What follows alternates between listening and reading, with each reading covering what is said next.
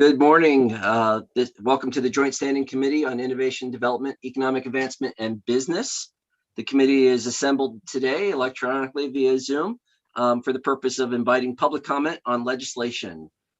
Before we get started, I just want to give a few announcements related to the fact that we're doing this on Zoom and using technology. If you're listening to this via the audio system, the legislators' audio system, know that we also have this committee is being streamed via YouTube, and so you can find that on our committee's YouTube channel. Attendees that will people that will be giving testimony today are currently in the attendee list, and when it is time to call you in, we will call you in into the panelist. This is what you're seeing is called the panelist section of YouTube. And there will be a brief moment when you're blacked out, and then you'll show up and you'll be at the virtual podium and be able to deliver your testimony. At this point, I would like to ask members, we're just doing a double check, yet we all have our titles listed. And so I'd ask members to introduce themselves. And Representative Geiger, would you kick us off? Thank you, Mr. Chair. My name is Valley Geiger. I am representative for District 93, Rockland and Owl's Head. I'm Representative John Andrews for District 73 in Western Maine, Buckfield, Hebron, and Paris. Good morning, everyone. I'm Sarah Pebworth. I represent House District 133, which includes Blue Hill, Brooksville, Brooklyn, Castine, Sedgwick, and Surrey.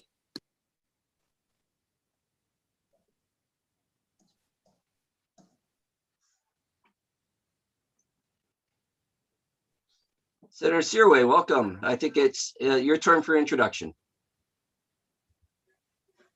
Good morning. I'm Senator Scott Searway, the highest point in Albion here. So with District 16, which covers Waterville, Winslow, Fairfield, Benton, Albion, Clinton, and Unity Township.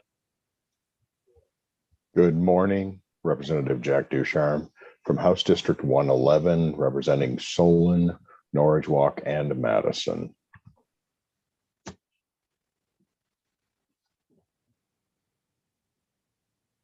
Good morning. Good morning. I lost you for just a second. I hail to you today from the very capital. So I'm pleased to be back here sitting in one of the offices. This is Representative Sue Austin. I represent portions of Gray, Raymond, Casco, and all of Rye Island. It's a beautiful day out there, folks. Good morning. This is Representative Kyle Bailey, House District 27, representing Gorham and part of Scarborough. And as members of my caucus know, I'm already highly caffeinated this morning. That's probably good news. Good morning, everyone. I'm Sue Bernard. I represent District 149, which is Caribou, New Sweden, and Westmanland, located in lovely Aroostook County, the Crown of Maine. Good morning. I'm Representative Tiffany Roberts, your House Chair, representing House District 6, which is the majority of North Berwick and South Berwick. And good morning again. I am Senator Chip Curry, and I represent the 26 rural, coastal, and island communities of Waldo County. And that's Senate District 11. So before we get started, Representative Geiger, you had something to say? I just wanted to alert the committee that I do have a bill in work session this morning at some point, and they'll text me when it's time, and then I'll disappear for a bit. And that's good to let the public know. We are in high demand. Committees are being worked all over the State House, Zoom State House, and so we will expect to have committee members coming in and out as they're navigating their other legislative responsibilities as well. So a couple other notes for our good functioning today. The chat feature is something that we ask people not to use unless it is a technical issue that you're trying to resolve. And the reason for that is all of these meetings need to be public, and substantive conversations happening in chat are not recorded. And so we ask that not happen in chat, but rather we use it for any technical support. At this point, I'd also like to, I see that Representative Hassenfuss has joined us. And so Representative Hassenfuss, would you like to introduce yourself? I'm Representative Tavis Farrell Cassenfuss, House District 81, Winthrop, Reedfield, and North Monmouth. Welcome. I'd like to introduce our committee clerk, and our committee clerk is Jody Breton. And Ms. Breton, can you share the best way for people to contact you if they have any technical problems getting into the meeting in order to deliver their testimony? Yes, people can call me at 287-4880 or send me an email at idea@legislature.maine.gov. And all that information is also on our committee webpage. You might just scroll down below the calendar and you'll be able to see that. So if you have any technical issues, please reach out to Ms. Breton. She'll communicate that to us and we'll be able to properly get you in. And we do ask, although this is not new for us now, there still periodically happens that we have technical issues. So we ask everyone's patience and we will be good with each other and make this work. So thank you very much. Also, I want to introduce Miss Rachel Olson. Ms. Olson is our legislative analyst, and she'll be supporting the committee throughout the day. Thank you, Ms. Olson. I think we've covered all the announcements. So our order of public hearings today will be, we're going to start with LD 1652. We're going to then move on to LD 1650. And then we'll wrap up our public hearings today with LD 1655. Typically in order, we start out with the bill sponsor, and then we go to any co-sponsors that wish to speak. And then we move to folks that are for the bill, folks who are against the bill. And then last, we wrap up with folks who are neither for nor against the bill. Once we get to the past the sponsors, we'll ask everyone to limit their testimony to 3 minutes. And if we get to that 3-minute mark, Representative Roberts, would you mind being timekeeper? Thank you very much. You'll get a little interruption from Representative Roberts, and she'll ask you to wrap up in the next 1 or 2 sentences. With that, we'll open up the public hearing on LD 1652. LD 1652, an act to build a child care system by recruiting and retaining Maine's early childhood educators workforce. Good afternoon, Senator Curry. Am I good to go? You're good to go. Okay. I didn't realize you were already in the room. So Great. Welcome, Speaker Fecteau. Thank you. Senator Curry, Representative Roberts, honorable members of the Joint Standing Committee on Innovation, Economic Development, and Business. I am Ryan Fecteau, and I represent part of my hometown of Biddeford, and I have the distinct honor of serving as Speaker of the Maine House. I'm here today to present LD 1652, an act to build a child care system by recruiting and retaining Maine's early childhood educators workforce. This bill invests in our early childhood educators, the workforce behind the workforce, allowing parents to go on to work with the peace of mind that their children are being cared for by highly skilled and trained professionals. In Maine, we're facing twin crises in childcare. Parents can't find affordable childcare, and childcare providers can't afford to stay in the industry. Childcare providers and early educators who are experienced and passionate about educating young children struggle to stay in this field, knowing they can make more money working at Starbucks, for example. Simply put, early childhood educators are the lowest paid workers in the education field. Not surprisingly, turnover rates are high. This leads to less continuity and lower quality care for our children. Maine's childcare workers earn only 50% of the living wage for an adult with a child, with many relying on government assistance to meet their basic needs.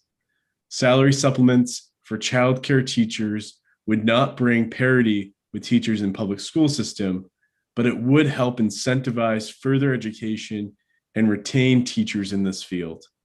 Without an ability to attract and retain educators, Maine's early care and education system will have difficulty serving our children. The early childhood educator workforce is fragile, and in some areas it's already failing. but it is not too late for Maine to make critical changes that will put us on a path to save this important sector. We know that childcare providers need to be paid more, and we know we can't balance the books on the backs of working families who simply can't afford to pay any more for childcare. That's where this bill, LD 1652, comes in. This bill bridges the gap between what is affordable for parents with what is sustainable for the workforce. The true cost of providing high quality childcare with adequate compensation for extremely hardworking teachers is far higher than what working families can afford. Raising parents' childcare fees to pay educators more is not a workable solution. Increased public investment is needed to raise compensation and give all Maine children with working parents an opportunity to access high quality early education and ensure their kids are prepared for kindergarten. States are recognizing that salary supplement programs are a step forward and addressing disparity and inequities in our childcare system. And this is a model that is proven to work in other states.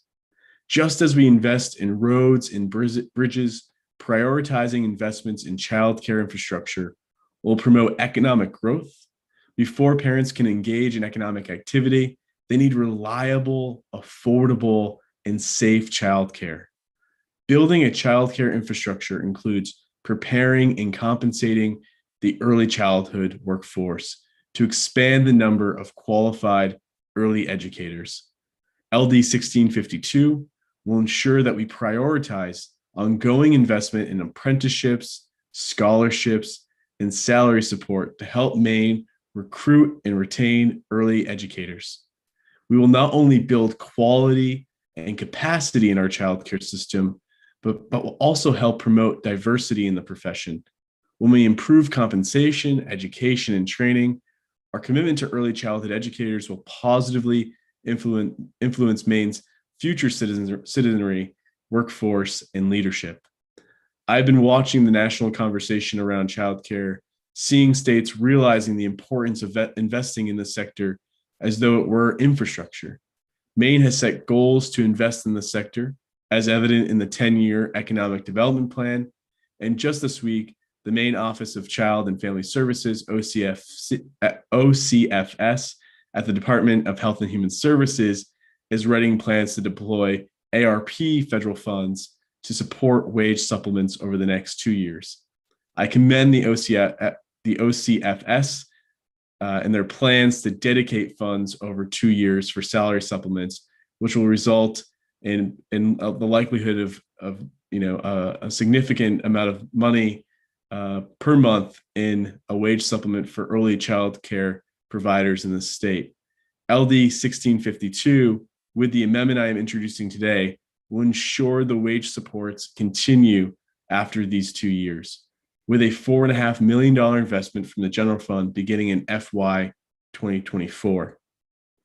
Outside of one-time money from the federal government, I believe a sustained investment from our state is crucial to maintaining and building on the gains in recruitment and retention when the ARP funds lapse in fiscal year 2024.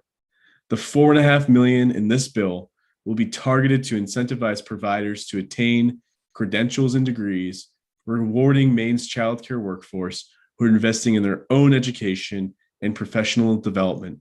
And through scholarships, we can help them graduate without student debt so that early childhood education is a step on a career ladder of meaningful work on behalf of Maine's children's and their families.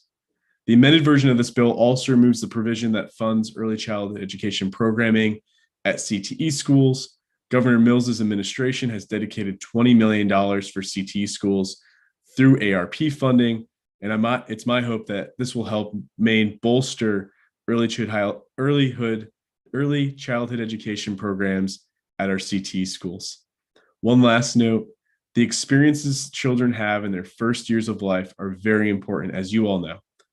Because the cognitive, emotional, and social skills children develop in their earliest years lay the groundwork for future successes, when parents are working, it is critical that infants, toddlers, and preschoolers have access to the best possible care and education. And in effective early care and education programs, it's the early childhood professionals who are essential to children's learning. Early childhood educators influence young children's development through their daily interactions and the environment, routines, and the experiences that they plan for and provide. This is why it's important for the childcare workforce to have the knowledge and skills necessary to work with young children and the support they need to provide quality care and education. One of the most important things our state can do to improve outcomes for children and their families is to make significant and sustained investments in high quality early childhood education. And because the teachers and staff are at the core of quality, investing specifically in them is the best way we can support our childcare system. I urge you to join me in supporting LD 1652. I am more than happy to answer any questions you might have, and I thank you for your time. Thank you very much, Speaker Fecteau. Chair recognizes Representative Roberts. Thank you, Mr. Chair, and thank you, Speaker Fecteau, for joining us and bringing this bill to our attention today. I'm just kind of reading through it, and I'm wondering if you can maybe just dive a little bit deeper into looking at the comprehensive scholarships and apprenticeships, because this committee also deals, with economic development and looking to retain our workforce. Is this ideally a live and work in Maine scenario, or just work in Maine scenario, or if you could kind of? Well, I would suspect that we're talking about folks who would be living and working in Maine, right? These are, we're trying to recruit a workforce of folks who would be living in the communities in which they're serving. And I think the challenge that we face currently is when we were trying to attract people to our state, not being able to find a childcare provider that has capacity for enrollment. That's a huge challenge. And families are looking for places that have the capacity where they can work and also have reliable and adequate childcare at the same time. We talked to folks in the business community, and you'll hear that some of the barriers, one of the major barriers that they hear from prospective employees or folks who have taken themselves out of the workforce entirely, is that they can't find childcare for their children. So when we talk about this issue, we're not just talking about providing childcare to children. Obviously that's the crux of this and the most important aspect of this, but it also affects everything else. And I'm sure you'll hear from other folks today who will share some stories. I was talking to a childcare provider in Caribou last night, and she was saying how this is an issue that affects everyone. She has over 90 children in her program. And you think about if she was gone tomorrow, what would happen to those 90 plus children? And then subsequently, what happens to their families? Did the parents come out of the workforce? And then if the parents come out of the workforce, what happens to the businesses?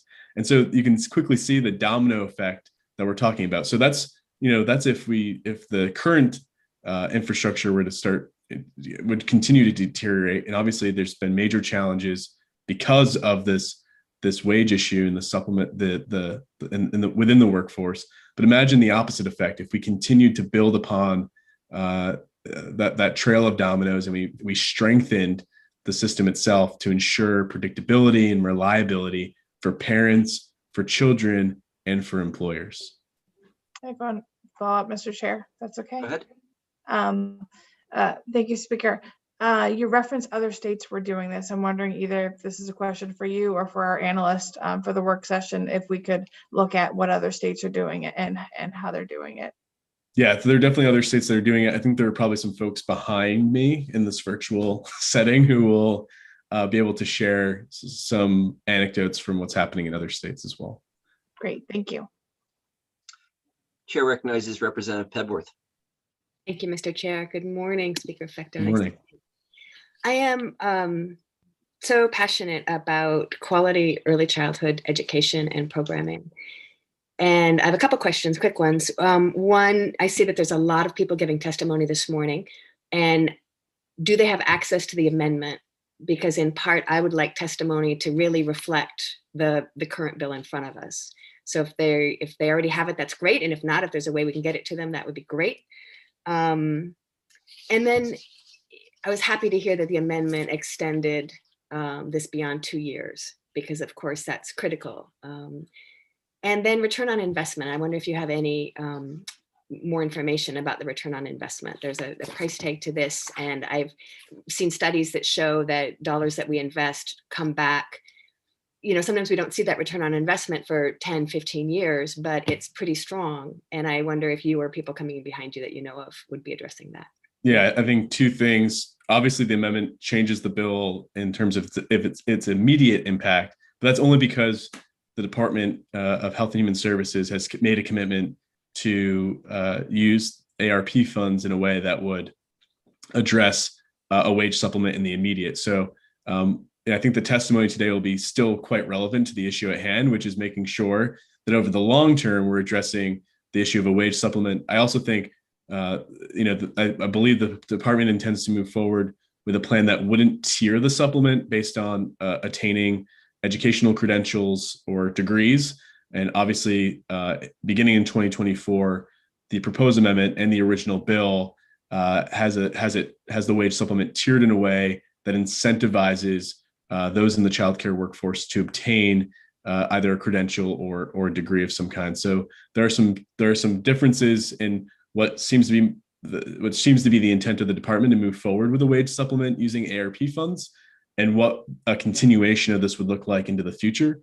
But I think the bottom line is it's important that we are moving forward with including this program in statute, so that there's predictability and stability over the long term, that the childcare workers know that this wage supplement is not going to suddenly be here and gone overnight, and that there'll still be access to it to some degree.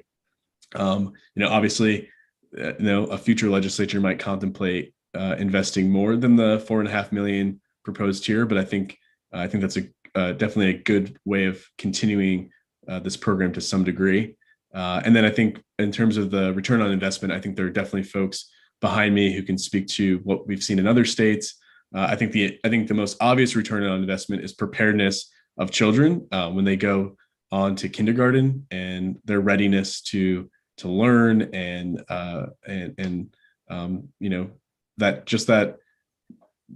that preparedness and being away from your family, right? I think that's always a challenge. I went to preschool, and I certainly had the experience of the challenge of leaving my mom every day, and I actually had like this whole crazy routine where I'd have to be put in a separate room, and I'd gradually come out with where all the other children were, and that was like my routine. That's how I dealt with being separated from my mom for those few hours during the day while she was at work. But I think that set me up for success when I went on to kindergarten and being more ready for that. And I think that's an important aspect of this as well. It's not just the direct investment in terms of economics. It's the investment in our children as they are set up for success in the early stages of their life. Chair recognizes Representative Andrews. Thank you, Mr. Chair. Good morning, Mr. Speaker. Good morning. I'm just wondering if the benefits of this bill would apply to individuals who work for-profit or nonprofit organizations in addition to the public sector. Thanks. Yeah, so these would be nonprofit and private sector employers. Yeah.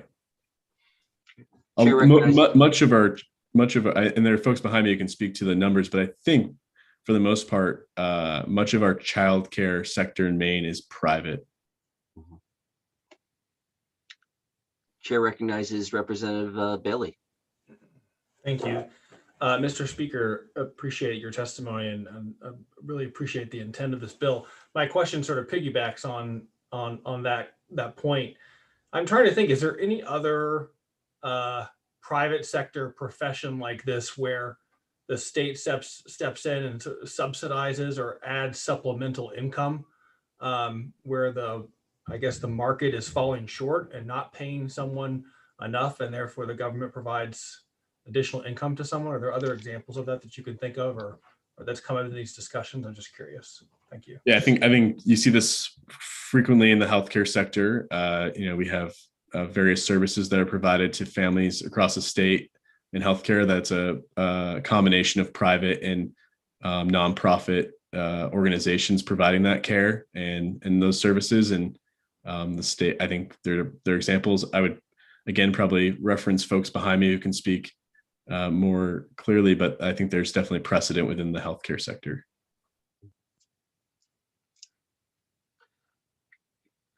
Chair recognizes Representative Hassenfuss. Thank you, Mr. Chair. Mr. Speaker, I think this question may be slightly premature just because we never know exactly what the federal government's going to do, but it seems like there's been some movement on the federal level sort of around this particular topic. And do you anticipate this statute having a flexibility that if there is, national funding for early child education and childcare, that we could incorporate that into some of the way that this gets funded? Yeah, I mean, obviously this bill sets up the structure within statute for the law itself, and making sure that again, I think the key here is making sure that the industry knows that that the state is making a commitment over the long term to provide this additional support for the sector.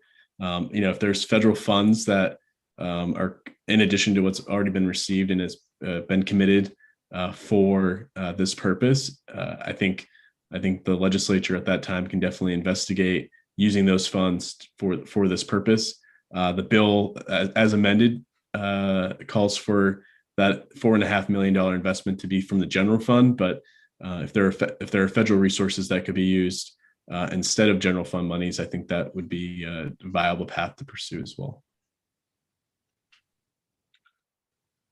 Mr. Speaker, I have a question for you as well. In the amended version, how is the tiered level working out? So you reference a rating, or they're participating in the program itself is participating in a rating system. Is that the Main Roads to Quality program or not quite? I don't want to speak to the specifics in terms of what programs are being relied on, but the intent of the tier is that so there'd be it's incentivizing those in the workforce to obtain a degree concurrently while receiving the supplement. So whereas I think the department obviously can speak to their intent with what they plan to do with the ARP funds, but I believe their intent is to provide the supplement across the board without the tiered aspect.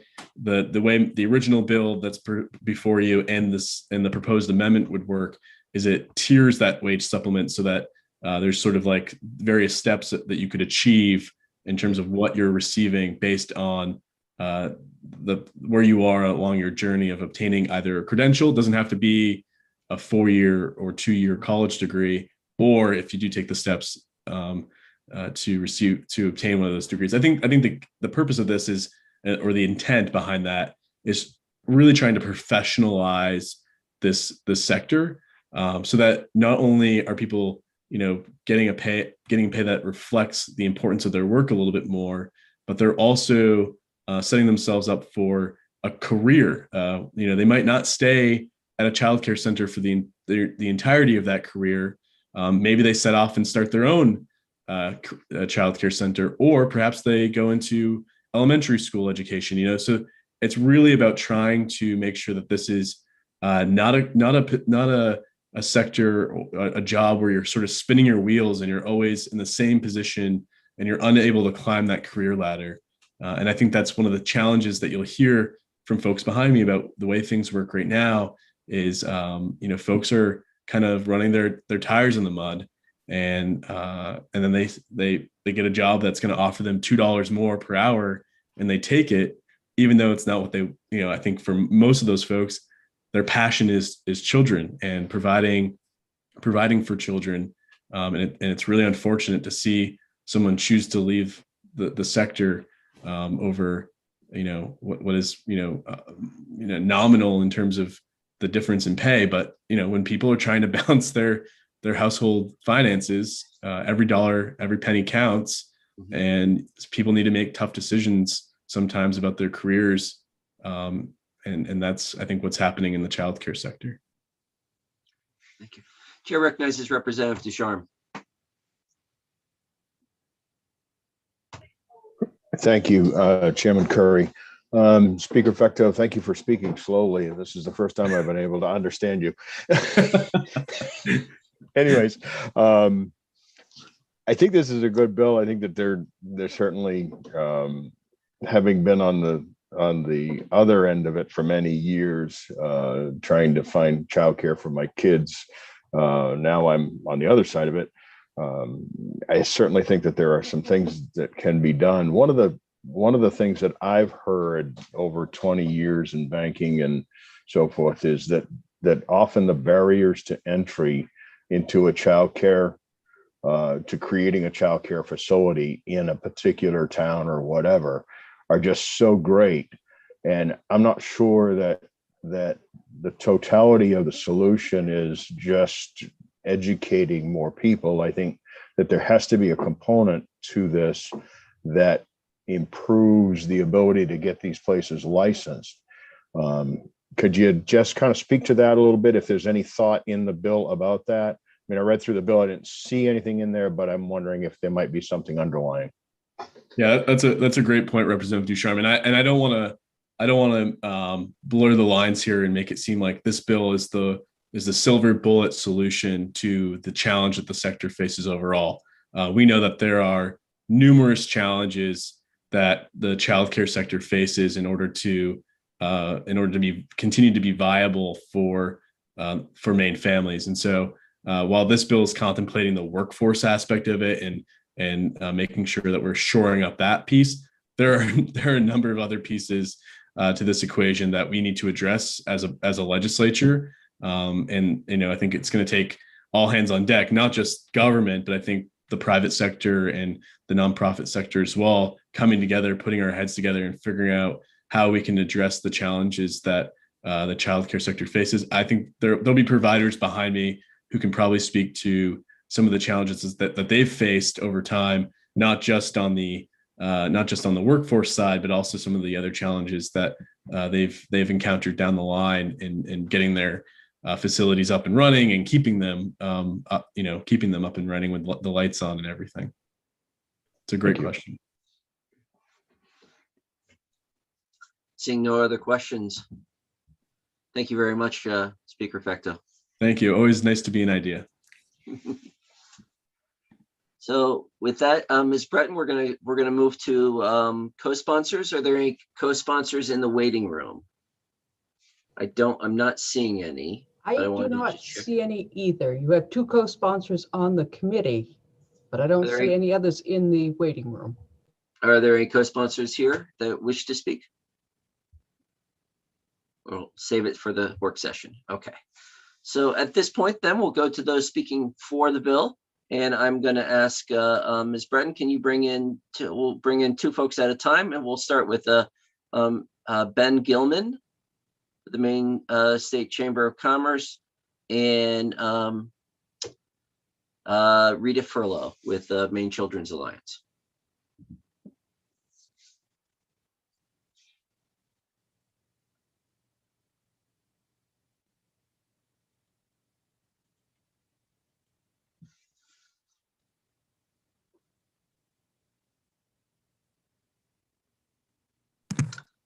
Welcome, Mr. Gilman. You have the floor. Good morning. Thank you, Senator Curry, Representative Roberts, members of the IDEA Committee. My name is Ben Gilman. I am a resident of Gorham, and I also serve as General Counsel for the Maine State Chamber of Commerce. I'm here to present to our testimony in support of LD 1652. The Maine State Chamber of Commerce is a proud co-leader of the Maine Spark Coalition, the coalition that is dedicated to achieving the state's educational attainment goal that 60% of Maine adults have a credential value by 2025. One of the pandemic's many lessons is that accessible, affordable, high-quality childcare is critically important, especially in Maine's business community. The widespread shutdowns last spring halted or greatly limited the work of businesses all across our state. But even when businesses reopened, many employers could not return to work or return full-time. With their children's childcare centers and schools closed, or with limited hours of operation, many parents had to stay home and care for their kids. If workers can't work because they lack childcare, that's a barrier to each business's ability to operate. I can also share with this committee that as a father of 4 kids ages 6 to 16, I have lived and continue to live with the experience of working from home while all 4 kids are trying to learn remotely, which is happening today. And I know the struggles of finding accessible and affordable childcare. The Maine State Chamber of Commerce has vested interest in helping to support Maine's childcare sector, and we believe that this bill is a priority and a good start to helping build and sustain workers in this critical employment sector. The Maine State Chamber of Commerce is fully at this table. I was a member of the DECD's working group that drafted the Maine's 10-year economic strategic plan, which for the first time includes building world-class childcare. The Maine State Chamber of Commerce CEO, Dana Carnes, and some of our board members served on the Governor Mills' Economic Recovery Committee, which made supporting childcare, and specifically the childcare workforce, one of its top priorities. You will hear others testify about low wages currently paid to childcare workers. Given that we know that Maine's childcare workforce experiences a high turnover rate, childcare programs cannot offer competitive wages without charging families more, which families cannot afford. The wage stipends in Speaker Fecto's bill will help supplement the low wages and begin to support workforce retention. Speaker Fecto's proposal also supports the early childhood education workforce through multiple pathways of skill development, training, and educational opportunities.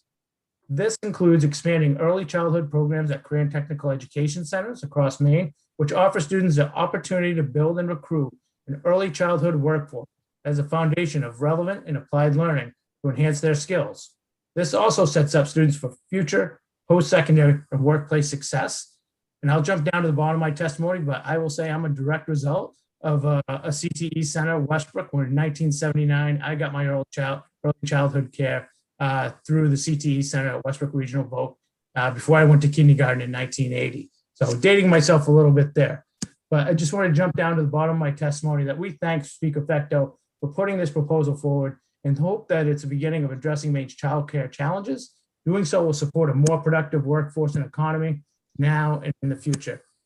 Thank you for your time. Happy to answer any questions, and you guys can read the in-between that I skipped over to get under my 3 minutes. So thank you.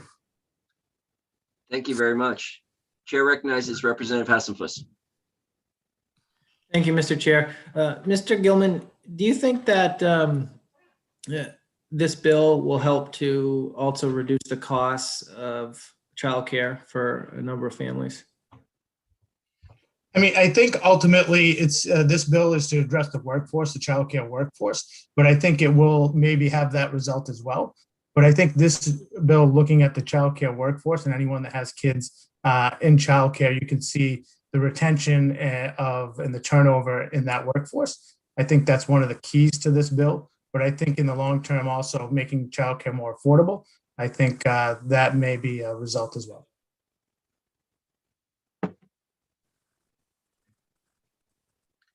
Thank you very much. Are there other questions for Mr. Gilman? Seeing none, thank you for your testimony today. Thank you, everyone. Have a good day. And Ms. Breton, if you could bring in Jennifer Wiles and Eamon Dundon.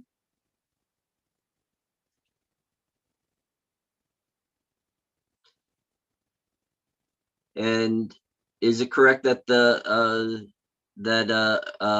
Rita Furlow was not in the attendee list? Do not see Miss Furlow in the attendee list. Okay, so maybe we'll see. If you could keep a watch and let me know if she returns. I will Thank do you. that. Jennifer Wiles, you have the committee's attention. Welcome. Good morning. Thank you. Let's see. Good morning. Senator Curry, Representative Roberts, and honorable members of the Joint Standing Committee on Innovation, Development, Economic Advancement, and Business. My name is Jen Wiles. I'm the Communications Coordinator at Maine Roads to Quality Professional Development Network. MRTQ-PDN, our very long acronym, is a partnership among the Cutler Institute at the University of Southern Maine, the University of Maine Center for Community Inclusion and Disability Studies, and the Maine After School Network. We work to promote and support the professionalism in the field of early childhood and to improve quality through the provision of a statewide system of professional development. MRTQ-PDN is funded by the Maine Department of Health and Human Services, Office of Child and Family Services, Child Care Development Block Grant, and I'm here today to offer comment on LD 1652.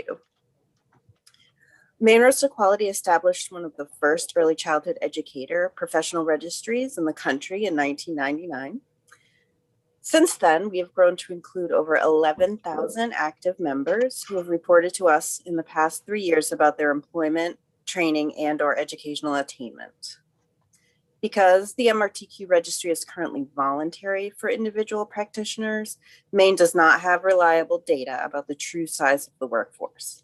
However, we are able to show that as of 2020, end of the calendar year, only 37% of active registry members are credentialed in early childhood education or a related field.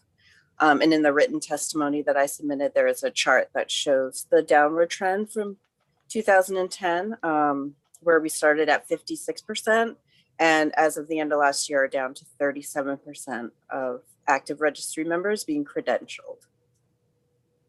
The cause of the shift is unclear, though the discontinuation of the MRTQ-PDN scholarship program in 2016 likely had an impact. While the cause may be unknown, the lack of a credentialed workforce has critical known effects. MRTQ-PDN staff regularly hear from professionals in the field about how difficult it is to hire and retain qualified staff. As one center director shared, we are currently at a step 2 with Quality for Me. Basically, the only thing that keeps us from being at a step 3 with Quality for Me is the educational level of my staff. To improve families' access to higher quality programs, those at steps 3 and 4, programs must be able to recruit and retain credentialed staff. I have another figure in the written testimony that's showing that only 17% of children receiving child care subsidy program funds attend programs with a step 3 or 4 rating with Quality for Me, which is Maine's quality rating and improvement system. Higher step ratings require a percentage of staff to be at level 5 on the MRTQ Direct Care Career Lattice. An individual achieves level 5 on the MRTQ Direct Care Career Lattice with a bachelor's in early childhood or a related field. Ms. Wiles, Oh, yep.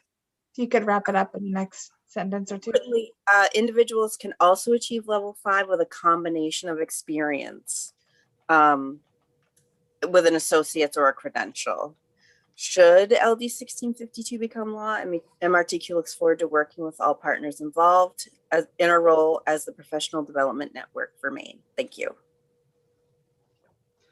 Thank you, Ms. Wiles. I have a question for you. So I was familiar with the Maine Roads to Quality project back in 2010. What I'm hearing from your testimony is that, and Maine Roads to Quality was a funded effort through federal and state to strengthen the workforce, to essentially do what this bill is seeking to do. And you have a portion of you which is rating facilities, centers, and home care, child care programs, correct? And they have a star system. We do not enforce the ratings or give the ratings, but we support programs to improve their ratings. Oh, I see. So you're not doing OCFS does the rating. Yep. That's the rating system for it. Okay, so that's separate. You do the workforce side of it. That's and right. The registry and the training. So in that longer term mission of strengthening the workforce, what you're telling me, for those who are registering with Maine Roads to Quality, we've actually gone down in the last 10 years. We have gotten more members. These members are less educated. Gotcha. Okay, so there few. If the goal is to raise the credentialing and the professionalism in the field, the indicators are not going in that direction, or haven't been going in that direction since 2010. That's right. Okay. Thank you. We don't have direct workforce data about turnover, but this kind of gives an indication that we're getting more members. They're just not on a career path to achieve a level of professionalism. Or they're regularly, could it also mean that they're regularly starting their careers and then leaving? Yes. And so you have people earlier in their careers rather than, That's right. Okay. Chair recognizes Representative Roberts. Thank you, Mr. Chair, and thank you, Ms. Wiles. I had the benefit of, or the serving on the board for a nonprofit childcare center for the past couple of years. And I just want to clarify, because I know it was just starting up. The Main Roads to Quality, is that something that a childcare center can choose to kind of opt into or not, correct? So there might be centers that are not involved with your organization, and so that even more would not reflect the numbers that you're giving us. So it could be even more. So the registry, which is for individuals, is currently optional. The quality rating system, which is for programs, is also optional. So there are two different things, for the one for the individual and one for the program. But yeah, right now they're both optional. Okay, thank you. Sure. Seeing no other questions. Thank you. Appreciate Thank your you. testimony today. Thanks. And Ms. Breton, I see that Ms. Furlow is in the attendee list. If you could promote her, and we will hear from Eamon Dundon. Good morning, Senator Welcome. Curry, Representative Roberts, members of the committee. My name is Eamon Dundon, and I'm the Director of Advocacy at the Portland Regional Chamber of Commerce. And I'm here today to express our organization's strong support for this bill, LD 1652. This proposal makes long overdue investments in the workers who have shouldered so much over the last year during the pandemic. Importantly, this bill also has massive implications for the health of our economy. We support this bill because we know that an affordable, accessible, and quality early childcare system is critical to the economic development prospects of our state. Without access to childcare, more workers will remain on the sidelines of the economy, imperiling our state's efforts to rebuild from COVID-19. In both 2020 and 2021, we worked with Starting Strong, who I believe you'll hear from later, to survey our membership and ascertain the impacts of lack of childcare on the business community in our region. We surveyed businesses from small storefronts with a handful of workers up to some of the largest employers in the state, and the results were resoundingly clear. A lack of childcare is a severe impediment to hiring, training, and retaining employees, and the current programs in place are not enough to address this overwhelming need. 61% of our members report that their employees have trouble finding childcare. This translates into very real business impediments that undermine our economic development efforts at the state and local level, with 75% of our members saying that their employees experience unplanned work absences due to the lack of childcare, nearly 50% saying that a lack of childcare has caused issues when it comes to employee retention. Ranking even higher than affordability or location or quality, 95% of our members who identified lack of childcare as a problem for their business gave availability as the largest barrier to childcare for their employees. And we cannot begin to address those issues around programmatic availability unless we invest in the most critical component of any system, the people. Maine childcare workers have been undercompensated for decades, despite possessing the degrees and expertise needed to care for our youngest residents. This has led to high turnover and burnout among these professionals, further limiting childcare slots and presenting many challenges to those looking to open or expand the childcare program.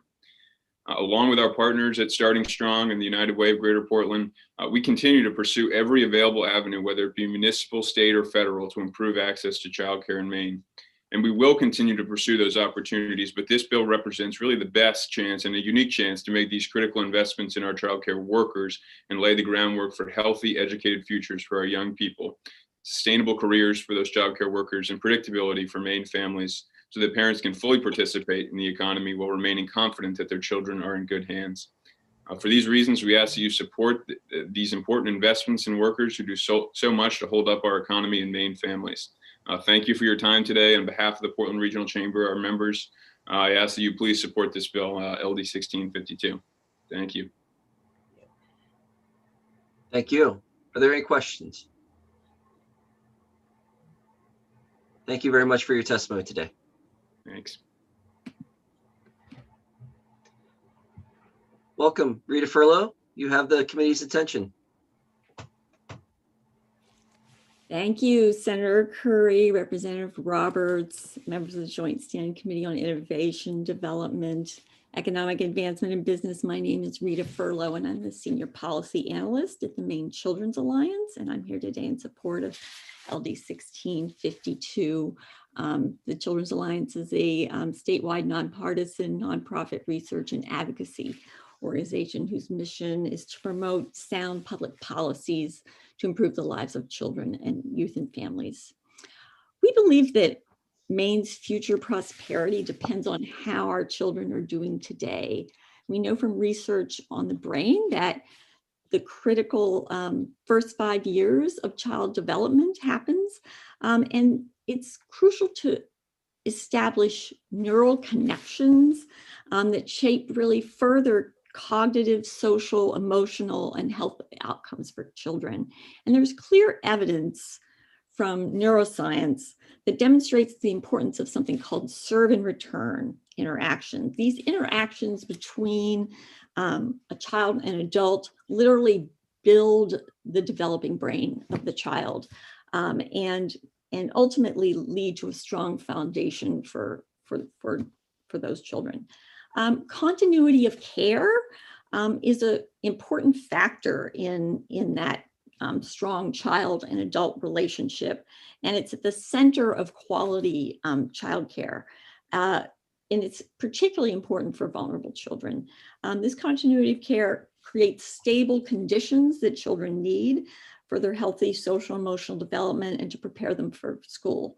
Research shows that children have better educational and developmental outcomes and when they have continuity of care, and that frequent changes in childcare arrangements are associated with higher levels of stress and negative behaviors in children.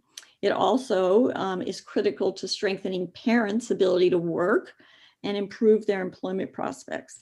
So as you've heard already, we are seeing significant amount of turnover in this field because of just completely inadequate wages for these educators.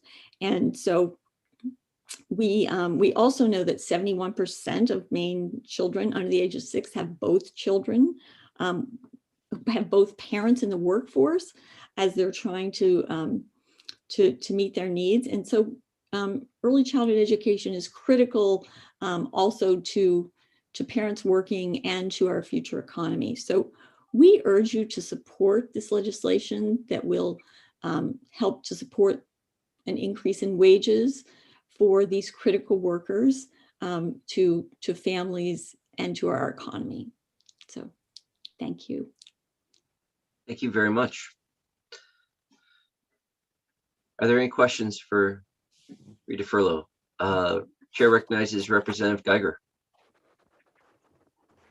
Thank you, Mr. Chair, and welcome, Ms. Furlow. It's nice to see you again. Ms. Furlow and I served together for almost 2 years on a small group in Rockland trying to create an EduCare model to bring to our city. Ms. Furlow made a very compelling case, as did a visit to the EduCare facility in Waterville and the kind of unbelievable work they are doing.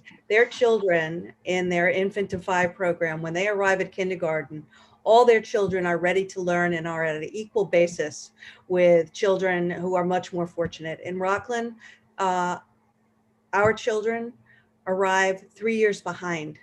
The underserved kids arrive 3 years behind their cohorts when they start kindergarten. They've already lost the game.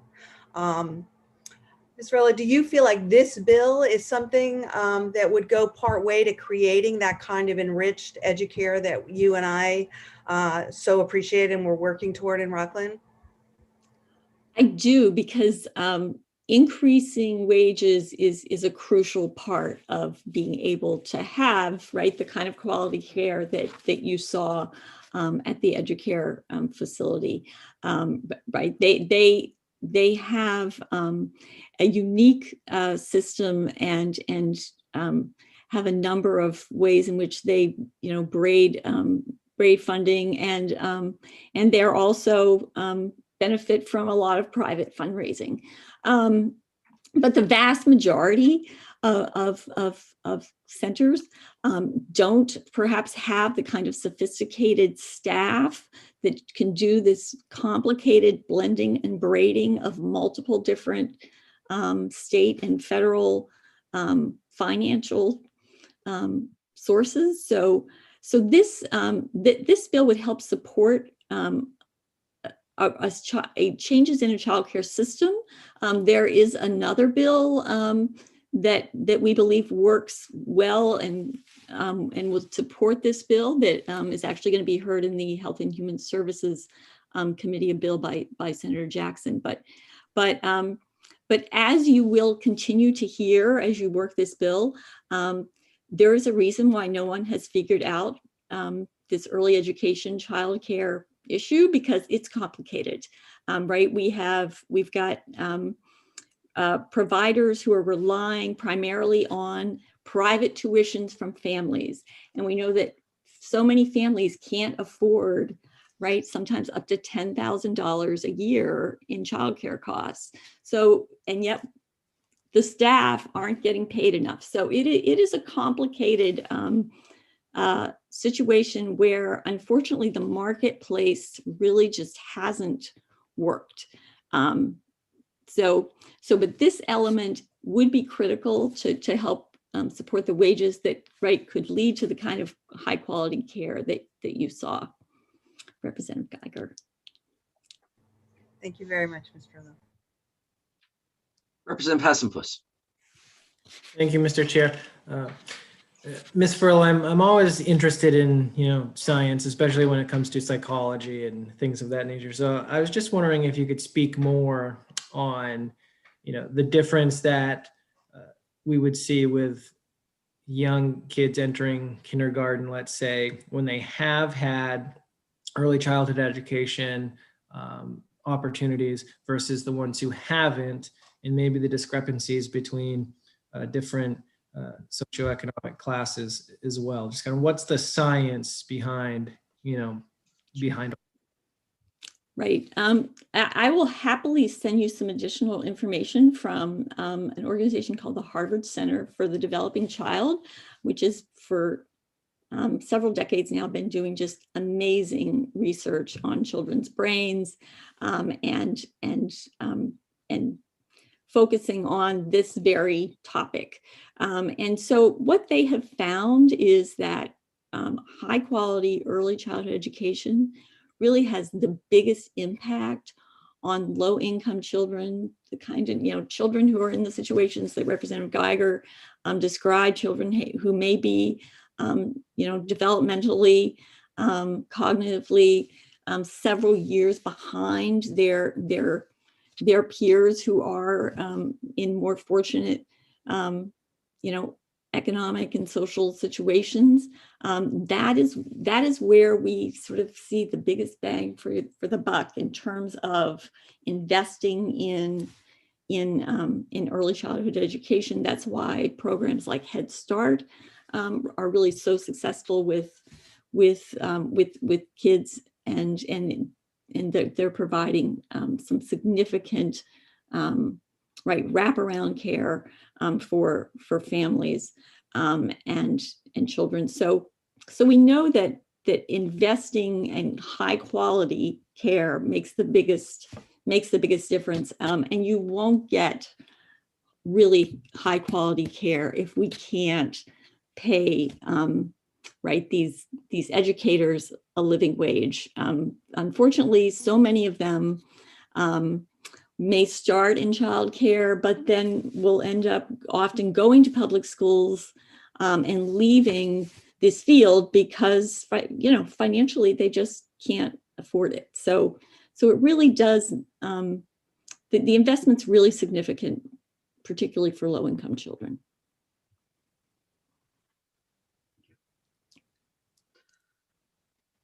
Seeing no other questions. Thank you very much. So, and Ms. Breton, if you can shift Annie Kulaluka and Heather Martin into the panel as panelists.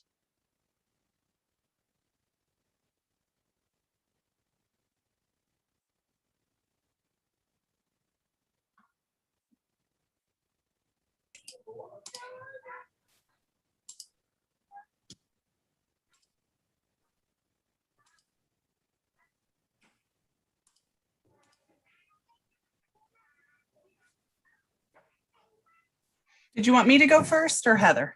Yes, is it Kolaluka? It's Kolaluka, yeah. Welcome. It's tricky. Thanks, everyone. Thanks for having me today.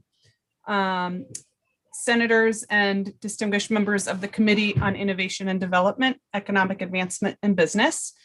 My name is Annie Kolaluka. I'm the director of a child care center at the Bath Area Family YMCA. I strongly support this proposal to develop career pathways for early childhood educators, which includes the increased access to affordable professional advancement opportunities and a focus on fair compensation.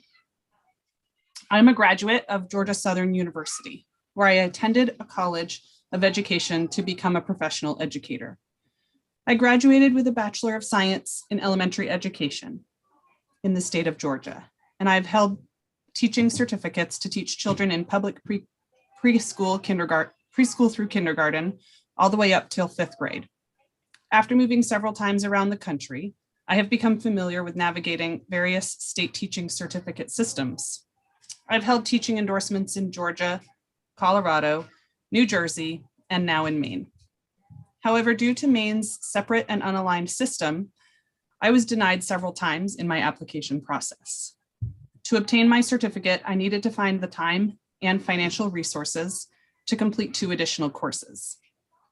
This process provided to be a stressful process on both my family and in my professional career obligations. We need to align our credentials, degrees, and certification requirements in Maine to create a system that works for educators, children, and for families. In my role as the director of the Bath Area Family YMCA Enrichment Program, hiring qualified staff has become a recent and intense challenge.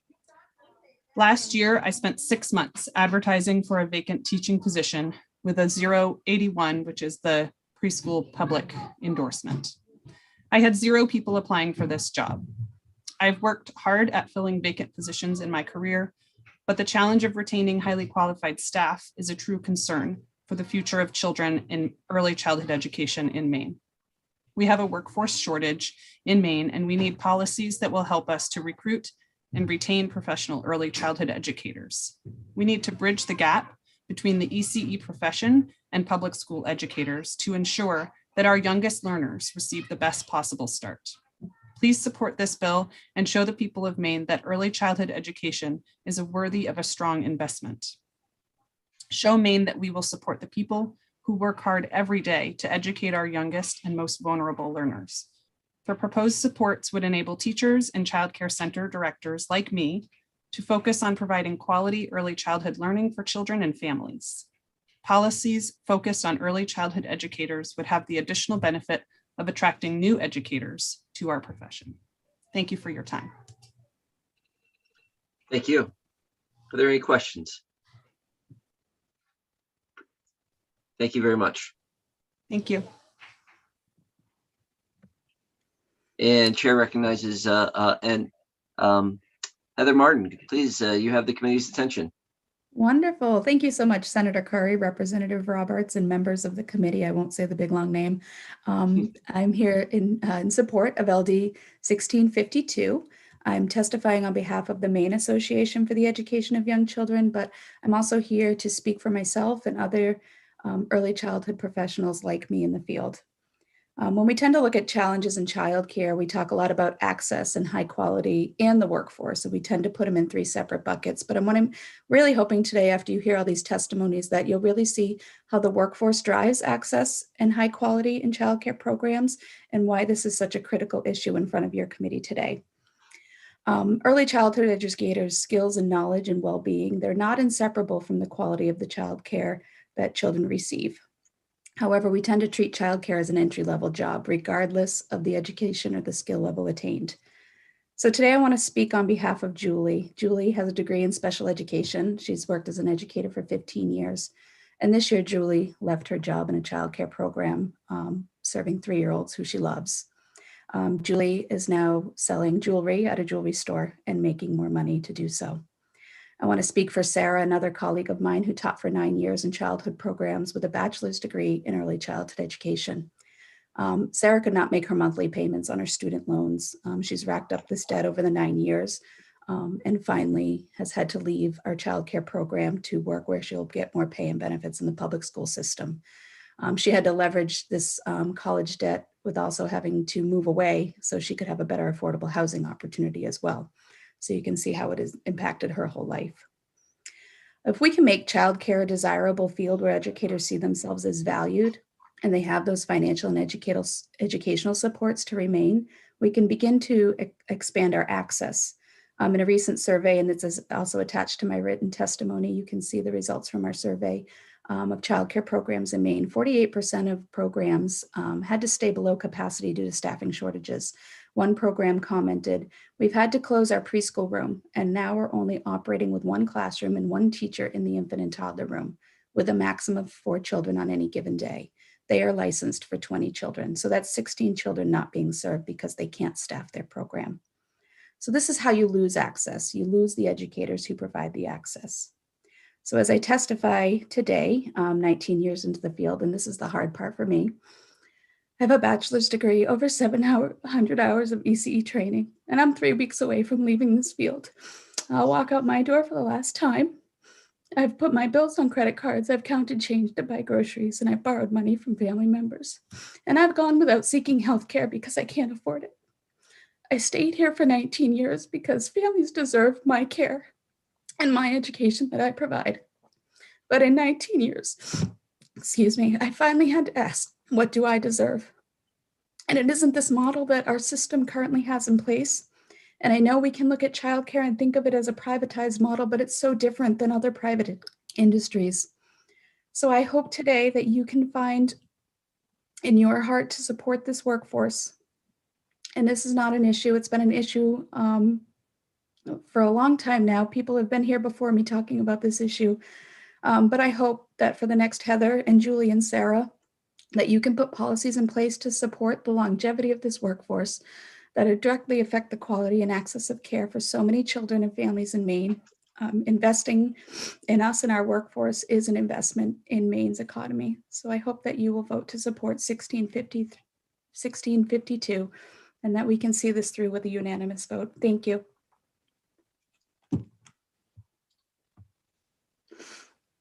Thank you. Chair recognizes Representative Roberts. Thank you, Mr. Chair, and thank you, Ms. Martin, for sharing with us today. As I mentioned before, I sat on the board of a child care center. So we had multiple board meetings where there were just people leaving left and right, and some of them not even with a day's notice. Does Macy have data on kind of the turnover rate, or that's something I'd be really interested in? I think it would really inform the committee. I've seen it firsthand. I mean, I've seen us, like you said, not be able to keep classrooms open because we don't have people to staff them. But I thought that I was hoping someone from Macy would be on because I felt like you guys might have the data there. Yeah, so that's a great question. And I think that's, one of the big part that this bill aims to do is because we don't have great data right now. And it's hard to solve problems when you don't have great data. And one part of this is to keep more comprehensive workforce data and to find out, what specifically those turnover rates are. So Tara Williams, our executive director, will also be on and might have some other information that I don't have, but it's the conversations we have been having when we talk about solution finding. It's hard to find solutions sometimes when you can't go back on the data, and the passage of this bill, would put it to statute that we are keeping better, more comprehensive data on this workforce. There was a point where we couldn't even find how many were in this workforce, just to show you kind of how scattered that has been. So I know there's great efforts being made in Maine currently to try to work on that data system. And, I applaud the department for doing that, but this bill would help put that into statute. So for the long term, we have better data systems. Thank you. Seeing no other questions. And Ms. Martin, I want to thank you for your 19 years of service and your professionalism. Thank you. I appreciate it. Thank you.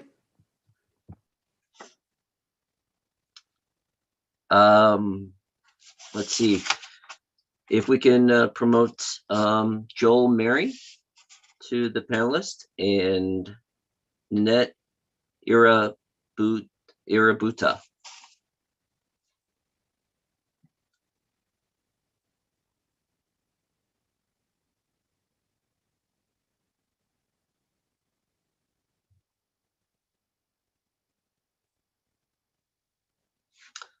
Welcome, Mr. Murray. You have the committee's attention. Well, thank you very much, Senator. It's a privilege to be here with you today. So Senator Curry, Representative Roberts, and members of the Joint Standing Committee on Innovation, Development, Economic Advancement, and Business. I'm Joel Murray.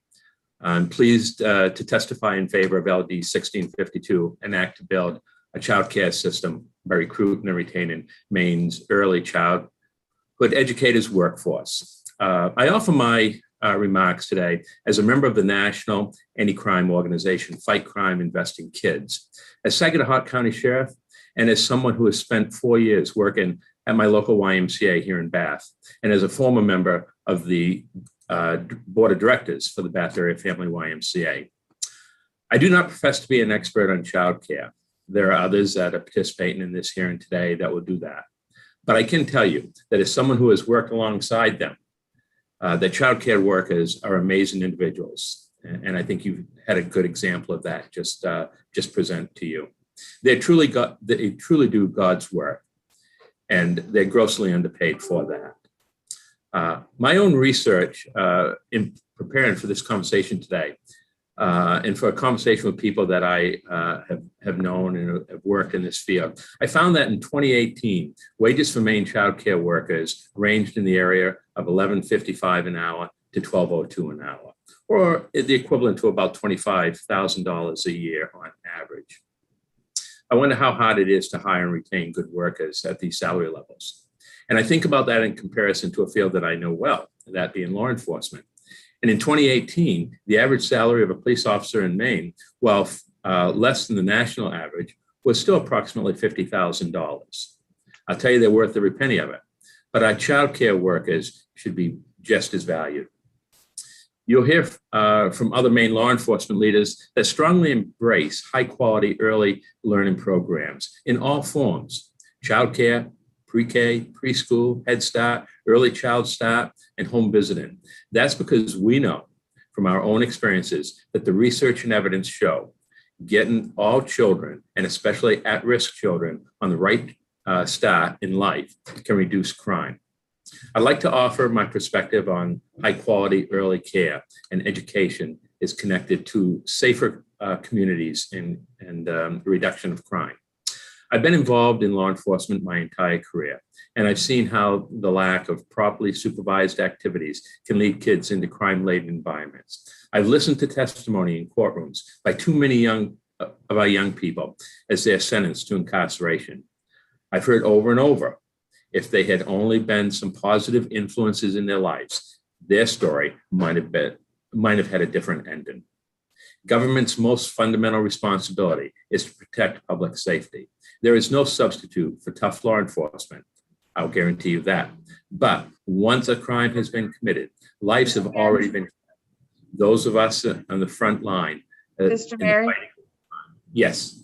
Can you wrap it up, please, the next sentence or two? I'm on my last paragraph. Please go ahead. Thank you. So taking steps to attract more dedicated professionals in the field as early educators and helping to build and retain this critical workforce are much needed measures. I appreciate Speaker Fecteau for bringing this bill forward. The need for more high quality childcare for working parents is great. You've heard that. I hope this committee can come to a bipartisan agreement on how to best support this workforce, which is critical to Maine working parents and thus many segments of our economy. And it's also a proven crime reduction strategy. Thank you. Thank you very much, Mr. Murray. Are there questions for Sheriff Murray? So thank you. Seeing no questions. Thank you very much for your testimony. Welcome, Nanette Irabuta. Please correct me. Thank you, Senator Curry. Yes, it's Irabuta. Yes, you got it. You have the committee's attention. Thank you. Good morning, Senator Karen, Representative Roberts, and honorable members of the Joint Standing Committee. My name is Ninetina Baruta, and I am the Director of Public Policy and Advocacy at United Way of Greater Portland. I am here today on behalf of all 9 United Ways in Maine in support of LD 1652. United Ways of Maine supports LD 1652 because we believe that investment in a strong early childhood care system cannot be successful without an equally strong workforce to support it. Investing in both aspects of the child care system is vital to our state's future.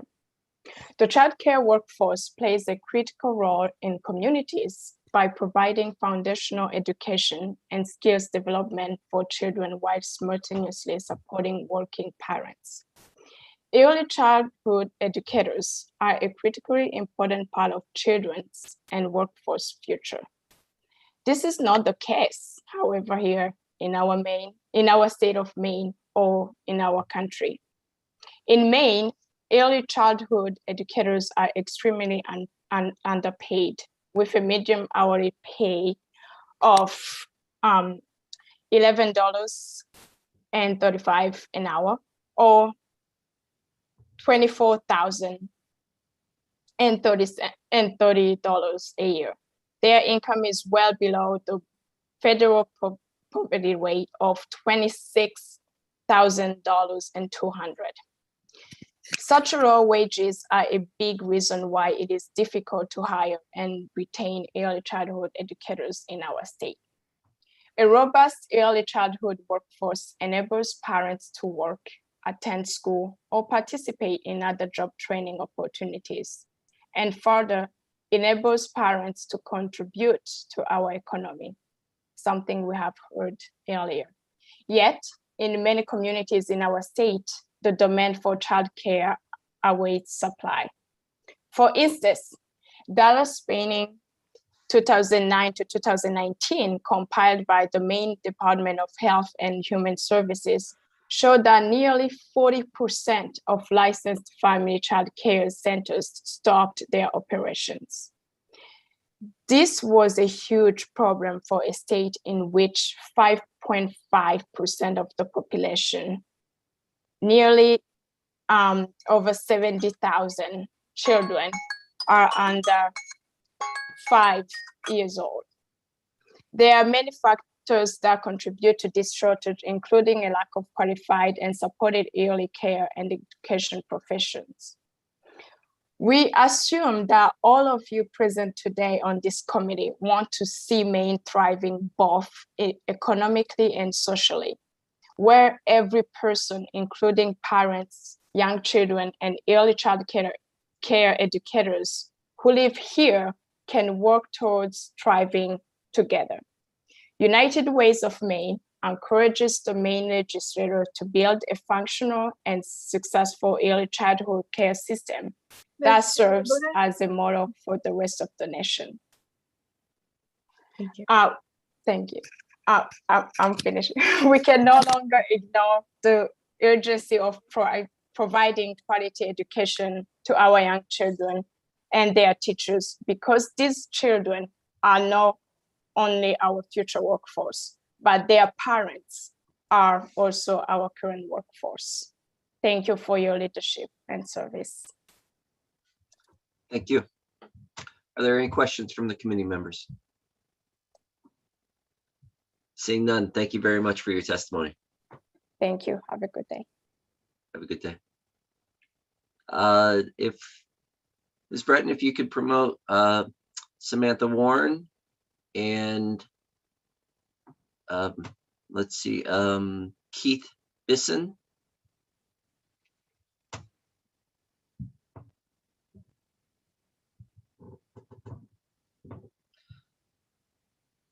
Welcome, Ms. Warren. Good morning. Let me just get, can you hear me? Yes, we can. Okay. Go ahead. feel like everyone asked that. I wish it was easier to tell. I apologize. Good morning, Senator Curry, Representative Roberts, and distinguished members of the committee. I am Sam Warren, and I am glad you can hear me. I am the Director of Government and Community Relations for the University of Maine System, and we are here today to testify in strong support of this bill. In the interest of full disclosure, I am also a mother of 3 young boys. My 4-year-old twins are in one of the centers you'll hear from today, and just an incredible resource to us as a family.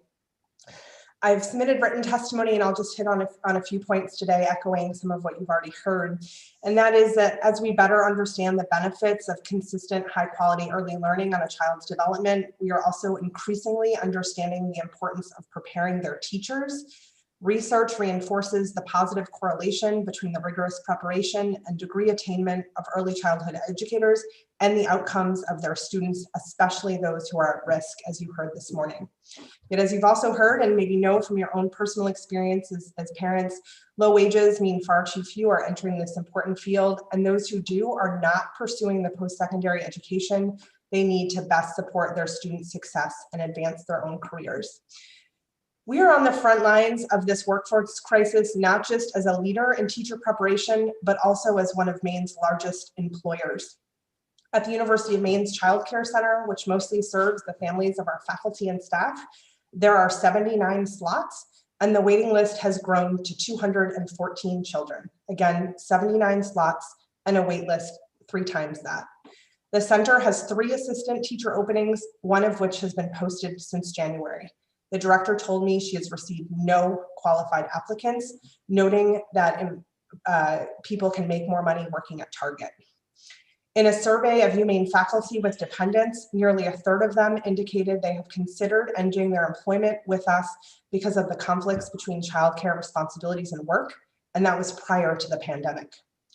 More than 1/3 of the university's students are now over the age of 24. As we increasingly serve these adult learners looking to advance their social mobility through the proven power of post-secondary education, we hear time and time again, and I know some of you know this very well, the #1 barrier to them coming back to college, staying in school, and earning their door-opening degree is lack of childcare access.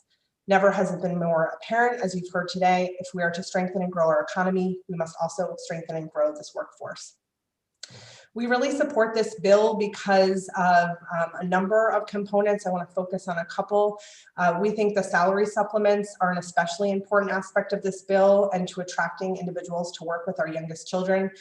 What we hear from our graduates of our early childhood programs is that they would rather pursue positions in our PK through 3 schools because those positions at public schools pay better and offer more benefits, including in some cases tuition waivers, as opposed to childcare. I'll wrap up. Childcare centers, preschool, and Head Start programs. We also believe that the scholarship component of this bill is of utmost importance for reasons I outlined in my testimony. Thank you for your support, and I'm happy to answer any questions. Do any committee members have questions? Thank you very much for your testimony this morning. And welcome, Keith Bisson. Is it Bisson? And, yes, Bisson. You have the committee's attention. Yes, thank you so much. And good morning, Senator Curry, Representative Roberts, and distinguished members of the IDEA Committee. My name is Keith Bisson, and I am the president of Coastal Enterprises Incorporated, CEI. I live in Brunswick, and I'm testifying today on behalf of CEI in very strong support of LD 1652. CEI integrates financing, business and industry expertise, and policy solutions to help grow good jobs, environmentally sustainable enterprises, and more broadly shared prosperity in Maine and other rural regions. Childcare is an important sector for us. Since 1988, we've invested $12 million in 171 center-based and family childcare businesses. We also made a New Markets Tax Credit investment in Educare Central Maine in Waterville, which you heard a little bit about. And for the past 2 years, we've been operating our what we call our childcare business lab to support new childcare businesses in rural Maine. I really want to thank Speaker Fecteau and others for their work on this bill and the many speakers you're hearing today. It's difficult to speak more eloquently than many of them about this issue. CEI strongly supports LD 1652, and it's a top legislative priority for us. We see investment in early childhood education and childcare specifically as critical for both the development of healthy Maine children and for Maine's workforce and economy. Early childhood education and expanded childcare are integral to the state's economic recovery plan and, as you heard, to the state's 10-year economic development strategy. More than a year into the pandemic, the lack of access to affordable, quality childcare remains a major barrier for parents to participate fully in the labor force or to participate in education and workforce development programs. There are numerous studies that point to the role that childcare and early childhood education play in expanding the current labor force, as well as increasing birth rates for developing our future labor force. The pandemic has only exacerbated the challenge of access to childcare, especially for women, and proven that the care economy is anything but easy or tangential to the health and strength of children, families, and the economy. Access to care for the youngest, aged birth to 4 years, is especially difficult because of the shortage of early childhood care educators who are notoriously underpaid, as you've also heard today. Childcare workers have the lowest pay in the early childhood education industry, and this is just plain wrong. In addition to my role as president of CEI, I'm a parent of 3 young children, and I serve on the board of Family Focus, which is a private nonprofit childcare center in Brunswick that before the pandemic served almost 400 children in 6 mid-coast communities. In this role, I see every day the incredible work that childcare educators provide, often with limited resources and challenging circumstances. It is imperative that we invest in the childcare workforce and recognize them as the professionals that they are. In our view, this remains a crisis that we need to tackle, and this bill is a step in the right direction. In closing, we support improving the quality of jobs of early childhood education workers as a strategic priority for the state. I make this case as often as I can in any economic development conversation, especially in the context of addressing our workforce challenges now and for the future. We urge you to vote ought to pass. Thank you very much. Thank you. Are there any questions for Mr. Bisson? Seeing none. Thank you very much for your testimony. Thank you. And Ms. Breton, if you could shift Elizabeth Capone Newton and Megan Hannon into the panelist.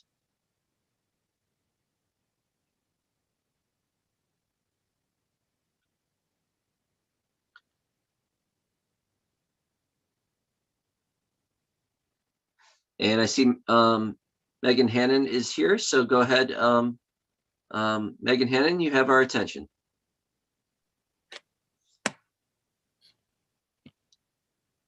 Welcome. Thank you. Good morning, Senator Curry, Representative Roberts, and honorable members of the Joint Standing Committee on, I'll just say, IDEA, and Speaker Fecteau. My name is Megan Hannon. I'm the Executive Director of the Maine Association of Head Start Directors and the Executive Director of Maine Community Action Partnership and the Director of Government Relations for the Maine Association of Head Start Directors, and we support LD 1652. For more than 50 years, Community Action has served as a dynamic and community-based force in addressing the causes and conditions of poverty throughout Maine and the country. Our 10 community action agencies deliver programs and services for people with low and moderate income, including the Home Energy Assistance Program, or HEAP, Workforce Development, the Current Rental Relief Program, Head Start, and more. 9 of the 10 community action agencies run Head Start, Early Head Start, and/or other childcare programs. The embarrassing conundrum is that the salaries we are able to pay our teachers make them eligible for other programs we are providing. We are paying people who care for your most vulnerable family members a near poverty range, not because we want to, but because is all we have access to. Support for our teachers for education and salary, as provided in this bill, means we can not only attract the talent we need, but also keep staff over time. I spoke to a parent about this recently, and she shows what this means for families.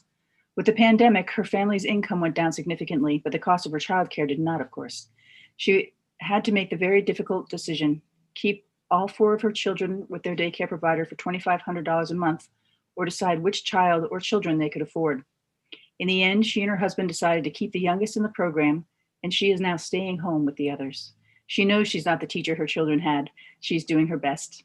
We need to charge families like hers to pay teachers at all, but to what end if the quality childcare is no longer affordable or available? We work hard to assure the children that we are entrusted with have the best pre-K experience and education available. Passing this bill will make a substantial difference in our ability to meet that promise. Thank you for your time. I'm happy to answer any questions you have now or for the work session. Thank you very much, Ms. Hannon. Are there any questions for Ms. Hannon?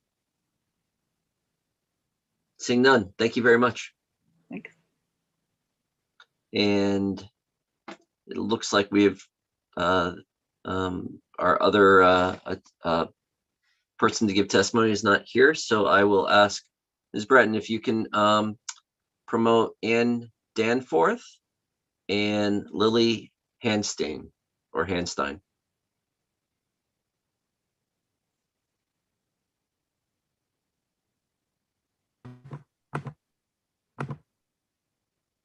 Welcome, Ms. Danforth. Hi, good morning, Senator Curry, Representative Roberts, and members of the Committee on Innovation, Development, Economic Advancement, and Business. My name is Ann Danforth, and I'm a policy advocate at Maine Equal Justice. We are a civil legal services organization, and we work with and for people with low income, seeking solutions to poverty through policy, education, and legal representation. Thank you for the opportunity to submit testimony in support of 1652.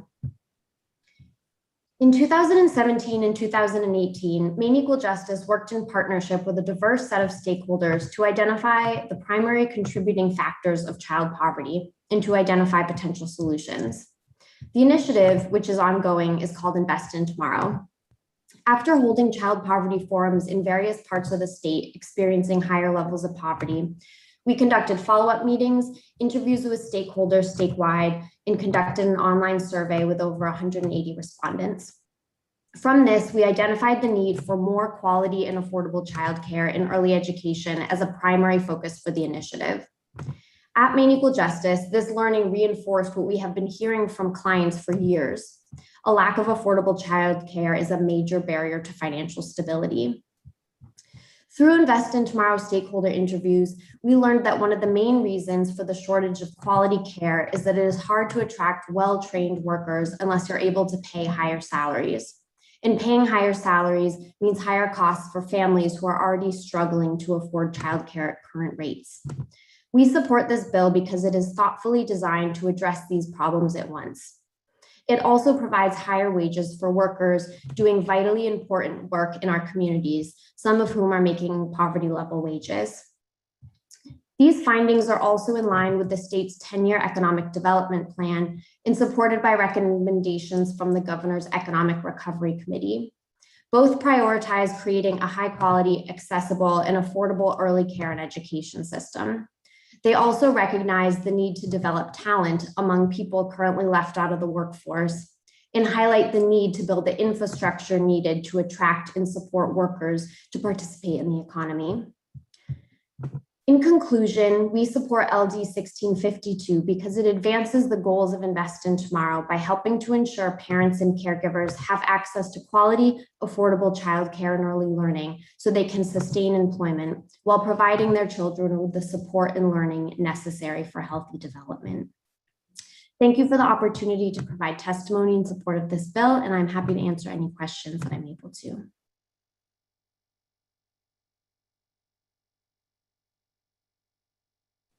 Are there any questions from the committee? Seeing none, thank you very much, Ms. Danforth. Welcome. Is it Hanstein or Hanstein? Hanstein, but I'll take either. Thanks You for have our having attention. me. Thank you. I'm here to offer my testimony in support of LD 1652. And just to add color to the stories that you've already heard, I am the chair of the steering committee of Women United, which is a giving circle of United Way Greater Portland. We are a group of nearly 200 women and men supporters And our aim is to support 2-generation or whole family approaches for single mothers. And just very quickly, and basically that is the idea that you can't help children until you help mom, and you really can't help mom until you help her children. And so we started 5 years ago with a lot of momentum that continues today, corporate sponsorship, really community leaders, business leaders in Southern Maine, and with a lot of donations. And we started this idea to form this cohort, and we would provide them with all the services they need to really truly move them out of poverty, as opposed to sort of spreading it like peanut butter and just getting people by. So the project has a lot of momentum, a lot of excitement behind it, and a lot of science behind it, quite frankly. This project almost failed because we could not find childcare.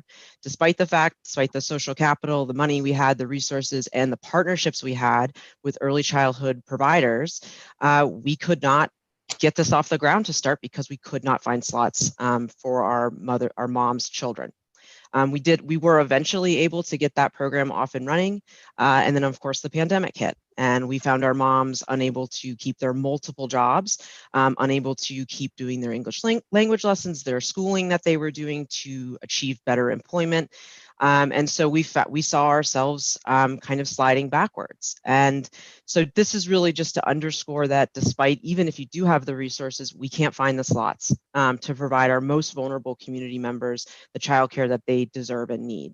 And lastly, just to add, we're very fortunate to work with a group of women and men who are leaders in the community, are leaders in business, and to watch the pandemic affect women as well, regardless of their status in the community or what their job was.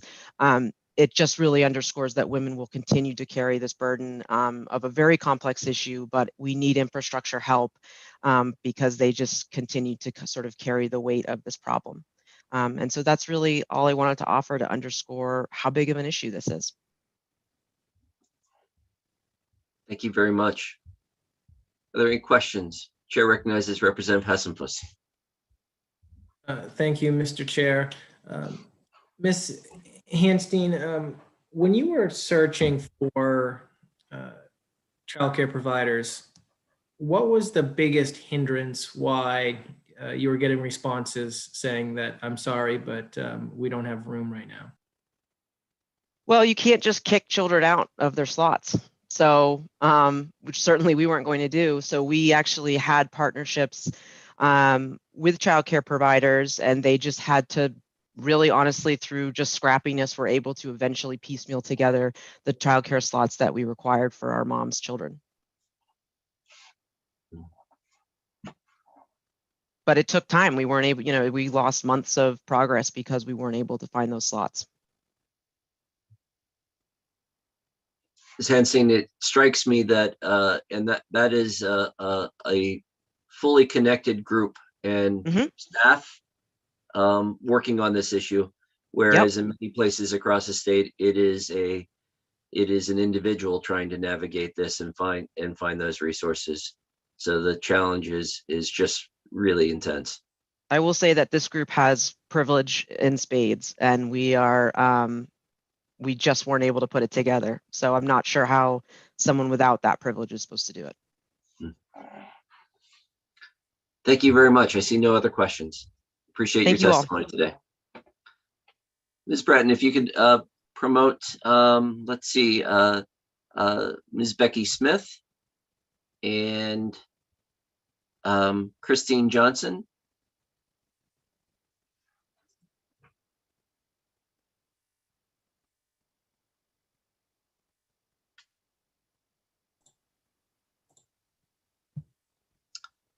Welcome, Ms. Smith. Hello. You have the committee's attention. Great. Senator Curry, Representative Roberts, and members of the Joint Standing Committee on Innovation Development, Economic Advancement, and Business. My name is Becky Smith, and I'm the Director of Government and Community Relations for the Maine Community College System. We're here today to support LD 1652 and would like to thank Speaker Fecteau for bringing this important initiative forward. The Maine Community College System's mission, laid out in Maine statute, is to provide associate degree, diploma, and certificate programs directed at the educational, career, and technical needs of the state's citizens and the workforce needs of state's employers.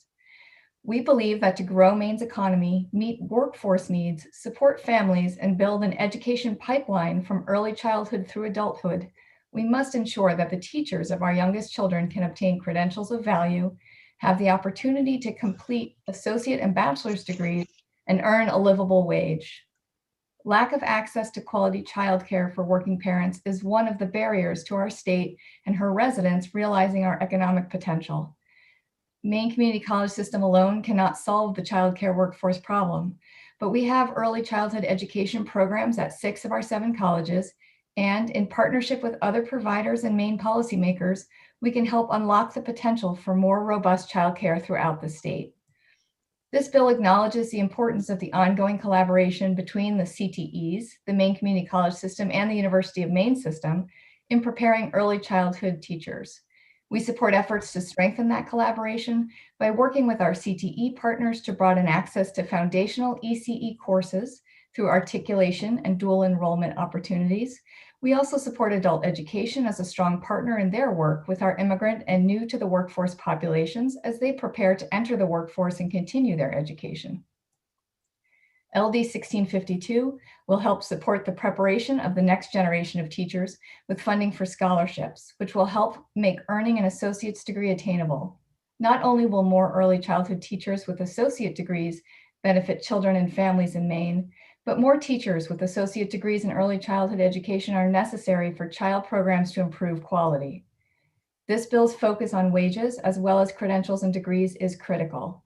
It is very difficult to attract teachers to work in early childhood education, especially with infants, toddlers, and preschoolers, because the pay is so low. Over 50% of educators working in childcare programs receive public assistance. This has the confounding consequence of making the cost of pursuing degrees and credentials that lead to better jobs and higher wages a barrier for many early care educators. Both the scholarships and the salary supplement provide critical support to the recruitment and retention of early childhood teachers. We hope that your committee will join us in support for this crucial bill and vote ought to pass. Thank you. Thank you. Are there any questions? Seeing none, thank you very much. Thank you for your time. Ms. Johnson, you have the committee's attention.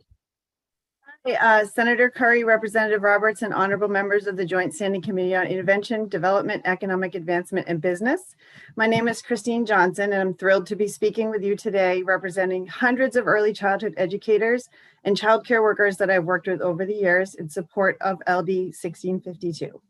I've been working in the early childhood education field for over 20 years. I've worked in town rec programs, private camps, nonprofit childcare community centers, corporate childcare, and a university lab school. I've started out as a counselor in camps in an after-school program. I've been an assistant teacher for children from infants through kindergarten, and next moved to a lead teacher position for several years. I've been an education coach where I would help to guide and support teachers in their classroom setting and assure that best practices are being taught and implemented. And right now I currently oversee 7 different early childhood programs in the greater Waterville area as the Child and Youth Development Director at the Alfond Youth and Community Center. It's a lot of words, sorry. In Waterville, and we are the largest licensed center in the state and the only combined YMCA and Boys and Girls Club in the country. I absolutely love my job, and I've absolutely loved all of my jobs that I've ever had. I'm briefly going to share some of my observations from over the years in the field when it comes to workforce issues. And I wanted to share part of my career journey with you to highlight some of the challenges faced by someone in this profession who was very lucky to have been given the opportunities I had and who have had supports behind them the whole time, unlike many people who work in this field. Wages have always been a struggle for me. Over my career, I've asked to borrow money countless times to pay a bill or make my way. My pay was never enough. I had a second job and I had coursework during most of the time I was a preschool teacher. I was told many times that I should just go work in the elementary schools and that I had a good background to be an ed tech or that I should switch fields. Every solution was to separate from early childhood education or to stop being a teacher and providing direct care. I never received a raise based on merit or performance until I reached the administrative level. Staffing has been a challenge, and many times the person in the administrative role would have to step in and provide coverage. I've had countless young staff with great promise leave the field once they realized the profession could not enable them to become independent adults. At times, it would be difficult to get breaks for teachers, or we would need to shuffle kids around into other classrooms to remain in ratio, which is not good practice. I've seen staff leave because they were asked to pay for their own mandatory trainings, or because their schedules were constantly shifting week to week to meet the needs of the center. The policies and procedures for early childhood education professionals and teachers vary so greatly from place to place. There's a lack of feeling secure and stable when you work in this field, because early child care centers are put in the position of having to do what it takes just to stay open. I was lucky enough to have access to health insurance, although I've had to change plans several times. Ms. Johnson? Yes. Can I have you wrap it up in the next sentence or two, please? Sure. Thank you. I have a lot more to say, but I will say that in closing, people who work in early childhood education are fixers and helpers, and we want to be the building blocks of a great start in life. We're compelled to teach and engage with youth because we see how it can positively affect a child's life. We will do the job, even if it's difficult or even if you don't pay us well. We will do the job, but the quality will go down. So if you want to see the change in our youth, you need to start investing in the people who make those changes. You are all integral in making these changes happen. We need to stabilize the profession and motivate more people to view working with our earliest learners as a viable, professional, and important career. Thank you for your time today. Thank you very much. Are there any questions? Chair recognizes Representative Collmore. Thank you, Mr. Chair. Thanks, Ms. Johnson, for being here today with us. I'm just curious, what made you decide to stay in the field even though you had those hurdles? I stayed in the field because I saw that the change I could make in kids, I saw how effective early childhood education is. And also I had already worked with older children before I started working with our youngest. And I saw what can happen when things are not addressed from age 0 to 5, especially. You see a child at age 8 who, they don't need to be the way they are at age 8 if we had just reached them earlier. And I see so many people who are high quality teachers of early childhood that just leave the profession, and they don't get to reach those kids until they're in elementary schools, and then it's too late and you're scrambling to make up for lost time. I want to thank you for sticking with it. You probably don't know this, but I have an associate's degree in early childhood education, and I left the field for all of the reasons that you listed because I could not support my son on a single income. So thanks for sticking with it. The kids need that. Are there any other questions? Thank you very much, Ms. Johnson, and thank you for your service.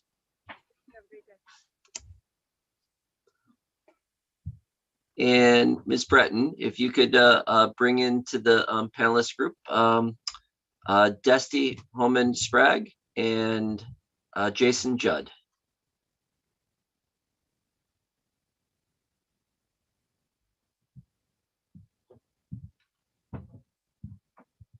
I want to remind everybody we're trying to stick to 3 minutes here, and at 3 minutes, if you haven't completed, politely interrupt and ask you to wrap up in the next minute or two. So, Desi Holman Sprague, the floor is yours. You have the committee's attention. Hello, good morning, Senator Curry, Representative Roberts, and members of the committee. I am very happy to join you here today on behalf of the Maine Women's Lobby. For over 40 years, we've advocated for public policy that increases the health, wellness, safety, and economic security of Maine women and girls.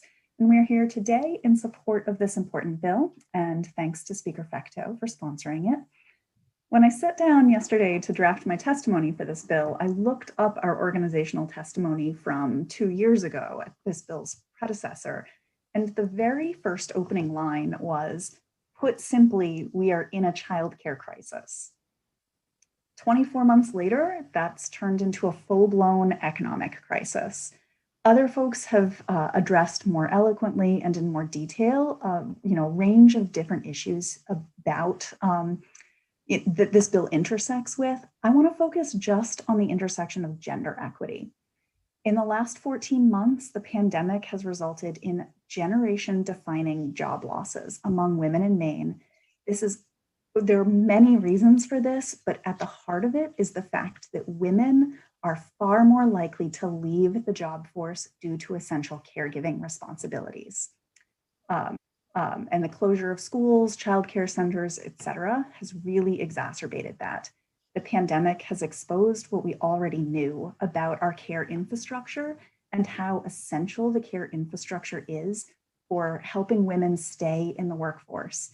And when they leave, it results in a loss of income for their home, possibly a loss of access to employment-based health insurance, and a lifetime loss of income that changes their Social Security and retirement prospects. At the same time, the childcare workforce is almost entirely women, and they are some of the most underpaid and undervalued workers you've heard. The mean salary for a childcare worker in the US is $25,000 a year, while the livable wage for an adult with one child in Maine is nearly twice that at $53,000. This circumstance is a microcosm of our economy. Our social structure cannot function without these providers, and they're overwhelmingly women, disproportionately women of color, and being asked to perform essential functions on less than a livable wage. We can do better. This is a complex issue that requires complex change. We also are supporting Senator Jackson's proposal, which is a nice counterpoint to this, or goes along with it. But this bill really looks at the workforce side of the equation and ensures training and compensation. So we hope that this will help to shore up women's engagement in the workforce and do the right thing around those primarily female childcare providers. Thank you for your time, and I hope you will vote yes on this LD. Thank you very much. Are there any questions? Seeing none, thank you for giving testimony today. Thank you. Jason Judd, you have the committee's attention. Thank you. Senator Curry, Representative Roberts, members of the IDEA Committee. My name is Jason Judd, and I'm the Executive Director of Educate Maine and a member of the business organization Ready Nation. And I'm pleased to be here to support LD 1652. This past year has made it undeniably clear how important childcare is to the functioning of our economy. Parents have had to try to juggle child rearing and work simultaneously, while businesses came face to face with the reality that without reliable childcare, parents can't work. That makes addressing parents' barriers to high-quality childcare a priority issue for business leaders. As a business-led nonprofit, we've heard time and again from our networks that this is a major issue that needs to be addressed. As an employer of a number of staff with young children, I've also seen firsthand what it takes for parents to try to juggle work and childcare responsibilities when care is not consistently available. We've adapted, to be sure, but I stand before you today with newfound appreciation for what childcare providers offer that all too often goes unnoticed. The heart of any early childhood care and education program is that relationship between the teacher and the child. Highly qualified early educators engage in nurturing interactions with children, supporting children's social and emotional development, and also providing developmentally appropriate instruction. This forms the foundation for successful learning in our K-12 education system, which benefits when early childhood educators are well-trained and supported through continuous professional development. Adequate compensation is also key to attracting and retaining this top talent. LD 1652 is designed to begin to address wages and training for Maine's childcare workforce. As the speaker outlined in the presentation of this bill, this proposal creates wage stipends tied to workers' knowledge, training, and experiences, and recognizes and rewards increased skills attainment. This proposal supports multiple pathways for skill development, training, and educational opportunities for educators. So if every family were able to access the quality childcare they need, regardless of where they lived in Maine, We would increase workforce participation across Maine and unleash the potential for true economic growth. We would also have more people choosing to move here specifically to work and raise their children.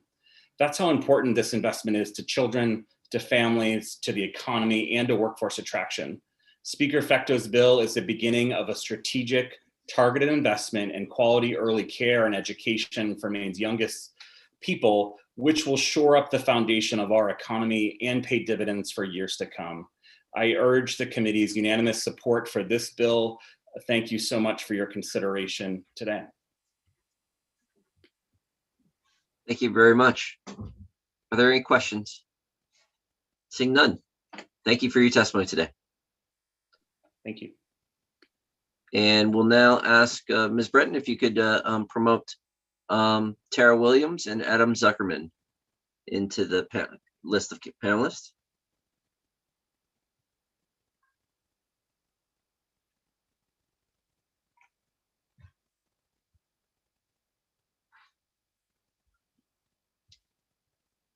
Welcome, Ms. Williams. Hi, good morning. Attention. Good morning. Good morning, Senator Curry, Representative, it is still morning. I was about to say, is it afternoon? Representative Roberts and members of the IDEA Committee. My name is Tara Williams. I'm a resident of Cumberland. I'm a mom of 2 children, an early educator who's taught in childcare and public schools, and the executive director of the Maine Association for the Education of Young Children. In honor of Mother's Day, I'm going to testify today in support of LD 1652 for my grandmother and my mother. I know many of the early childhood professionals that work in Maine childcare programs, including some who are testifying or submitted written comments today. I encourage you to look at the many testimonies that came in from those parents and early educators who couldn't be here at the hearing today.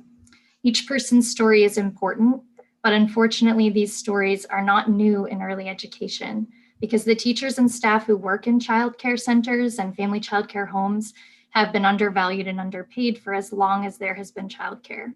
This was the case 50 years ago when my grandmother first opened her family childcare program in Yarmouth.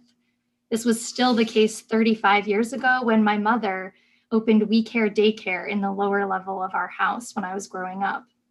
About a decade later, she decided to close We Care to teach at a preschool at a local childcare center. And when I was in college, she and my dad divorced, and he was both physically and financially out of the picture. So she added 2 part-time jobs on top of her full-time teaching preschool job to pay the mortgage and the bills so that my younger sisters could finish high school in the only home that they'd ever known. Most recently, my mom was a teacher at a center in Windham. When COVID-19 and a medical diagnosis forced an early retirement from the work that she loved. This was the conclusion of an entire career where she never saw systemic change in the wages, benefits, or working conditions of early educators. There's several things that you have heard today that I would love to address. I do not have the time in 3 minutes, but I just want to address a couple of the questions that came up earlier on in the hearing. LD 1652 is a great step forward and addresses one part of a very complex issue, a workforce part of the childcare system. I'd be happy to make sure that you get more information about wages programs, return on investment, current workforce data, and other questions that you brought up early on, specifically related to wage supplements. I'll just mention that there's one type of program that is currently being run in Tennessee, Florida, North Carolina, Nebraska, and Iowa. And 2 parts of this bill that haven't been spoken about very much yet today that are really critical to kind of laying the groundwork to improve our childcare system are the fact that it's putting language in to work on building more articulation agreements that create career pathways and more collection of data about our childcare system and about our workforce. I'm open to answering any other questions that you may have, and I'm available to help for the work session as well. Thank you for your time.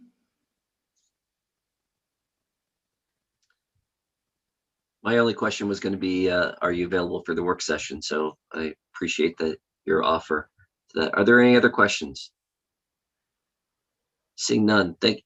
Chair recognizes Representative Geiger.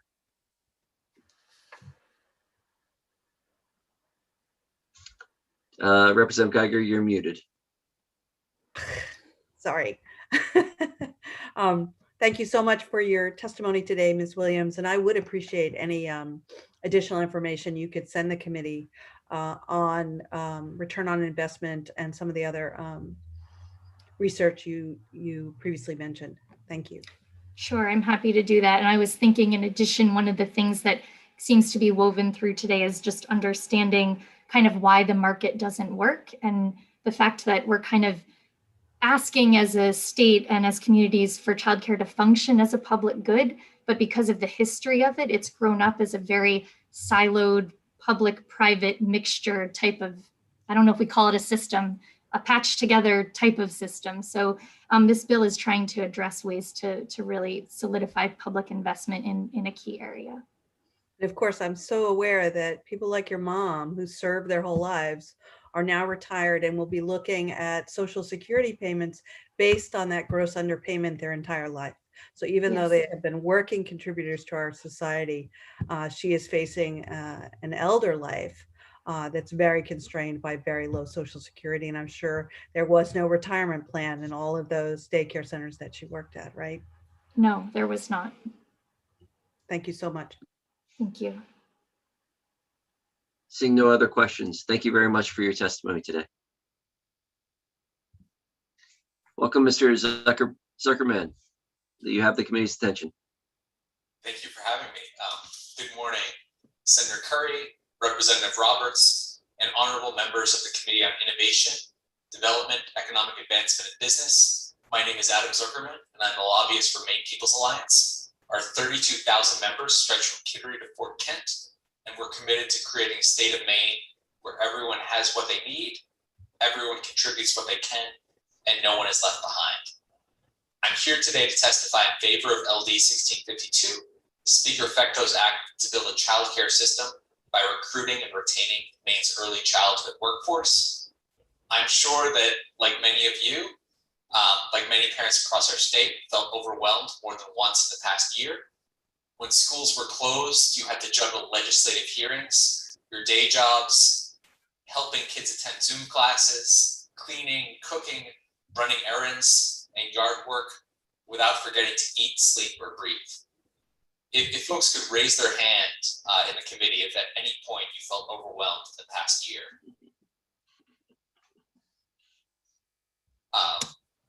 Great. Looks like most folks. Okay, raise your other hand if you felt overwhelmed at more than one point in the last year. So I'm raising my hand, and I don't even have kids. So think of a typical day where you juggle being a parent, a spouse, a legislator, and an employee or a small business owner. Now think of a number in your head about how much you think someone should make to take care of children. I can bet that the number in your head is higher than what child care workers actually make. The median wage for early child care educators working in Maine is $12.89 per hour, which is $26,811 annually. And I think that's since the minimum wage increase, which probably notes for the discrepancy between earlier numbers that you've heard. That's just not enough to get by. It's no wonder we can't recruit enough child care workers. The poverty rate for early educators in Maine is 16.5%, much higher than Maine workers in general at 9.4%, and 8.3 times as high as K-8 teachers, which is 2%. In fact, over half of child care educators need to access public benefits. That's just not right. Child care educators do one of the hardest and most important jobs in our entire state. If we want to attract more child care educators, or even keep the ones that we have now, we need to invest in our child care workforce. The economic impact of that investment would be far-reaching. When early educators make livable wages, we reduce the number of families needing public assistance, we reduce staffing shortages in our child care sector, and we support the educators that are supporting the healthy development of our youngest learners. It may be the most important investment our state can make. Thank you. And I would just like to say thank you to all the child care workers who shared their really brave and vulnerable stories this morning. And I'm glad to try to answer any questions that you all may have. Thank you. Are there any questions for Mr. Zuckerman? Seeing none, thank you for your testimony today. And Ms. Breton, if you can promote Angelina Clouthis and Jennifer Michaud.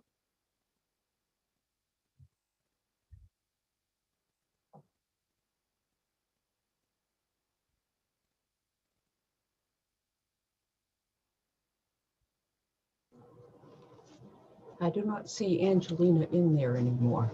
Okay, maybe possibly she had to leave. Jennifer Michaud, welcome. You have the committee's attention. Good morning. Can you hear me this morning? We can hear you. We can't see you, which is fine. Oh. If you'd like to turn on your camera, you're welcome to. Okay, yes. There you go. Good morning. And thank you for having me, Senator Curry, Representative Roberts, and honorable members of the Joint Standing Committee. My name is Jennifer Michaud, and I'm a 24-year resident of Sanford and a 14-year business owner in the childcare field. I am currently the owner of Kids Cove Childcare and Learning Center. I'm also the director, the family resource advisor, and due to staffing shortage, I'm also a preschool teacher. I am here today to testify in favor of LD 1652. Owning a childcare business has many challenges, but recruiting and retaining a childcare workforce rises to the top of the list. I've outlined just a few things, how the current sole reliance on family tuition to fund the childcare system is one that does not hold up well. Our wages in the childcare system is very fragile, with expectations to serve communities as a public good, but in practice, most of us operate as small businesses barely surviving under minuscule margins. With my annual operating budget of $545,000 a year, 69% of my budget goes directly to paying salaries and taxes. The average early childhood educator in Maine makes $12.80 an hour. Most professionals in the childcare industry qualify for some sort of public assistance just to meet their daily needs to raise their own families. In my program alone, 80% of my employees qualify for public assistance to raise their own families. Early childhood educators who have obtained a substantial amount of higher education, whether in college or continuing education courses, receive wages that are significantly below that of a public school teacher. ECEs, the early childhood educators, you'll hear that acronym many times in this field, are the backbone of the childcare industry. The ability for childcare programs to provide quality services require well-trained, educated, and highly compassionate individuals. The more quality you provide, the stronger your early childhood education program will be, therefore giving children the experiences that they deserve. In order to provide this quality care, my staff must be well-trained and educated on a yearly basis in the areas of brain development, cognitive development, social and emotional development, and they must continue these courses just in order to stay above par. The average educator will work 8 to 10 hours a day. If you're a director, an assistant director, or a lead teacher, you're going to work 45 to 55 hours a week. That's just Monday through Friday. As many public school teachers do, many of my teachers work on their own time on the weekends that I can't afford to pay them to develop their curriculums, to do some extra cleaning in their classrooms, and just to organize so when their children come back on Monday, they have a great new classroom to come to. I have heard countless stories in my years of having a staff that they use so much of their outside time that takes away from their own family. So as you can see, early childhood educators are very, very invested in what they do. They love it, and they are the backbone of this. Kids Cove Childcare and Learning Center is solely funded. Oh, yeah. Can you wrap it up in the next sentence or two, please? Sure can. I was just going to go on to say that we are solely funded by tuition, but we also belong to a CCSP program, which is a child care subsidy program for low income families. I can go on to answer more questions about that if you have them. Thank you. Thank you. Chair recognizes Representative Hassenfuss. Thank you, Mr. Chair. I'm just curious about more of your business expenses and the costs of doing business in this field, and and how that works. And also, if you could speak to the cost that you charge the parents for sending their kids there, I think that'd be helpful. Sure. Do you want specifics about where would you like me to begin? Well, so you said that about 70% of the pay goes to salary and taxes that you bring in, slightly over 500,000 a year, which leaves ballpark 150,000 left for everything else. If you can just explain what everything else is, and how you kind of cover all your business expenses, and how. Sure. So you're correct in saying that leaves me about $150,000 left annually. And I rent a commercial space. We serve 72 children and employ 12 employees. So my lease is quite high in a commercial space. So that costs me about $65,000 a year just to lease the space that I'm in. We provide food for the children. We provide breakfast and lunch. So that again runs me about $18,000 to $22,000 a year to provide food. That is something that we take out of our budget. And I have to find creative ways to bring my families in and keep my families there. So it's a fine balance with little room for error in terms of what can I afford to pay my staff and what can I offer to families that they deserve. This budget does not even include my salary or my husband's salary who works alongside me. We will take over what's left because we are considered a small business at the end of the year. I will say that we did qualify for the PPP loans that did come up for the last few years, and these have helped us. But without that, I don't see how we could still be open during the pandemic. One follow-up, Mr. Chair. Go ahead. What do you charge, and sorry for asking all these. No, please do. This question, but what do you charge per kid, or if the rates go down per multiple kid? Sure. So we serve children ages 6 weeks to 6 years. So an infant for me full-time is $210 a week. My 5 to 6 year olds will go down to $145 a week for full-time. So there's a little bit of a margin there. We serve a large population of toddlers, which we consider ages 2 to 3.5. That's about 30% of the children in my center, and their rate is $185 a week.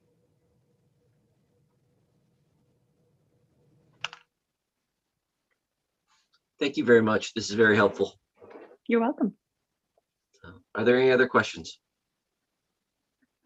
Seeing none, thank you very much. Ms. Breton, if you can promote, I don't see anyone else at this point. I'm sorry, here in the room, we have a number of other folks in the attendee list waiting to give testimony. If you could promote Lori Moses and Jordan Rosignol.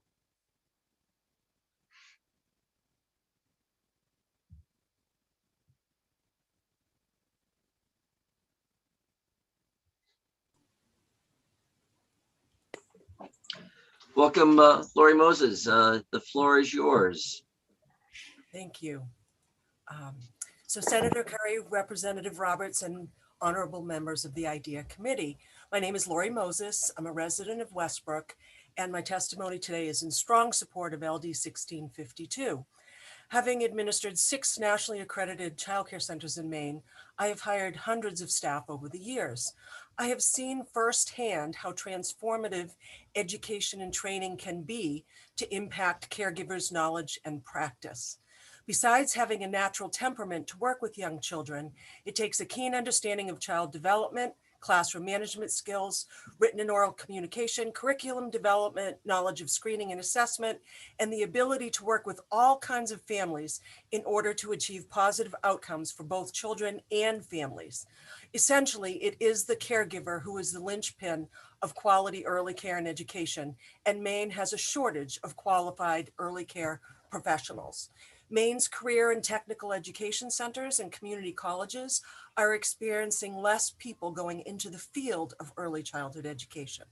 Low wages and lack of benefits have reached crisis levels, which is having a negative impact on our economy. Up until recently, advocacy efforts for childcare have largely ignored the elephant in the room because it was considered too complicated. And that elephant is the low wages and lack of benefits that plagues our industry. Because the revenue for childcare is derived from parent tuition, it is virtually impossible to pay a livable wage and benefits without gap funding for without gap funding, without considerably increasing tuition for families. And imagine if public schools were funded only by the set of parents whose children were currently attending. They wouldn't be able to afford it. As a well-established nonprofit childcare center, I've had the good fortune to apply for and receive local United Way funding and other grants to be able to provide my staff with benefits. Even with that, it has been a struggle to compete with public school or with fast food restaurants, both of whom pay higher wage than most people working in childcare, the majority of whom are women. And it's really hard with the pandemic to find qualified staff, and national accreditation requires childcare centers to have lead teachers with bachelor's degrees and teachers with associate's degrees, and they're almost impossible to find. Childcare is part of the infrastructure of economic development, and without childcare, parents of young children can't work, which is seen in this pandemic impacting employers, our communities, and our economy. We need to be able to attract, train, and retain a qualified early care and education workforce, and that simply cannot be done if left to the market alone. This bill is very thoughtful, thorough, and necessary, and I truly hope you will support its passage. While some strategies can be done through administrative and rule changes, it is imperative that these strategies be made into law so that it will be sustainable in the future. Now is the time to finally address the elephant in the room and make Maine's childcare system work. Thank you for your serious consideration. Thank you, Ms. Moses. Are there any questions? Seeing none, thank you very much for your testimony. Welcome, Jordan Rosignol. The floor is yours. Hi, thank you. Good morning-ish. Senator Curry, Representative Roberts, and honorable members of the Joint Standing Committee. My name is Jordan Rosignol. I come to you from Caribou, Maine, way up in the county. I'm here today to testify in favor of LD 1652 on behalf of my own staff, past and present. Struggling to find high quality educators to work in our program is not a new problem. It's not a problem that came about during the pandemic. This has been a problem since day one. But in the last 3 months, we've lost 8, now 9 as of Friday, educators. We're not losing educators to other educational programs. We're losing educators to other jobs. And they're leaving what seems like every week. Our center relies solely on the tuition of families. And in Aroostook County, that's really hard on us. We cannot charge what our counterparts are charging in the southern part of the state. So those wages really reflect that. I want to share a personal example of loss. I talk about Shania every time I talk about advocacy for this program. Shania is somebody from Aroostook County who left to get her degree in early education and came back. And I was lucky enough and fortunate enough that she worked at our school. She was amazing. She was our lead toddler teacher. She made great strides with the children. And then one day she came to me crying, saying, I don't want to leave, but I have to because I can't afford to live off of what you're able to pay me. And ironically, she works across the street from our center at a hardware store. So she's using her degree at a hardware store and parking in the same parking lot, which is right next to our playground. So we see her every day. Our kids see her every day, and she stands at the fence with tears in her eyes, missing her kids. And I can't afford to pay her a wage that she deserves to come back to our school. And she's not alone. I have other staff members who have left me who have degrees and who have made amazing changes in the children in our area. Our area had lacked these resources in the past, and we're trying to bring the early childhood to the forefront in the county. So childcare is vital to Maine, and staffing our programs need to be of high concern to everybody. In my written testimony, you'll see a graph I made that represents us in the middle of the little bubble, and then all the careers that we support by being open. We have 90+ kids at our center. What happens if we're gone? What happens to all the careers? That means farmers aren't planting, CNAs are not working. Road crews are not plowing. All these really important, vital jobs that are hard in our part of the state to come by. Those people are not working. It's not easy to replace staff here, and it's not easy to replace the workforce outside of our center. So this is not, this is not necessarily a problem for me as a provider or a problem for parents of young children. It's a problem for everybody. If you're an employer, if you're a consumer, it's a problem for everyone. And I just really would like to see this bill passed, and I'm open to any questions regarding this situation. Thank you. Thank you very much. Do any committee members have questions for Ms. Rodsignal? Chair recognizes Representative Hassenfuss. Thank you, Mr. Chair. Ms. Rosignol, what's the tuition at your school? At my school, the most expensive room would be our infant room. And for 5-day infant is $200 a week. And with the least expensive room being our after school program, which in Caribou specifically, we have a new school that was built. So, and it didn't get finished on time. So from the pandemic and the school not being done, from March until November, we had 12 after school kids all day that we were doing the remote learning for. And that price was $125 a week.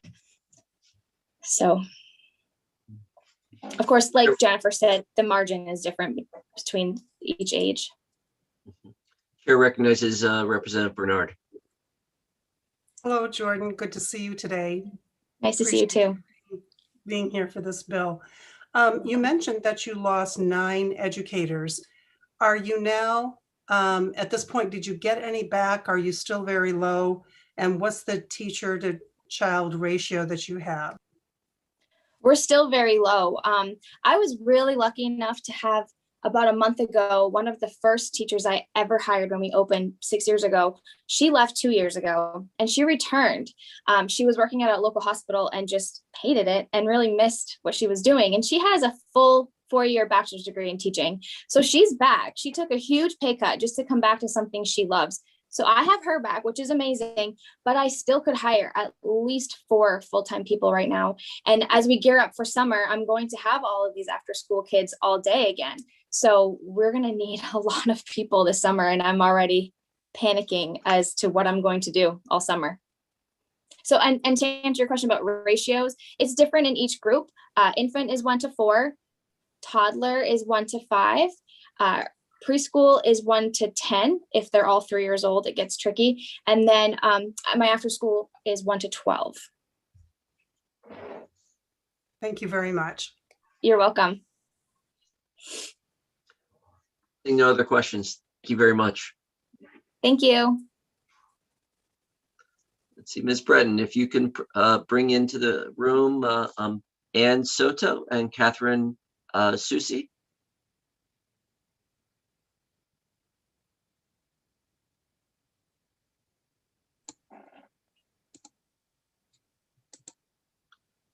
Ann Soto, welcome. The floor is yours. You have the committee's attention. Thank you. Senator Curry, Representative Roberts, and honorable members of the IDEA Committee. My name is Ann Soto, and I'm a resident of Biddeford, and I'm here today to testify in strong favor of LD 1652. My written testimony is repetitive because you've heard a lot of the same kinds of things over and over. So I'm going to use my 3 minutes to just talk to you a little bit about my personal experience. I am the assistant director at the Children's Center in Portland with 17 years of experience in the field, as well as a current parent of 2 young children at our center. 2 years ago, I was pregnant with my son and I testified at a similar bill to this. And we are still desperately waiting for help. So I'm happy to be here again. I have my master's degree in education. And I've been working in this field for 17 years. My husband also works in this field at this center. And we are 2 of the educators who are on government help. We could not afford to send our children to the childcare that we work in. And we are both here every day. And we take home less than $4,000 a month, and combine the tuition for our 2 children would be $2,600 a month. how are we supposed to live on that? We can't. So we applied for, and we get the childcare subsidy, which is the only way that we can send our children to the school, which is the only way that we can come to the school and provide for other children. And we are not alone. There are so many educators who are really struggling to get by and working 2 jobs. We lose so many qualified teachers to the public school system and to other professions. That's something you've heard over and over. And we have a long wait list. We are here in Portland, and we have 86 children here a day. And right now our wait list is over 90 children long. And we're getting more calls every day.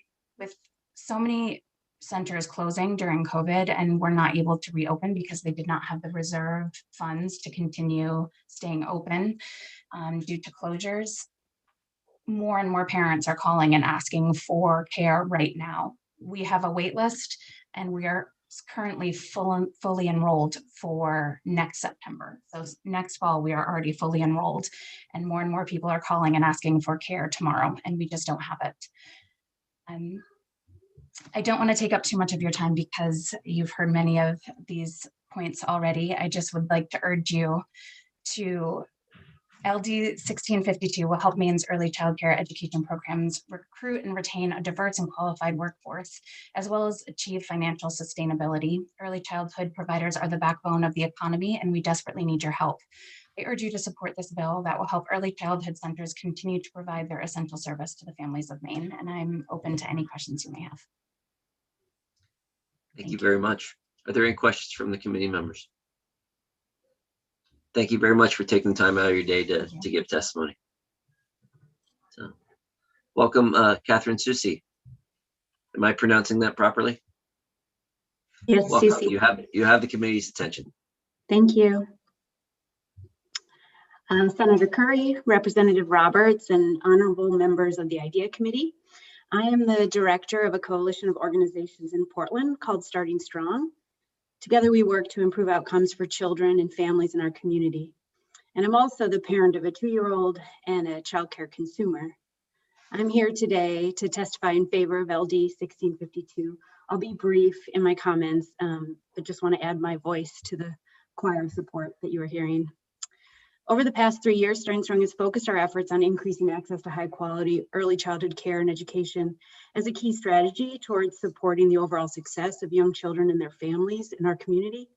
Our commitment to ensuring that children and families receive high quality early care and education is based on research, which points to the positive long-term outcomes of such programming and the significant gaps which exist in Portland and really throughout the state.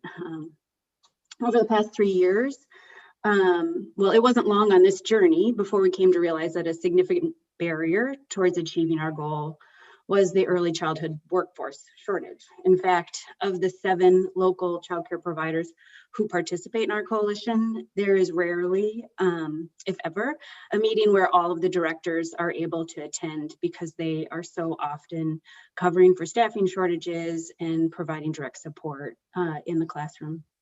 As many of my fellow advocates have noted, attracting and retaining quality early childhood educators is difficult for many reasons. But again, as you already heard, not the least of which is the extremely low pay and lack of public structures and support for their profession. As a parent, this matter touches close to home. Our family struggled desperately last summer to find new childcare when our provider closed due to COVID, and my husband changed jobs. After several months, we were really excited when our turn came up on one of the waiting lists we had been on, but unfortunately, we learned that due to staffing shortages at that center, our son would kind of toggle between classrooms and would be cared for by a series of, like, as long term as they could find, substitute teachers, which was hardly an ideal situation for us. We couldn't even, because of COVID, go into the center. So like all of that just seemed like a huge transition for a kid that was just over a year old. In the end, we were really lucky after more searching to find an alternative, which was a wonderful family childcare provider in our neighboring town. And we really hope and pray every night that she will not retire anytime soon, or at least for a few more years. In this day and age when most families need 2 incomes to survive and our economy really needs every worker we have, it seems more. Hi, can I ask you to wrap up in the next sentence or two? Thank you. It really seems logical to invest in our childcare system. And at the heart of this system are early childhood educators. Thank you. And thank you to Speaker Fecteau for bringing forth this bill and for all of your time and consideration in this matter. Thank you very much. Are there any questions for Ms. Susie? Seeing none. Appreciate your taking the time today. Thank you. And let's see, I will ask Ms. Breton if you could bring in Victoria Wallach, and I'm sorry, I'm looking who's left. Sasha Shunk. Welcome, Victoria Wallach. You have the committee's attention. Thank you. Good afternoon. Senator Curry, Representative Roberts, and members of the IDEA committee. I am Victoria Wallach, Communications and Government Relations Director for Maine School Managements, which represents the Maine School Boards Association and Maine School Superintendents Association. We have known for some time the importance of early learning for children age 5 and younger. The National Center for Disease Control says that early learning opportunities can provide a foundation for children's academic success, health, and general well-being. We also know that early learning affects brain development. To support those children, we need a strong early childhood educator workforce. That goal requires a comprehensive approach to not only attract people to the field, but provide them with the affordable education needed to be most effective in their work. LD 1652 provides such an approach. It starts with expanding the number of early childhood programs offered through career and technical education, scholarships for college credit classes in early childhood, and apprenticeships and articulation agreements among the different entities awarding credits. The other issue that's been raised several times, but it is critical, is this bill attempts to address salary for early childhood workers. According to information provided by the Department of Education, there are currently 1,200 teachers certified to teach birth to 5. But only 486 are employed in that capacity. If salary is the reason, and we suspect that it is, we need to address that issue to bring them into the workforce. We suggest a survey of those who are certified but not working in the field to help us understand if that is the barrier, because again, we suspect that the salaries are having a big impact. And it's also been mentioned that we end up hiring some of these folks in public schools and can pay more than the centers themselves. So I'd be happy to take any questions or get any information you need for the work session. Ms. Wallach, do you know the average starting salary for teachers in the pre-K programs, public school pre-K programs? I'm assuming it's minimum salary, which, as you know, it's ramping up. So I will get you that information and just to verify it. Great, thank you very much. Yes. Are there any other questions? Seeing none, thank you very much. Thank you. And welcome, Ms. Shunk. Shunk, yes. The floor, you have the committee's attention. Wonderful. Thank you so much. So my name is Sasha Shunk. I have been a licensed family child care provider in Portland for over 17 years. And for those who might not know, family child care means that I provide the early care and education in the same house that I live in. So here I am in my basement and a bunch of pitter-patter feet are upstairs getting ready for lunch so that I can hear them. So, of course, I could spend time talking about the importance of brain development, social emotional skill building, and all the other reasons to support early childhood education.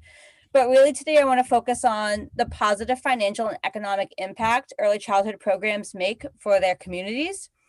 Right, so we heard Speaker Fecto talk about childcare is the workforce behind the workforce. So because I am open today, 20 parents are able to go to work. If I had to close, 20 businesses are at risk at losing a productive employee. And this is already happening in my community. Families are struggling to find childcare, and therefore businesses are struggling because they cannot find employees. In Portland, there are literally not enough childcare slots for the number of children in the city. We heard from the Chamber of Commerce, kind of speaking to the surveys that they've done. For me, I have about a 2, probably more like a 3-year wait list. And that has been the case for me a good 5 or 6 years. Typically, parents stay on my wait list for 1 to 2 years, and then it is their second child that comes into my program, or they take a part-time spot and lower their work hours or find other type of temporary care until I can take their child full-time. So one of the things we've been talking about, and you've been hearing, is about high turnover rate. I would say that's actually a little different for family childcare providers. Though in the past 18 months, 100 providers have closed their doors. It's happening because providers are retiring at a faster rate than new programs are opening. When I opened my program in 2003, there were over 2,000 family childcare homes programs in Maine. Now there are 835. I can go into a variety of detail on the benefits of family childcare and why we need to sustain them. So I'm happy to take questions about that after. One of the interesting things too, talking about wage, I just completed my master's research project through UMF. And when I asked participants about what their income breaks down to hourly, 20% of the respondents told me that they report making less than $12 an hour.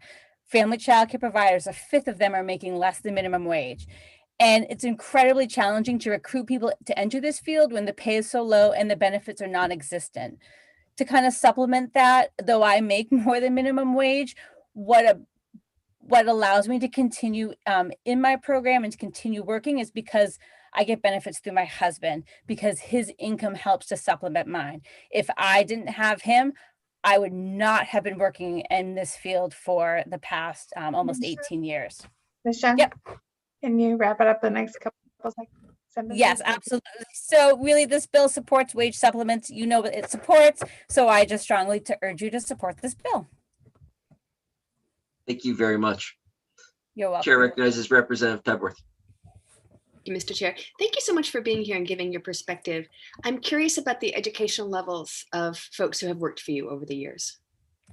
Yes, so currently I have one of my employees just graduated with her master's as well with me.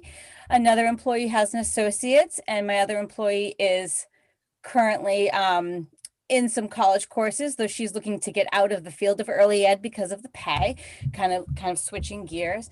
And then I do have a high school student that works for me as well, who is going to be going for a associate's degree through SMCC next year once she graduates high school. She's been able to get some of the Teach Scholarship. So it's definitely varied. One of the other data though from my survey that I did was a good chunk, I'd have to pull it up, but it was something like 60% of family childcare providers have at least an associate's degree. Many of us have degrees that work in the field of family childcare. Thank you. You're welcome. Chair recognizes Representative Hassenfuss. Thank you, Mr. Chair. Ms. Shunk, as you can tell, I've been kind of asking questions business related to some of the other providers, and I appreciate you being here as you do run the programs that rent space on Main Street versus the programs that are in their home. And so I'd just like to ask you the same questions of, what is tuition at your school, and, what are some of the other costs besides salary and pay? Right. So obviously you're right. I don't necessarily have a lease space. I have my own home mortgage, which I'd have anyway. I will tell you the wear and tear on my house and the things that I have to replace are definitely lead expenses. We just had to replace my screen door because a child ripped through it. So we have those type of expenses. My tuition for new incoming families right now is $325 a week or $70 per if they would do a part-time spot. And that is across the board. Typically, family childcare providers do not charge different rates for ages just because the way our ratios work. The bulk of my families pay around $60 per day, $300 per week, just because they've been with me for a few years. So some of the other things, of course, my liability insurance, workers' comp, wages, training, I help for my own training to be able to pay for, as well as my staff. Things like the diapers I supply, all the food I supply. I have sun shirts, sun hats, paint, all of the curriculum materials, all of the actual equipment, sippy cups, water bottles, all of those type of things as well as just the increased laundry that I do, water bill, electricity. Yes, because I do a lot of laundry here as well.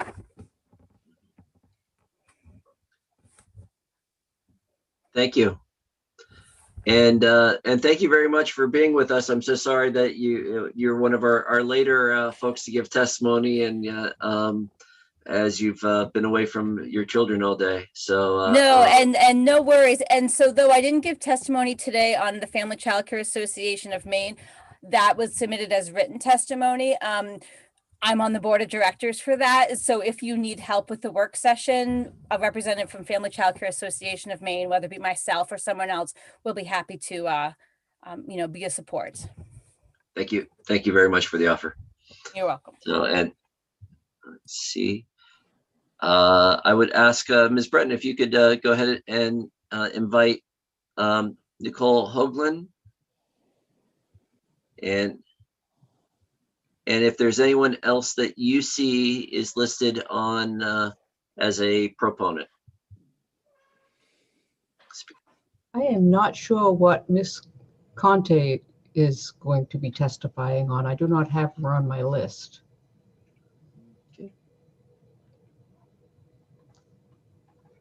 Okay, go ahead. Nicole Hoagland, welcome. You are currently muted. We do that all the time. That's all right. Welcome. That.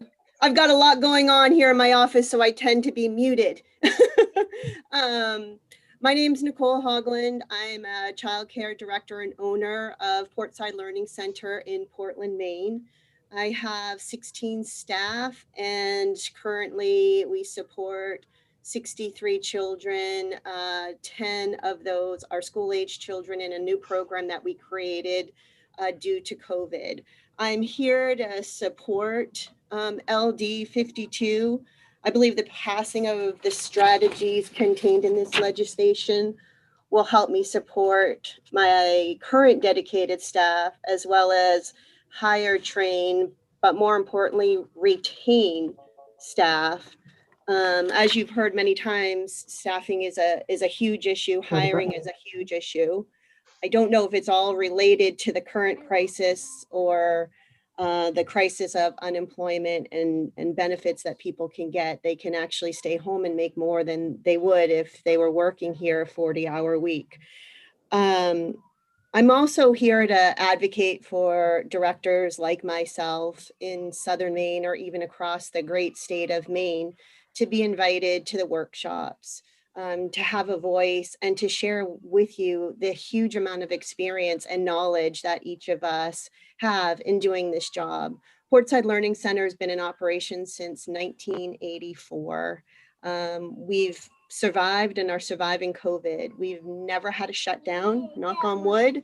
We kept our doors open.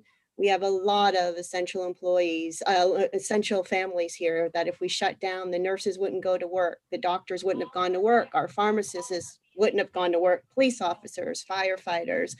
The list goes on and on and on. A couple of people here today have touched on why it's so hard to find professionals or keep them. And I just want to quickly just go over just some of the requirements that we go through stressfully with licensing and our licensors just to keep our doors open and not to have a negative deficient report posted online for all the world to see with not a lot of explanation, but more of the legal lingo. I want to note quickly that before I became and purchased Portside Learning Center, I worked for the United States Department of Justice. I was the acquisition and mergers manager for Bank North, and later finished my career as a e-discovery and trial consultant for Veryl Dana. I will say I didn't have the requirements that my staff have. I've worked every level and I didn't have the requirements that they have. Before they can walk in the door, now they have to be fingerprinted. I didn't have that. I did get fingerprinted once I started working on criminal matters about 12 years into my legal degree. Yes. You've hit the 3-minute. If you could just wrap up. There you go. There's a lot more to be said. The requirements that are under these people are enormous. 30 hours of continuing education that they're supposed to pay for while making $12 an hour when they can go to Target, Hannaford, and Walmart and make the same. So I truly support this bill, and I would love to share more of the information and knowledge that I have at a workshop. I've emailed some of you today and would welcome the opportunity to speak again. Are there any other questions? Thank you very much for your testimony today. And I'm going to ask if anyone's in the attendee list that is looking to speak in favor or in support of this bill. Go ahead and raise your hand. Just want to make sure I'm not missing anyone. I know Miss Karen would like to. Okay, if you can go ahead and promote Pamela Karen.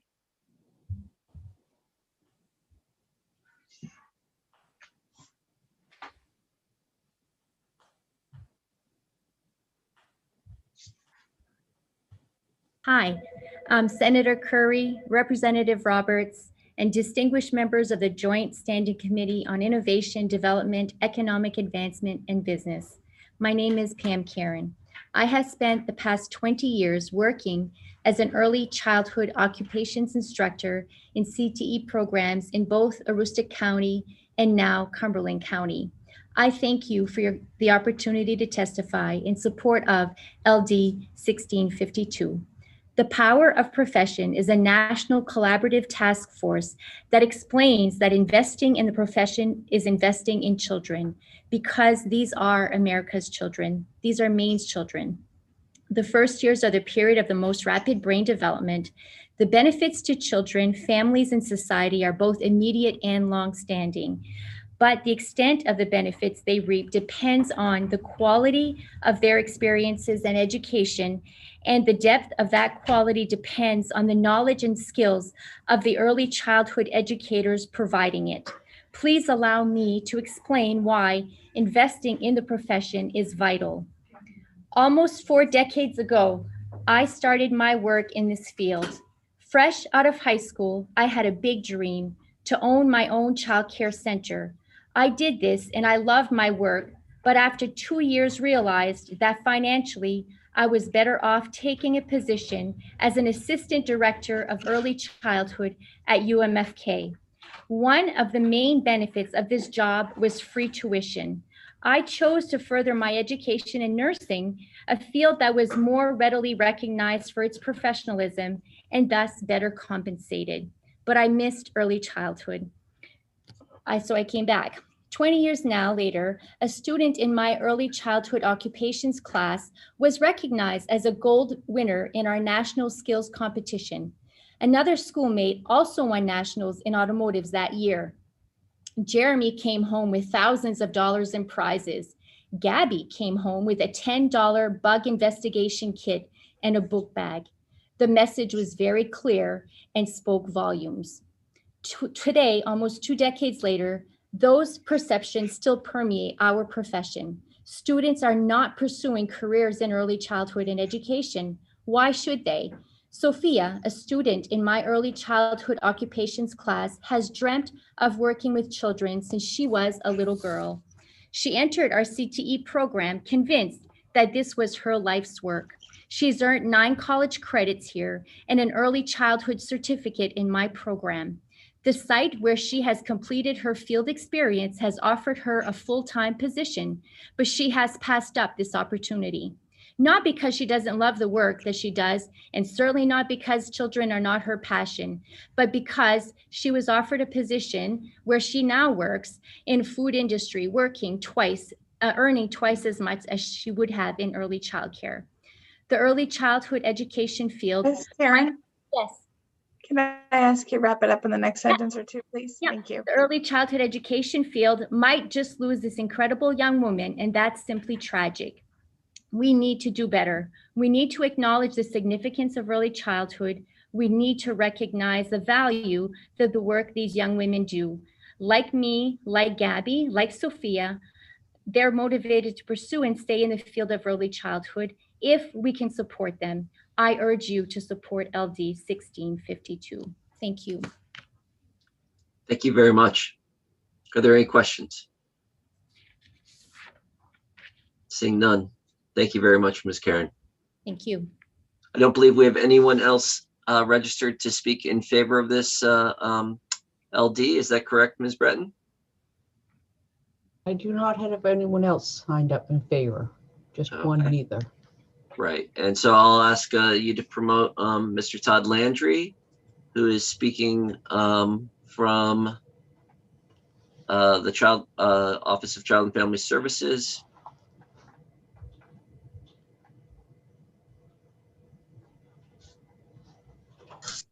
Welcome, and Mr. Landry, I don't have your title. I'm sorry, in front of me. What? Well, thank you, and good afternoon, Senator Curry, Representative Roberts, members of the committee. I'm Dr. Todd Landry. I'm the Director of the Office of Child and Family Services within the Department of Health and Human Services, here today to provide you with information on LD 1652. And I want to start off by indicating that the Office of Child and Family Services, OCFS, we agree that workforce is certainly a challenge in meeting our state's goals to expand the affordability and accessibility of high-quality childcare. While this bill has some strong ideas to support staff, we believe the funding provided in this bill is very likely not adequate to fully implement the initiatives proposed in the bill. Salary supplements, as you have heard, is a strategy utilized in other states to target workforce development, but adequate funding is instrumental to the success of such a program. This bill would also require the establishment of staff positions within OCFS and possibly additional staff within DOE and DOL to engage in the required work, particularly as it relates to salary supplements. Administering this type of program would also require a sophisticated technical solution as well as audit and accountability controls and monitoring protocols to reduce fraud and improper payments. As you heard from Speaker Fecteau, in the coming months, Maine will be receiving over $127 million in Federal American Rescue Plan Act funding to support child care providers specifically, or to support the child care field. The identified strategies we have developed to distribute this funding includes $28 million in wage support over the next 2 years. We recognize this will not constitute a permanent solution, but we believe the ARPA funding presents the opportunity, perhaps a once-in-a-generation opportunity, to study and analyze how wage supplements benefit the workforce. That information could then be used to inform a permanent wage supplement initiative in the future. To implement a program now, without the valuable insight from the wage supplement program funded by ARPA, would be, we believe, premature and divest the state of a valuable opportunity to implement a program with evidence to support its effectiveness and efficient use of resources. OCFS is aware of the recent amendment by the sponsor. We've had the opportunity to review those proposed changes. Most notably, we are concerned that the funding sources in the amendment appears to have changed for the salary supplement program and would shift from 100% general fund to 50% general fund and 50% child care block grant. Utilizing $2.5 million in CCDBG or block grant funding in this way could have a negative impact on families who rely on the subsidy program to afford childcare by potentially pushing Maine into the implementation of a wait list for the subsidy program sooner than currently forecasted by our projections. When a wait list is implemented, it will disproportionately impact low-income families that require the subsidy in order to pay for childcare. Mr. Landry? Yes. Can I Thank ask you. you? Thank you. I would also ask for you to please pay attention to my written testimony regarding the TEACH initiative. We have similar concerns about constituting that formally in statute. While it's a new program, less than a year, and still needs further research and study.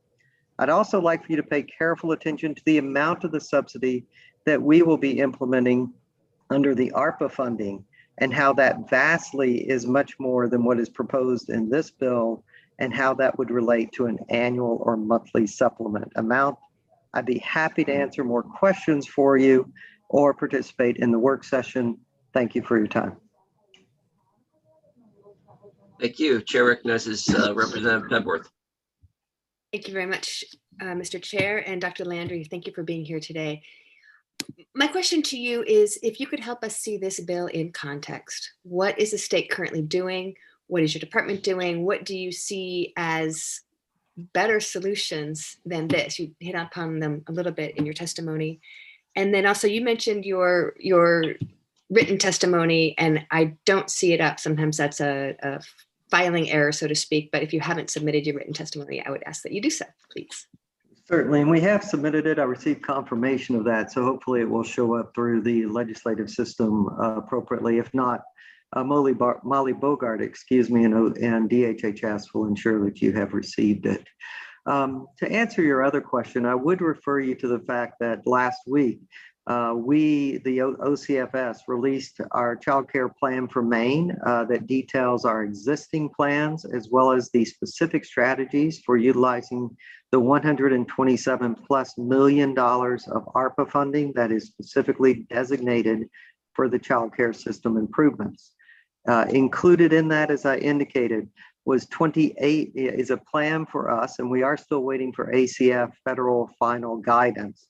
So these are tentative numbers, but our plan currently includes a 2-year wage supplement that will use $28 million of the ARPA funding for $100 per month wage supplements for all child care workers and staff in the state. So to give you a sense of size and scale, when you look at the $4.5 million versus the $28 million, 1 year versus 2 years, and I recognize there are some components of the bill as far as some scaffolding, but let's just take the 11,000 members who are currently on the registry. We think virtually all 11,000 of those would likely qualify for the wage supplement as envisioned in 1652. If all of them received it for $4.5 million, you'd be talking about a monthly wage supplement of somewhere between $35 to $50 a month. That is probably not going to be significant enough to do everything that the proponents here today have testified for you to support the workforce. So again, we do not deny the fact that wage supplements are a potential strategy. We just question two things: the amount, and two, we question the timing. With us already, with OCFS already planning to implement $127 million of ARPA funding, including $28 million specifically for wage supplements, we think it would be far wiser for the state to use this as an opportunity to study the impact of the wage supplements that we are planning to administer, see what the impact is, and then come forward based on that evidence and results to determine what the state may choose to do in the long term. Thank you. And if I may, Representative Pebworth, I also want to make sure the committee is aware of a different strategy bill that's going to be heard in the Taxation Committee. Representative Millett has introduced a bill that would implement tax credits as a way of supporting childcare workers as, as a different strategy. I'm not aware of any state that has implemented both wage supplements and tax credits. Because of the administration involved, most states choose one strategy or the other. I think that's an important thing for the legislature to keep in mind and consider. I'm going to ask if members have any clarifying questions. I want to be careful not to go into work session with this. So are there any more clarifying questions for Director Landry? Representative Hassenfuss.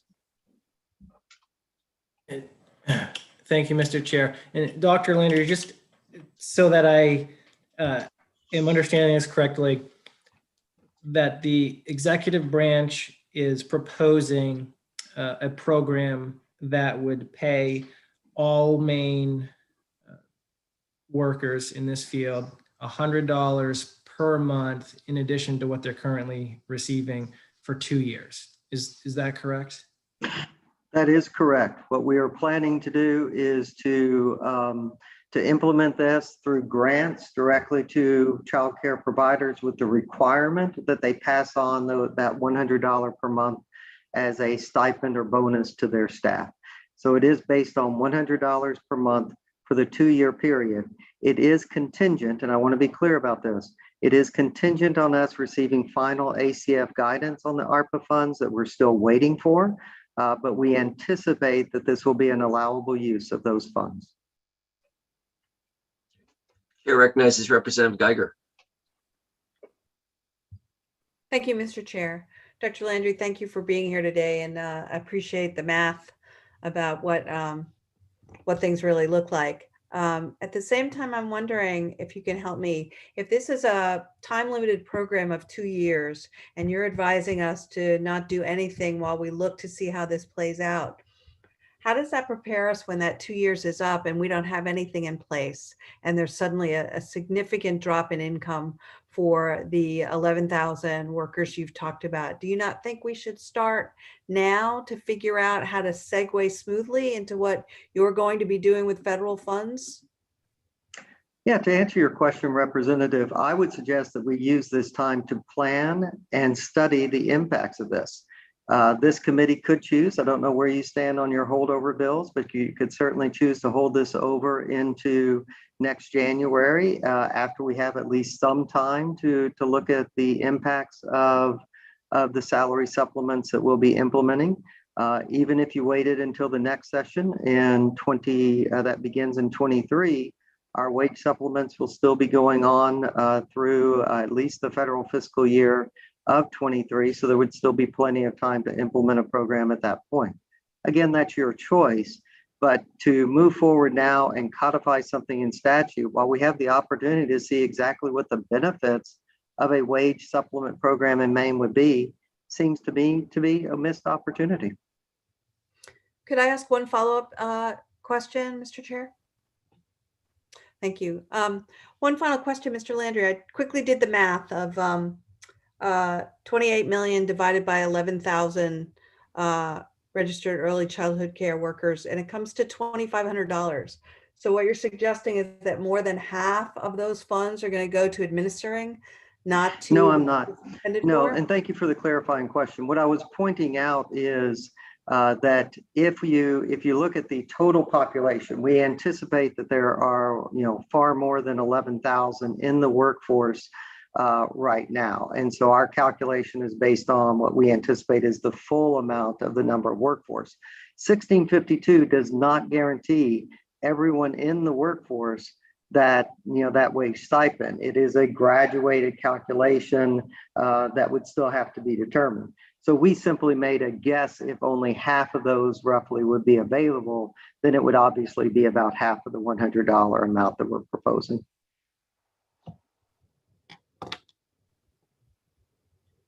Thank you. And with only $4.5 million, that's obviously a third of the $28 million over the 2-year period. So the combination of those two things was just some quick math, just to give you an idea based on how far $4.5 million will go versus how much the $14 million plus per year will go under the ARPA funding. Thank you very much, Dr. Landry. And with that, I think I see no other questions. So I will say thank you for your testimony. And Ms. Breton, I believe there's no one else in the queue to give testimony, so I will close the public hearing on LD 1652, an act to build a childcare system by recruiting and retaining Maine's early childhood educators workforce. At this point, we will, so we'll close that public hearing and we'll plan on a break. I see Representative Collmore has a question or a comment. Go ahead, Representative Collmore. Yes, thank you, Mr. Chair. I'd like to, if we could ask Ms. Olson, please, to bring in the OCFS plan that was mentioned so that we can review that before a work session, please. So if it's possible for Ms. Olson to find that or to ask the OCFS to share that as well, so we could have that in advance. Is there any other needs that committee members have requests for Ms. Olson? I know this is a very busy time for you and as well. So no other questions? Representative Roberts. Yes, this is for Ms. Breton, not Ms. Olson. You're off the hook here. For the work session, can we just have a representative from both Macy, May Association, sorry, for Education of Young Children, and what was the other one I was going to say? Is it the family childcare? Yeah, family childcare and Maine Roads to Equality. Those three off the top of my head.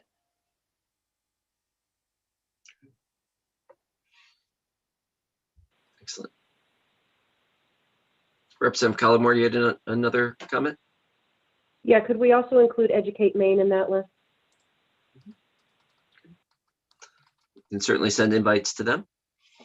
And with that, we will close and schedule a break. I see it is 12:37, and I'm going to look at 12. No, not 12. Let's see if we went to 1:20. Is that enough time for people to get lunch? Senator Curry? Yep, Senator Searway. I can't seem to get back on. I guess she may have shut Here, my... let me see if we can hear you. You're on, so let me see if we get a video issue. Harry, does that help?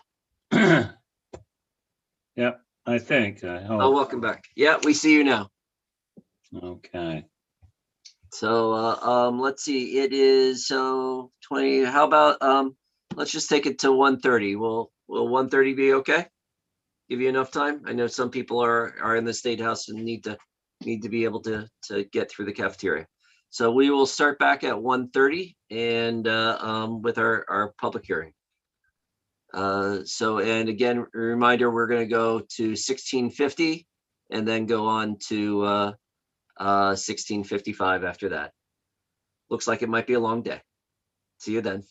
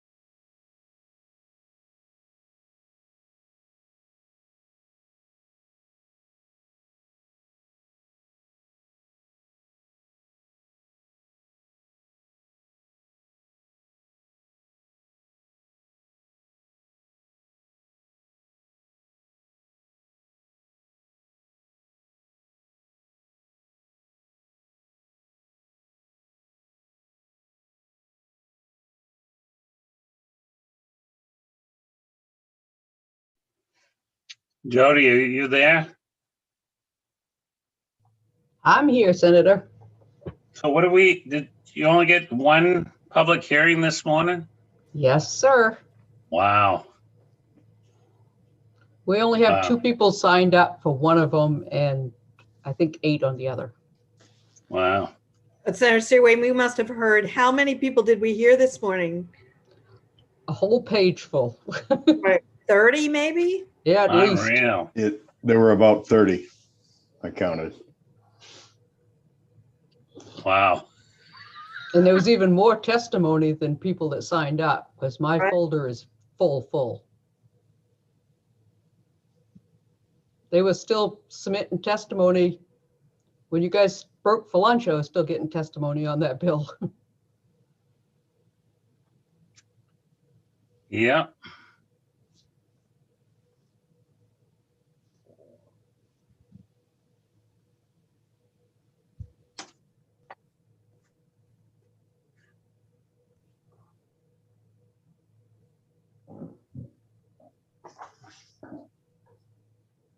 Well, this morning I've been sitting here, I've had a giant spider drop down out of nowhere that had some kind of color on its back. And it was like, okay. Wow. Yeah, my wife went out the door of the Benton Town office yesterday, out the front door. And they don't use it that much. And a spider got on her neck and bit her on the neck. Oh, geez. Caused there like a rash there almost like. Wow. Yeah.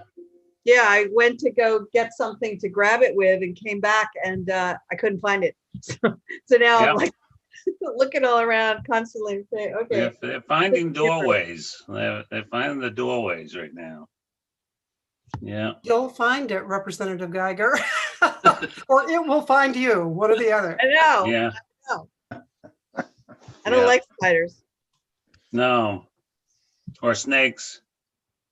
I don't mind snakes here in Maine, you know, we don't have any poisonous ones, but I don't like. Oh, people let them go though. They do get them. They bring them. And I had put a bill in about exotic animals so that they get a charge if they release them because they are dangerous. Those pythons and whatever.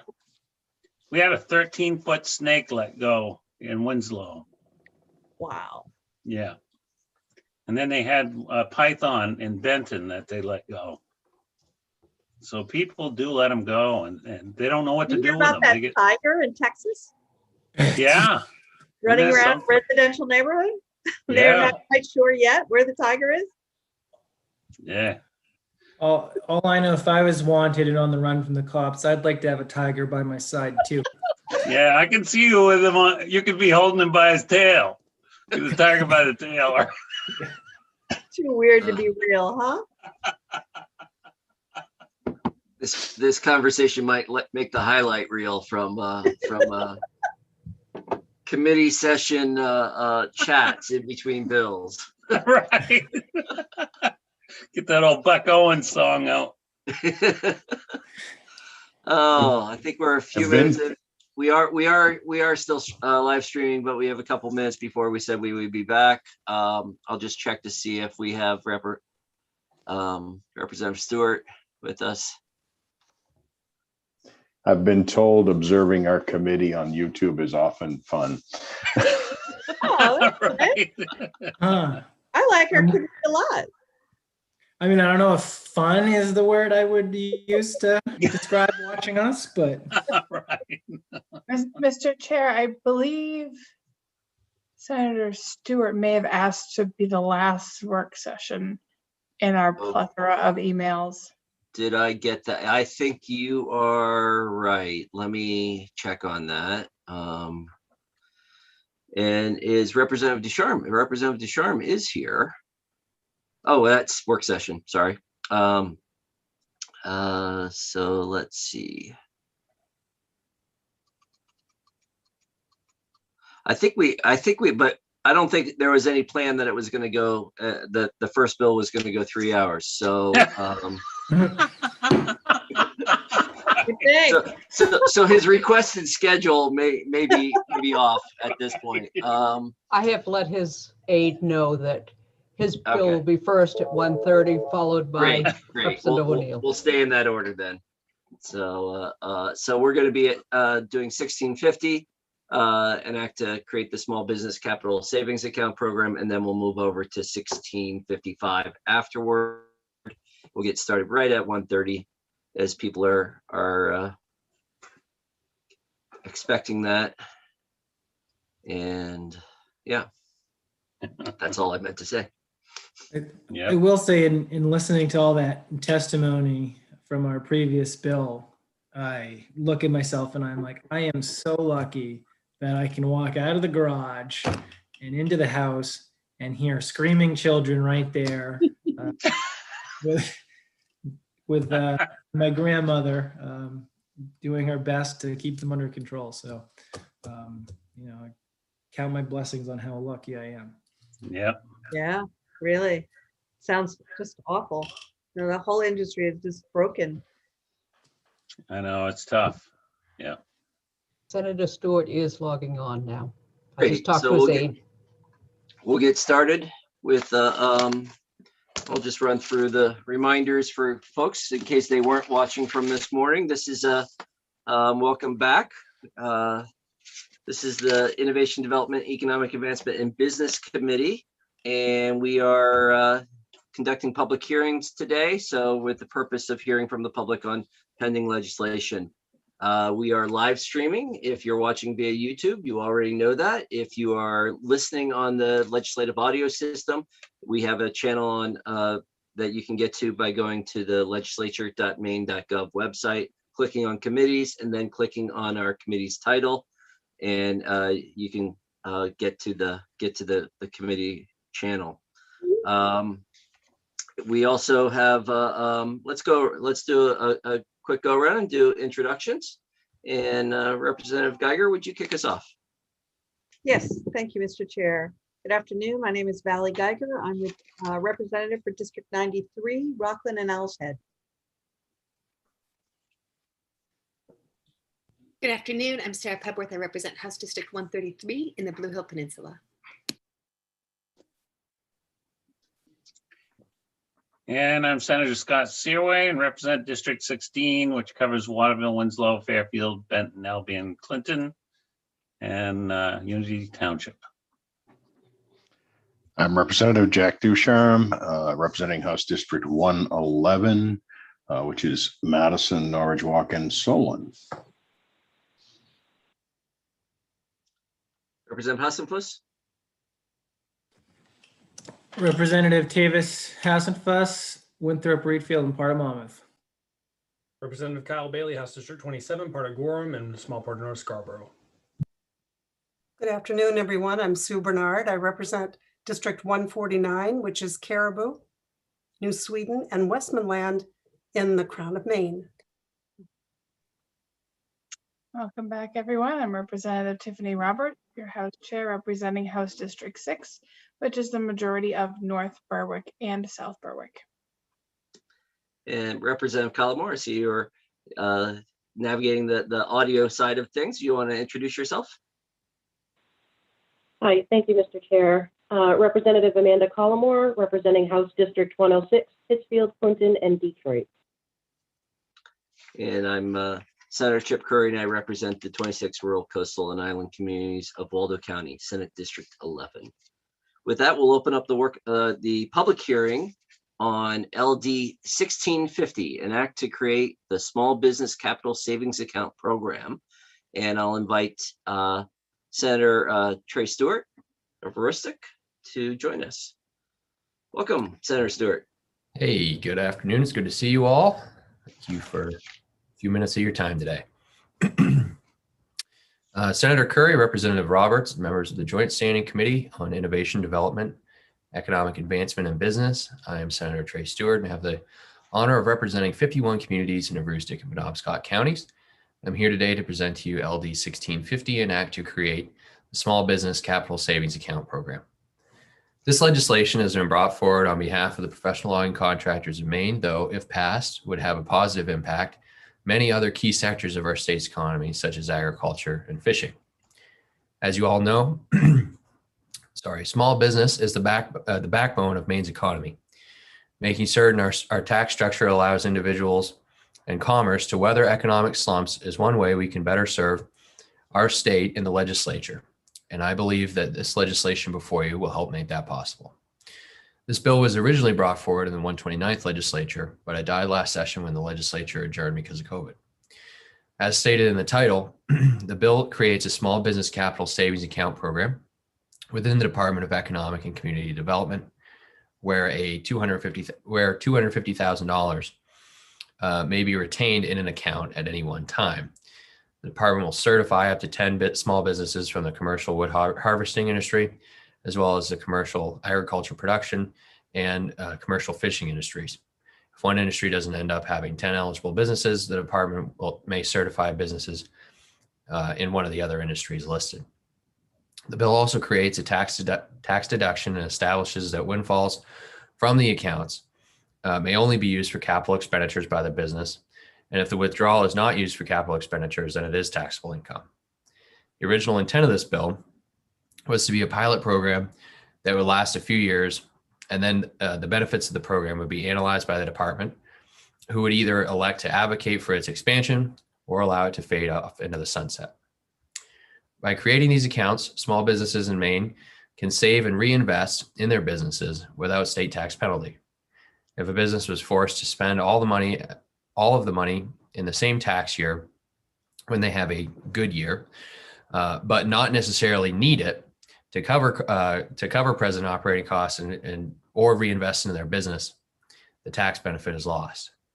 However, if they are allowed to set monies aside and draw upon these funds when there is a real demand for it, either from a sudden financial crisis like we've experienced in the last year, or to make long-term planning on significant capital expenses easier, that would be a significant boost for these businesses. I would submit to you that if a program like this was widely available at the outset of COVID last year, our small business sector would have been better off and our economy would have begun to rebound even faster. I feel this legislation provides clear benefit for those in the agriculture, fishing, and forestry industries, and I hope that you do too. Thank you for your consideration of this legislation. Happy to answer any questions the committee has at this time. Chair recognizes Representative Hassenfuss. Thank you, Mr. Chair. Senator Stewart, correct me if I'm wrong here, but is what you're envisioning a program where a business that qualifies under this would set monies aside so that they could then use those monies for capital expenditure that would be able to be deducted from taxes in that year? So it's essentially putting money over here where we can't do anything with it. We can't touch it. It's not counted as income for the business until we then pull it and buy a new wood harvester or something like that. And then we'll be taxed, and then we'll just take that tax deduction in that year. Is that essentially what it would be? The long and short of it, yeah, that's pretty close. So the goal is basically to allow for businesses, particularly ones with higher capital expense. So industries like logging, or forestry, farming or fishing, that may have a large, $1 million capital expense in any given year, but then not necessarily have that every year, to be able to, because if they spend that money in 1 year, they do get to write that off, right? But if they roll it over, it's then taxed as profit and they can't access it again. So it's only basically what money you're making in the good years, if you're having any, is going to be exempted, but you may not need it then. And so there's also the scenarios that play out where, to mitigate tax exposure, you've got some businesses that would make an unnecessary purchase, possibly, or an upgrade some of their existing equipment that may or may not be at its depreciated life and end of life. But that's the only thing that they can do, right? And so I think that the key is, if the legislature supports these types of keystone businesses in our state, we should have a tax structure that allows them to use the money that they've made when they need it, rather than the hard and fast rules of our tax code that say, if you made it, you either got to spend it now or it's not going to be there when you may need it 2 or 3 years from now. But you didn't have a good year, and so you don't have the profits to report, and so you don't get that benefit. Hopefully that answers your question. Thank you. Mr. Chair, may I just ask one follow-up? Yeah. How would this jive with the federal tax code? That's definitely the challenge, which is why it's a pilot project, and it's not a full-scale expansion to every business in the state.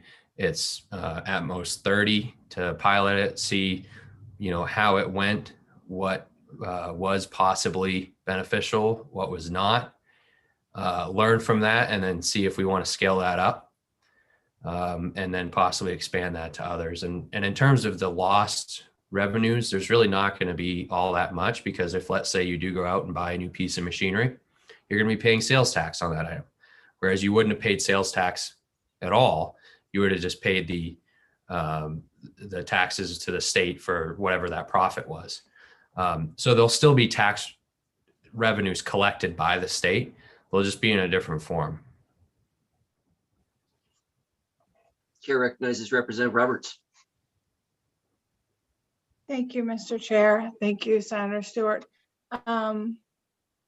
Is there, I just want to make sure I'm not missing something here.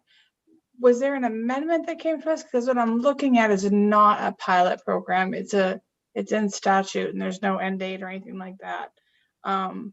You said that the original intent was for it to be a pilot program. So can you clarify as to what is the intent, and if it's not a pilot program, why not, etc.? Sure. So I apologize if that's not clear in that language. So a part of the problem is that 2 years ago, it was heard in front of a different committee, and we did a substantial amount of work on the bill, amending it at that point in time.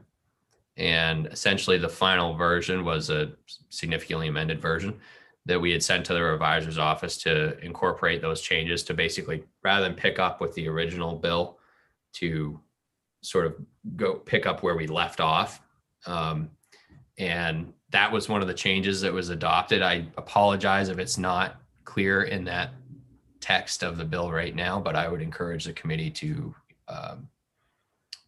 put that provision in there if you choose to work it.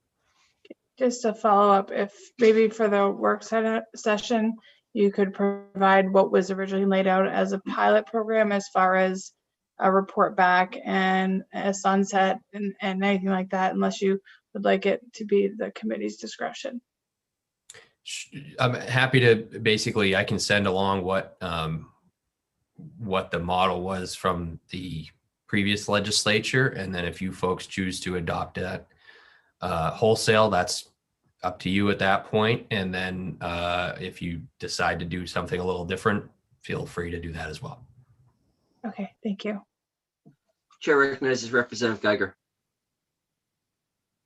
Thank you, Mr. Chair. Thank you, Senator Stewart, for bringing this forward.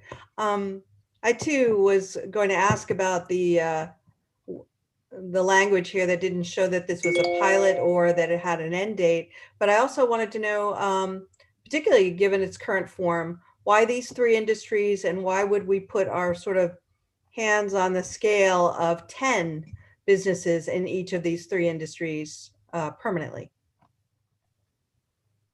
Thanks for the question. And I did see that your committee analyst did put into the chat that paragraphs 9 and 10 of section 1 do have the start and sunset dates. So I think that is included per her comment. Maybe that was an oversight.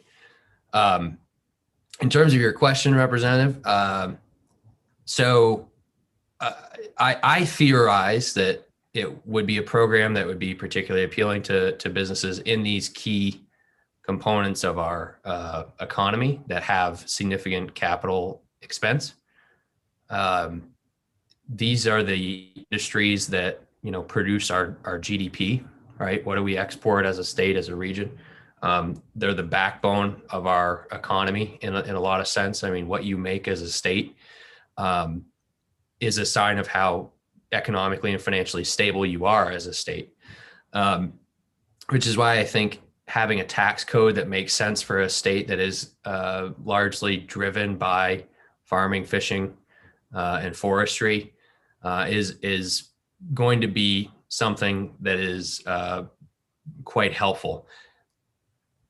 The thing is, knowing how the legislature works, I suspect that just a full-scale adoption of a policy like that is not going to happen. So in trying to balance, the need to do something different with maybe legislative hesitancy to adopt a wholesale change, right out of the gate, is how we sort of got to a pilot project that has a limited number of businesses in it that you could analyze, see what works, see what didn't, without, sort of throwing the baby out with the bathwater.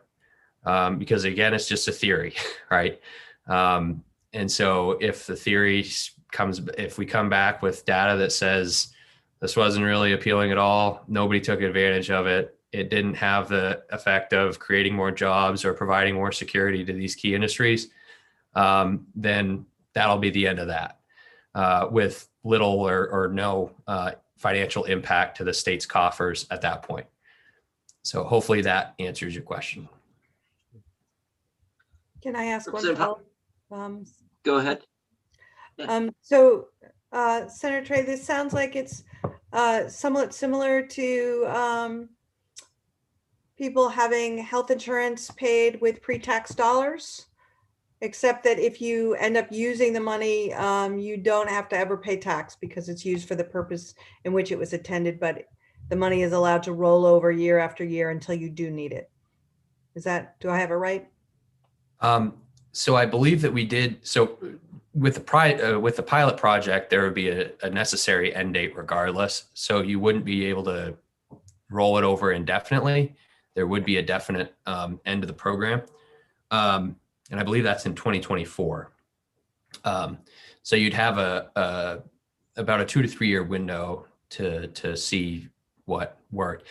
I'm not all that familiar with the other policy that you mentioned. It sounds like it's a similar goal where if you set money aside for it, you can do that pre-tax and not be penalized. But if the business, I believe that there is a provision in this bill that if the business doesn't spend it after a certain amount of time, it just gets counted as a profit, and then they would pay taxes on that anyway. The goal is not that we want the money sitting there indefinitely. We just don't want to force a business to use it unnecessarily on things that won't have a job creating impact if they could sit on it for a year or two and then bake that profit into their reinvestment of their business to expand opportunity, create more jobs, add another employee, that sort of thing, which in large part requires a significant capital expense, because if you're a logger and a fellow buncher costs $500,000 and you don't have that, you're not going to buy one. And so you're not going to create that job. And that's the goal of this legislation. Thank you very much, Senator Stewart. Representative Hassenfuss, did you have a second question? I do, Mr. Chair. Go ahead. Thank you, Mr. Chair. And Senator Stewart,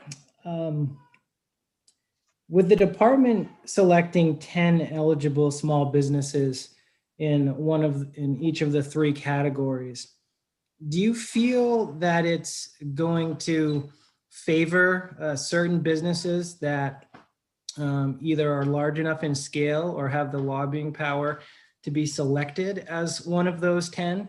And do you think that that's fair to the other businesses in that same category that aren't given this tax advantage? I guess a part of the response to that question is presupposing what the department is going to do with the opportunity.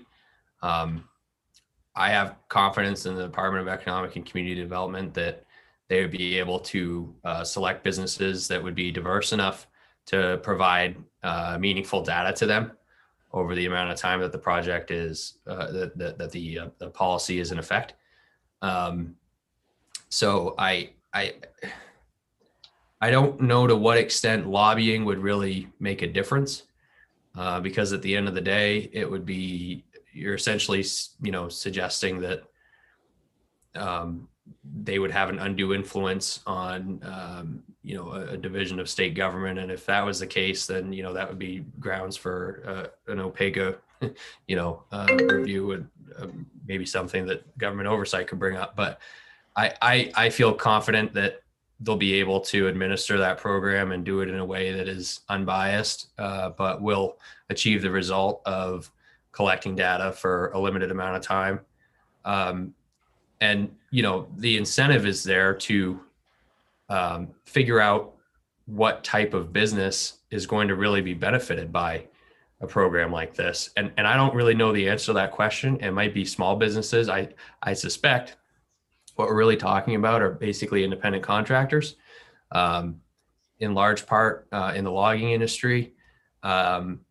Maybe they have a handful of employees, but they could expand if they had access to capital that didn't cost them anything.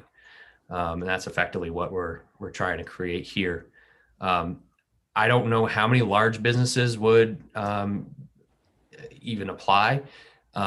If the committee is concerned about that, the committee could, of course, put some guardrails into the language, maybe capping it out at no more than X amount of employees. I don't know. That would be something for you folks to explore.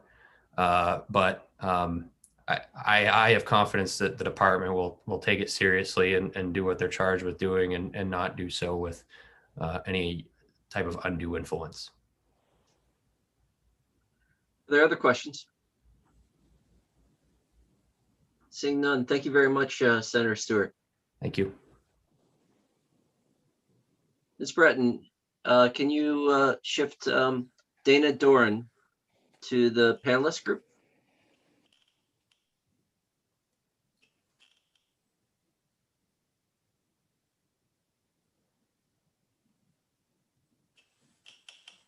Welcome, Mr. Doran. Hello, good afternoon. Senator Curry, Representative Roberts, members of the IDEA Committee, very good to see you. I'm the guilty party, guilty as charged, as the good Senator Stewart represented. So I've got my written testimony. I'm going to summarize part of it. I'm going to speak to some of the questions that were just raised and hopefully give you a good idea historically, contextually, where this idea came from, et cetera. So again, I'm Dana Doran, Executive Director of the Professional Logging Contractors of Maine trade association that represents logging and trucking small businesses throughout the state. Logging and trucking is basically a $620 million component of an $8.5 billion forest products industry, and directly supports about 4,000 jobs and indirectly creates another 5,000 jobs in the state's economy. First, thanks Senator Stewart for bringing this bill forward again. As he mentioned, it was LD 1156 from the 129th. I also want to thank Representative Dunphy for jumping on board as a co-sponsor and making this a bipartisan effort. All of you are familiar with what's happened in our industry over the last decade, and certainly what's happened in the last year because of COVID, not dissimilar to any other industry. Several of my members, this is where this idea came from. We're going to testify today, but they are now getting back into the woods and were unable to be with us because they don't have internet or cell service. They're out in the woods today. So I'll present their perspective. So despite setbacks in the last decade, as well as from COVID, one of the biggest obstacles in the forest economy is getting wood to market. And those challenges are steep, predominantly because of capital equipment. One of the greatest disincentives for small business growth in the logging industry is the inability to plan and save for future investment from year to year.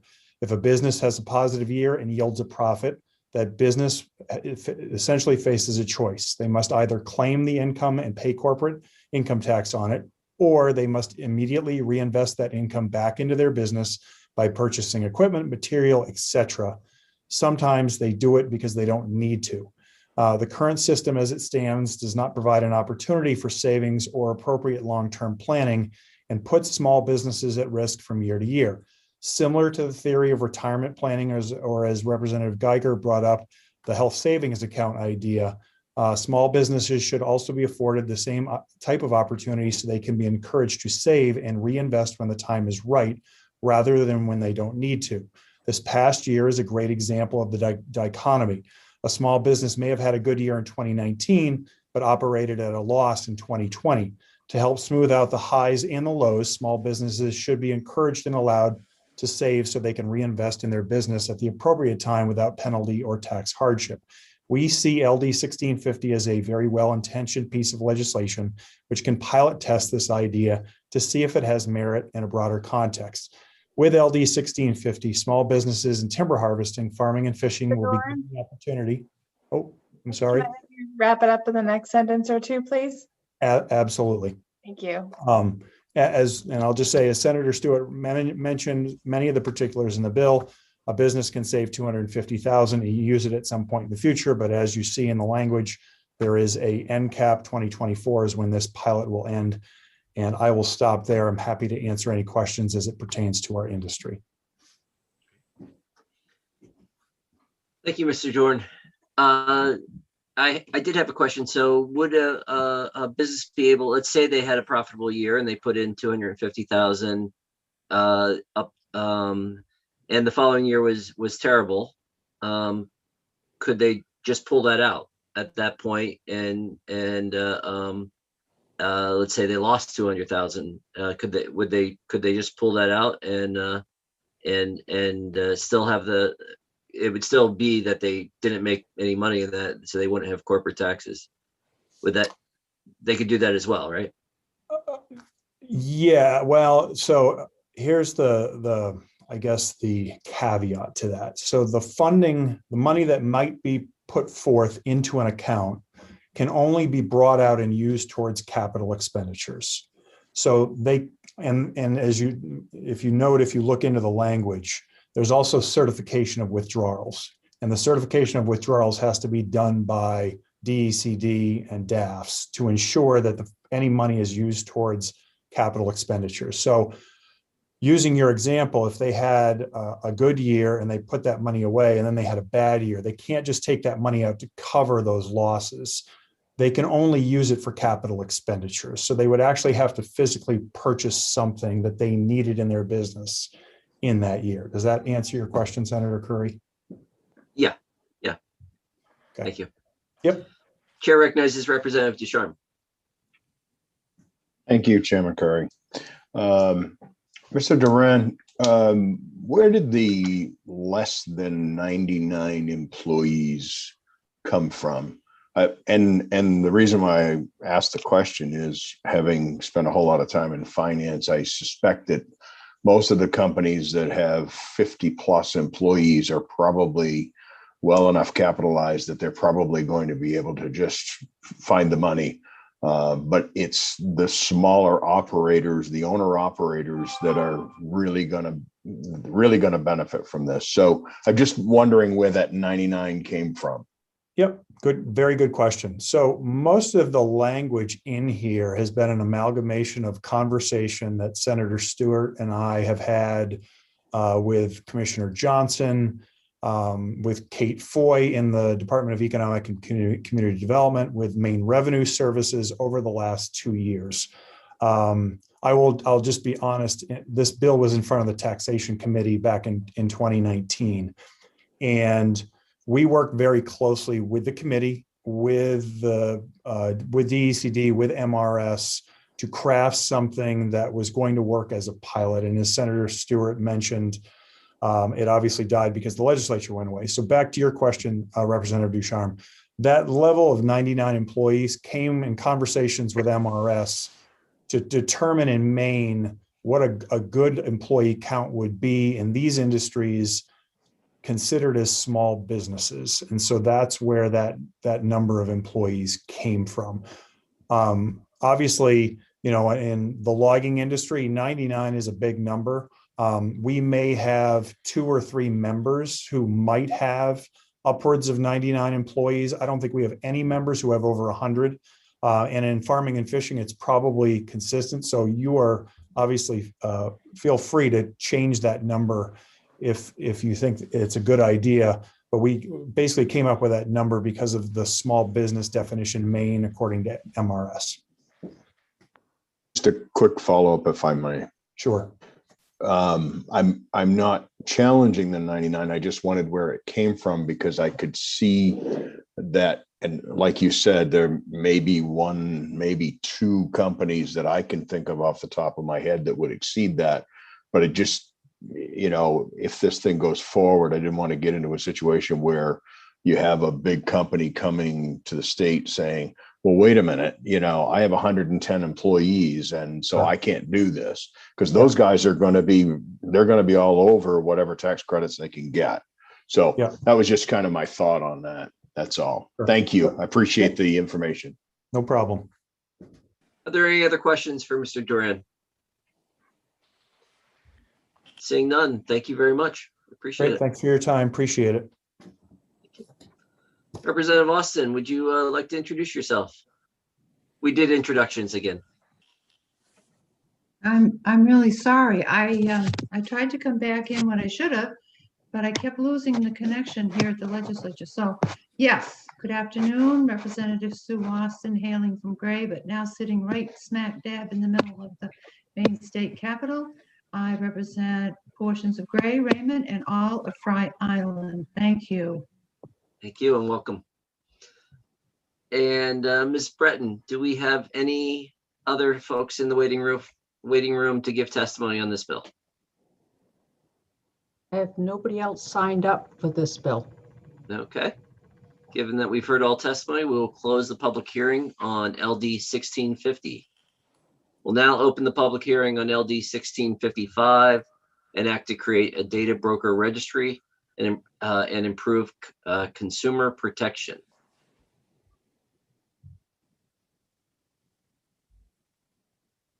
And Representative O'Neill, welcome.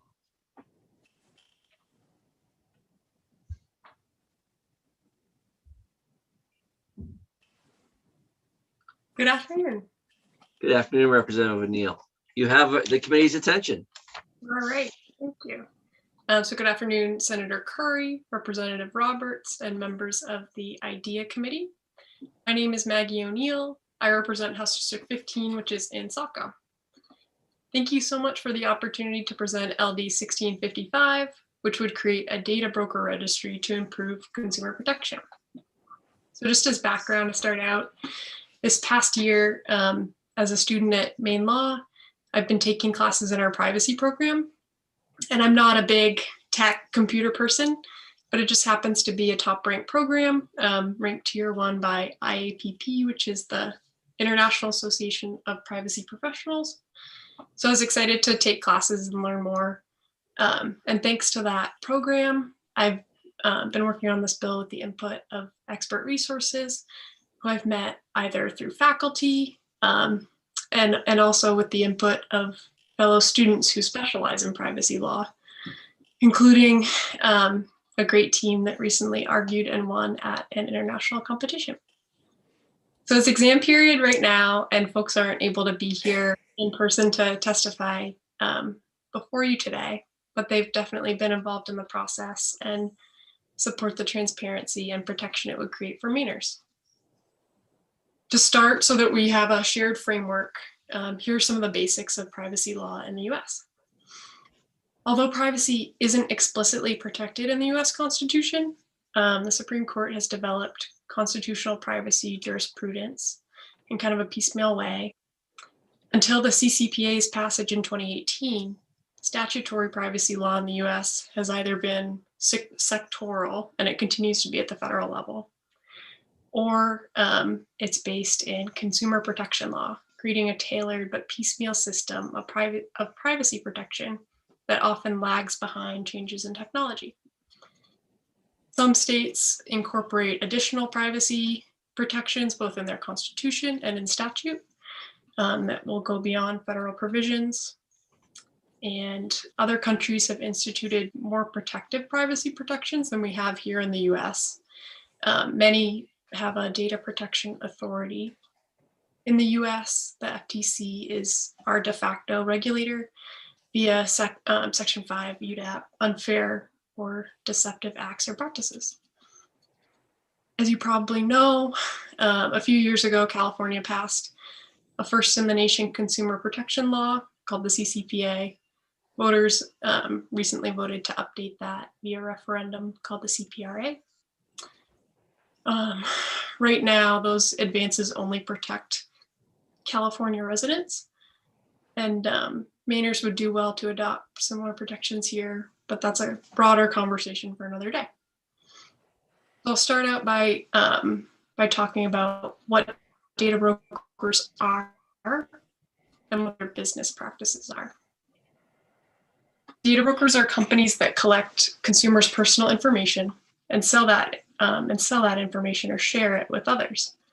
Most data brokers are invisible to consumers. And that's because these companies generally never interact with consumers. So it means that as consumers, we're often unaware of their existence, much less the practices that they engage in. And for many years, policy leaders have expressed concern about the industry's lack of transparency and the need for companies to move their data collection and use practices out of the shadow and into the sunlight. In 2012, the FTC released a report about data brokers that identified 3 broad categories. We have CRAs, consumer reporting agencies, where consumer data is used for decisions about credit, employment, insurance, and housing, and other similar eligibility determinations. And those will fall under FCRA. You have entities that maintain consumer data for marketing purposes. And then third, you have entities that maintain consumer data for non-marketing purposes, such as detecting fraud or locating people. Data broker practices remain opaque, especially for entities that maintain our personal data for marketing purposes and to detect fraud or locate people, those second 2 categories. Based on this lack of transparency, the FTC back in 2012 and in 2014 recommended legislation to improve industry practices, which I cite below. For more information, I have attached, when I submit a copy of my testimony, a copy of the 2014 FTC investigative report called Data Brokers, A Call for Transparency and Accountability. And that summarizes the information that the FTC gathered about 9 major data brokers and their business practices. So I'm going to read just some of the takeaways from the executive summary. The first point is that data brokers collect consumer data from numerous sources, largely without consumers' knowledge. Sources include commercial, governmental, and other publicly available sources, ranging from bankruptcy information, voting registration, consumer purchase data, web browsing activities, warranty registrations, and other details of consumers' everyday interactions. Data brokers don't obtain this data directly from consumers, and consumers are thus largely unaware that data brokers are collecting and using this information. While each data broker source may provide only a few data elements about a consumer's activities, data brokers can put all of these data elements together to form a more detailed composite of the consumer's life. Next point is that the data broker industry is complex, with multiple layers of data brokers providing data to one another. Data brokers provide data both to end users and to other data brokers, and it would be virtually impossible for a consumer to determine how a data broker first obtained his or her data. The consumer would have to retrace the path of data through a series of brokers. The next point is that data brokers collect and store billions of data elements that cover nearly every US consumer. Data brokers collect and store a vast amount of data on almost every US household and commercial transaction. As an example, in 2020, Axiom advertised that it had up to 10,000 attributes per person. And those items included political views, fuel consumption, social media use, economic stability, the number of purchases made with a card over a certain period, scoring of where a data subject lives, brand loyalty, and whether someone is a young adult, an empty nester, or has a family with young children. That information is then used to create detailed profiles of most people in the US. They're virtual, they're assembled, there can be inferred information, and there can possibly be erroneous data points included in there that can then be used to target advertising, to score the risk of a person's lifestyle, or to help determine someone's eligibility for a job. And because I'm not a data expert, I want to make a note that a resource is here today to testify neither for nor against, but really just to be a resource for the committee. The next point is that data brokers combine and analyze data about consumers to make inferences about them, including inferences that are potentially sensitive. So as noted, brokers will infer consumer interest from the data that they collect, and they use those interests along with other information to place consumers into categories. So I'm going to give you some examples. Some might seem harmless, like dog owners or winter activity enthusiasts or a mail order responder. Potentially sensitive categories include those that primarily focus on, for example, ethnicity or income levels, such as titles of lists called Urban Scramble or Mobile Mixers, both of which include a high concentration of Latinos and African Americans with low incomes. Other potentially sensitive categories highlight a consumer's age, such as a list called Rural Everlasting, which includes single men and women over the age of 66 with, in quotes, low educational attainment and low net worths. While Married Sophisticates includes 30-something couples in the upper middle class with no children. Yet other potentially sensitive categories highlight certain health-related topics or conditions, such as expectant parents, those with interest in diabetes, or cholesterol focus. The next point is that while data broker products offer benefits, many also pose risks to consumers because of all the data that's being aggregated. Some data broker products create consumer benefits by, for example, preventing fraud or connecting consumers with products that they desire. At the same time, many of the purposes for which data brokers collect and use data pose risk to consumers. Risks include the use of a consumer's data to wrongly deny a transaction or reject the consumer during a decision-making process without the consumer's ability to know how that information is being used if it falls outside of FCRA, to review that data and correct any erroneous profile information. A profile also might make a person subject to discriminatory advertising based on that profile. So if you looked at the kind of sensitive ones that I listed earlier, it might limit you to predatory ads for consumers with poor credit or receiving different levels of service from companies. There's a real potential for discrimination that isn't visible to the eye. It may facilitate sending of advertisements about health, ethnicity, or financial products, which some consumers may find troubling and which could undermine their trust in the marketplace. Moreover, marketers could even use seemingly innocuous references about consumers in ways that raise concerns.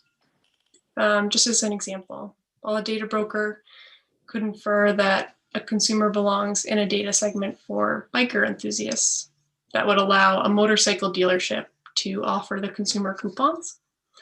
Over here, an insurance company could use that same segment and make an inference that the consumer engages in risky behavior. Similarly, while data brokers have a data category for diabetes interest that a manufacturer of sugar-free products could use to offer discounts, an insurance company could use that same category to classify a consumer as higher risk.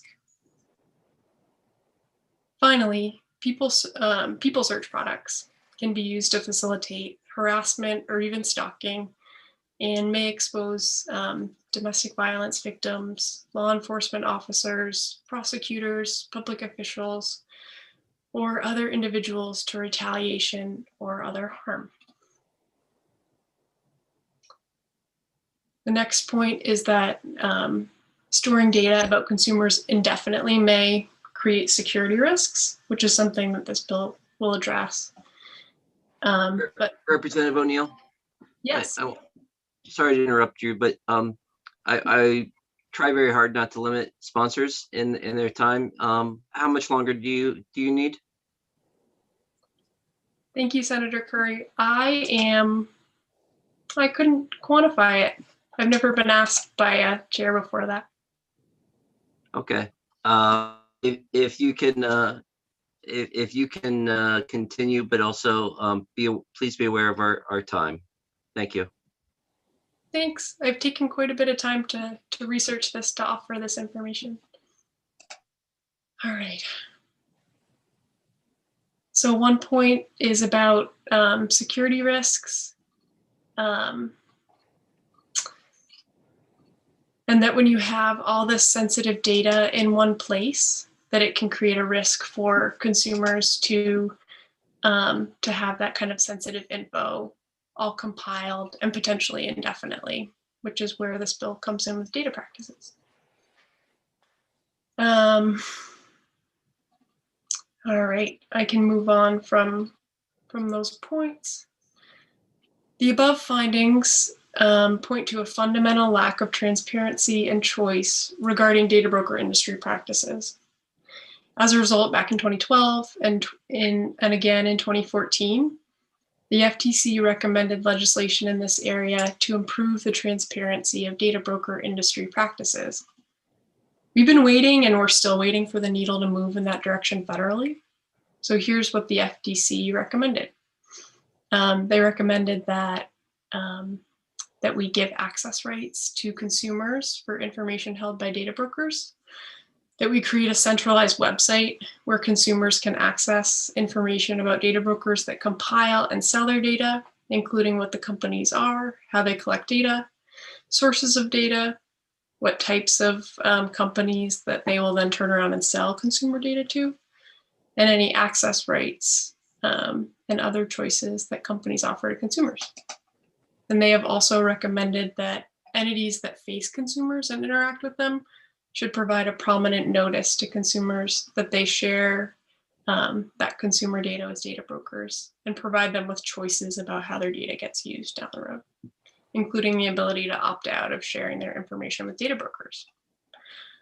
10 years later, we still lack a centralized process, a centralized means of providing transparency to consumers, and legislation guaranteeing comprehensive privacy rights for all Americans. As a result, in 2018, the state of Vermont acted on these recommendations and created a data broker registry that requires data brokers to register with their Secretary of State if those companies collect and sell the information of Vermont residents. So that's what I have based the text of this bill on. The AAG, who enforces this law, happened to teach a summer course at Maine Law, and I got to learn about it directly from him. So I reached out to him for support during my research process. And I'm sure that he'd be willing to be a resource if folks have any questions about that process. I also want to note that California has a data broker registry as part of its broad consumer privacy law called the CCPA. I got feedback from experts that Vermont's structure is a better template, and that's why I've largely drawn from Vermont's law in drafting.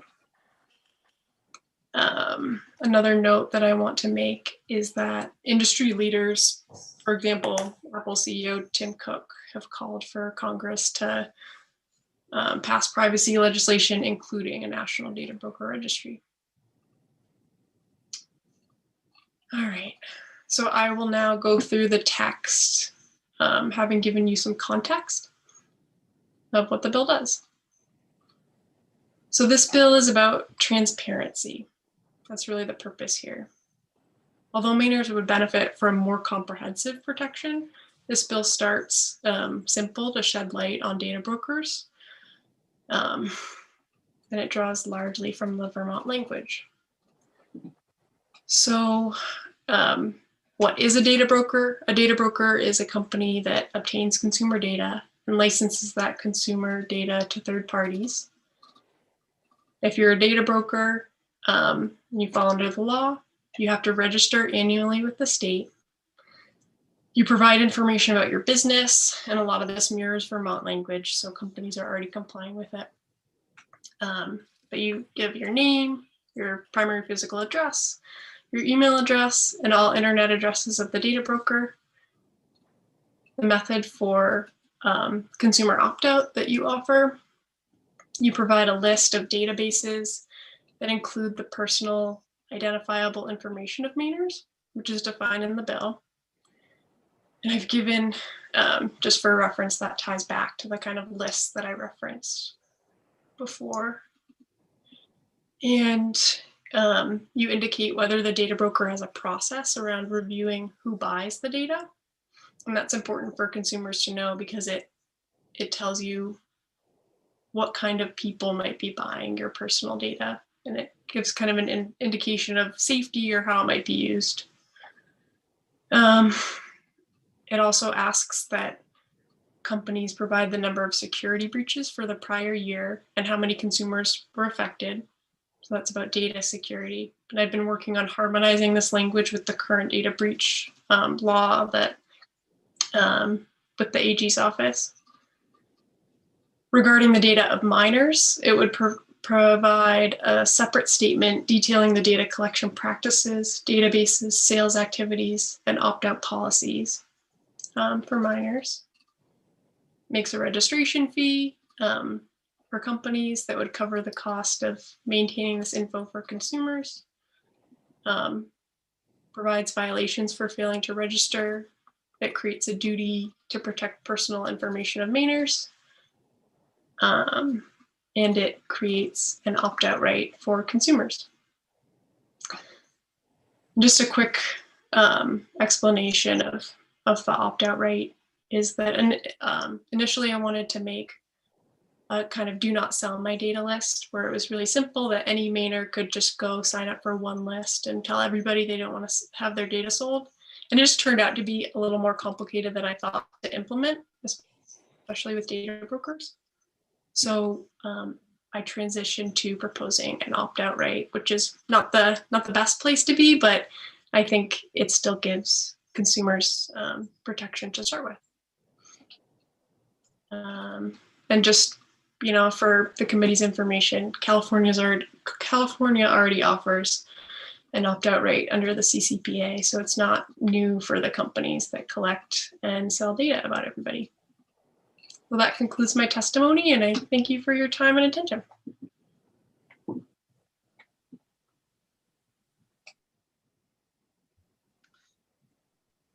Thank you for your testimony. Are there any questions?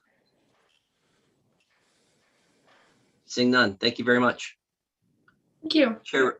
Chair, let's see, is there, Ms. Breton, is there anyone in the waiting room in order to give testimony?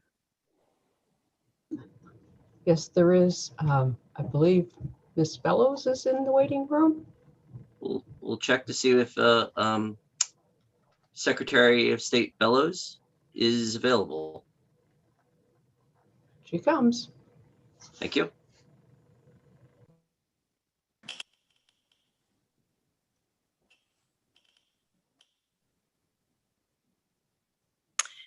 Welcome, Secretary of State. Good afternoon, Senator Curry, Representative Roberts, members of the Innovation, Development, Economic Advancement, and Business Committee. I am Secretary of State Shanna Bellows, and I'm speaking today in support of LD 1655. The right to privacy, or the right to be left alone, is fundamental to freedom of thought and association. Additionally, in an age of fast-changing cybersecurity threats, the right to privacy increasingly is a matter of security. The consequences of identity theft subsequent to data breach can be devastating. Unfortunately, big data is big money, and it's usually not a question of if there will be a data breach, but when and to what consequence. With that in mind, we think that the Data Broker Registry is a good idea, and we support this bill. We did, in fact, consult with the Secretary of State in Vermont about their program, and they made very clear that this is something that we could implement here in Maine. Already, the Corporations Division receives annual reports from every company that does business in the state. This would require some technology investments, and we recommend that we create something that allows consumers to search that system, but it's something that we're happy to do. Thank you, and I'm happy to take any questions.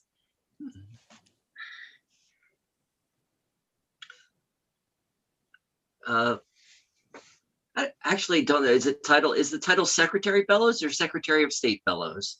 It's Secretary Bellows. Thank you for asking. Okay, thank you very much. I wasn't sure how to address you. Secretary Bellows, why there seems to be a distinction between those who are engaged in data brokering and those who are data brokers. So folks like Facebook could be engaged in data brokering, but they're not included in this. Is there, when you're in your discussion with the folks from Vermont, was there an argument as to why to include only those who don't have a direct relationship with the customer? Are you familiar with that issue? Yeah, I think this is definitely a great question for the work session. We did not have this level of conversation with Vermont, but we're happy to research how they chose their definition and report back to the committee.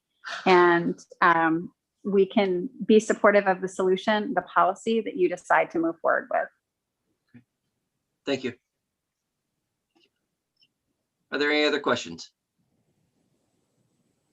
Seeing none. Thank you very much. Thank you. Secretary Okay. Bellows. Bye. And let's see. Ms. Breton, is there anyone else that is speaking for the bill? I do not believe so. Okay, so we'll now shift from against, and I will ask you to bring in Kathy Senabaros. Well, you missed a really fun one yesterday. Or I might have butchered that last name. It's kind of a train wreck, to be honest, but yeah. And I am not sure who is on the phone. So if they'd change their number to their name, it would be helpful so I'd know when to move them in. Okay. Welcome. And I apologize in advance if I mispronounced your last name. Not a problem at all.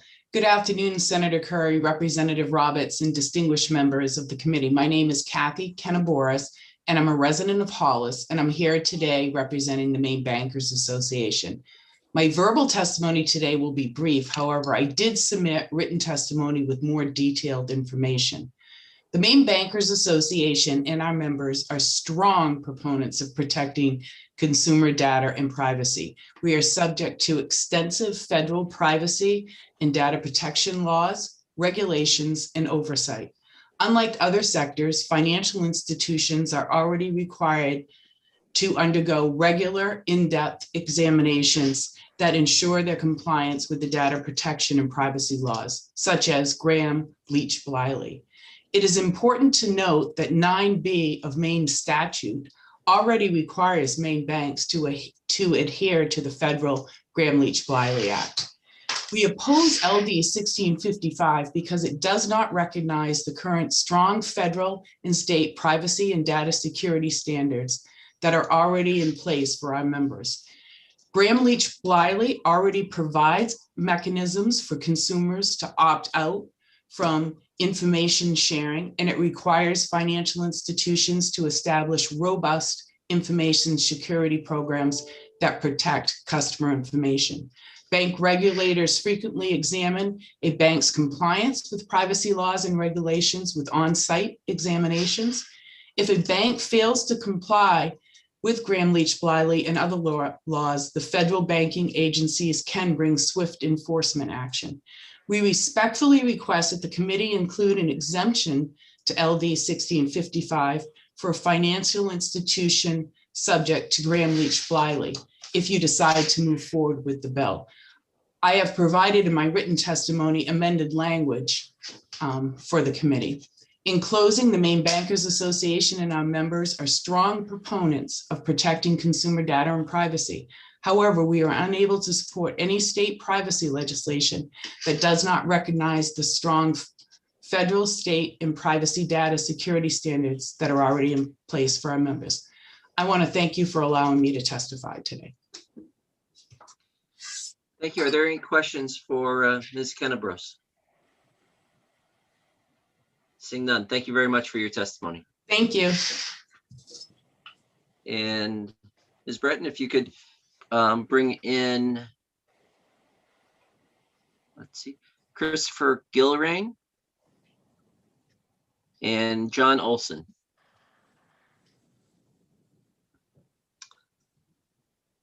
Welcome, Mr. Gilrain. You're muted right now. You know, it's only been about 10 months of this, right? Apologies. Thank you, Mr. Chairman, Madam Chair, members of the committee. I will be brief. I know this has been a long day of testimony for you. My name is Chris Gilrain. I represent TechNet in the Northeast. TechNet is an industry association representing companies throughout the innovation ecosystem. We represent companies from startups to some of the most recognizable global brands. I'm here to respectfully present our members' concerns with LD 1655. Broadly speaking, TechNet supports a uniform, consistent consumer privacy standard through federal legislation. Now, we've been saying this for a long time, but it appears that the momentum has finally caught up to that concept, and we are strongly supporting a federal standard. As to LD 1655, the risks that this bill seeks to address are already taken care of under current Maine statutes. Maine has laws to protect against scams, financial fraud, stalking, identity theft, data breach, and other harms that are laid out by the proponents as potential risks with these companies. What this bill would do is place onerous restrictions on companies that already act in good faith, and as those are the ones that will actually register under this bill, those that are already above board. The others who are acting against the best interest of Mainers will likely just avoid registration. The collection and data and sharing of data underpins the modern online ecosystem and, frankly, the modern economy. It's important to note that third-party data and data that is collected without an express transactional purpose can become a resource for research and development. That's always been the basis of academic research, and the same concept holds true here. It's what's going to help businesses respond to changing behavior to come out stronger after the pandemic.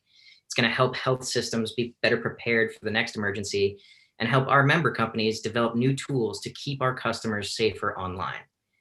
The academic grants and workforce development programs being discussed as part of the Endless Frontier Act in Washington, the research and training that's being done in places like UMaine and the Rue Institute down in Portland are all focused on building America's competence and leadership in big data and AI for the jobs of the 21st century. A lot of that is going to rely on large data sets to analyze and create models. Putting onerous requirements or restrictions on the providers of that data could unfairly hamstring Maine's innovation economy. Thank you for your time this afternoon. I will follow up with written testimony, and I welcome any questions. Thanks again. Are there any questions for Mr. Gilrain? Seeing none. Thank you very much. Thank you. And Mr. Olson, welcome. Thank you, Chair. Good afternoon. My name is John Olson. I am the Northeast Regional Director for the Internet Association, IA. IA is the only trade association that exclusively represents leading global internet companies on matters of public policy. Our mission is to foster innovation, promote economic growth, and empower people through the free and open internet. We believe the internet creates unprecedented benefits for society, and as the voice of the world's leading internet companies, IA works to ensure legislators, consumers, and other stakeholders understand these benefits. IA respectfully opposes LD 1655, which would create a data broker registry in the state of Maine. More concerning to the internet industry, however, is the specific definitions this bill would enshrine in state law, as well as new mandates to businesses large and small that would create a compliance nightmare without providing meaningful privacy protections. In my written testimony, I've detailed a number of concerns, but I will just highlight a few right now. LD 1655 appears to be modeled off the Vermont data broker law. The proposed bill here in Maine goes beyond Vermont and California law in that the broader definitions of both data broker and licensed would capture many more businesses than what are statutorily defined as data brokers in other states. Not only does this create inconsistency in statute and therefore additional compliance concerns for national and international companies that do business in Maine, but it further burdens small businesses who utilize the internet as a way to reach more customers. The opt-out provision of this bill is overly broad and allows a consumer to opt out of basically any sharing with a third party, with no exceptions for sharing for completing a contract, maintaining reasonable security, or maintaining the integrity of the service provided. This provision, combined with the definitions of data broker and license, would have a major impact on the free flow of data that has become integral to today's economy. Excuse me. The inclusion of language that references the Maine Unfair Trade Practices Act is concerning, as the statute allows for private right of action, while LD 1655 provides for Attorney General enforcement. We would strongly encourage that reference to be removed should this bill move forward. Private right of action rarely benefits a consumer as it is intended and generally provides financial gains solely to the plaintiff's attorneys who file class action lawsuits on behalf of aggrieved consumers. Little monetary compensation makes its way into the pockets of those claiming injury, and most cases are settled without addressing whether actual harm was committed. And finally, while well-intentioned, this bill may actually create greater privacy risk to Maine consumers by requiring the disclosure of all personally identifiable information in the possession of data broker to the state. State governments are often the targets of cyber criminals and hackers, and a 50-state review conducted by IA of cybersecurity preparedness has found many states, including Maine, with woefully unprepared for a sophisticated attack. For these reasons, IA strongly urges the committee to hold LD 1655 unless the bill is amended to match the Vermont law. Thank you for your time, and I welcome any questions. Chair recognizes Representative Bernard. Thank you very much, Senator Curry. Thank you so much, Mr. Olson. You've said a couple of things that have concerned me. And the one, I'm just wondering if this bill were to pass, do you picture or do you think that it could penalize such places as LL Bean doing their outreach for marketing or any? That's not a small business, that's a large business, and it's a big, important business to the state of Maine. But I'm wondering if there are other, smaller ones that reach out in the same way to consumers, if it could penalize them in some way. Yes, I'm afraid that based on the definition of data broker that provides for exceptions to the third-party relationship as with respect to, reaching out via email or for purposes of advertising, that the bill would actually capture many more businesses, including LL Bean and others that utilize data for marketing purposes. So again, I would encourage any form of this bill that would advance to just be amended to match the Vermont law, which provides exceptions for those cases, especially with e-commerce. That's, combined with the license definition, this really does, categorize many more companies as data brokers that wouldn't otherwise be considered data brokers. Are there any other questions? Thank you very much. Thank you. And I'll ask for it, Mr. or Charlie Sultan.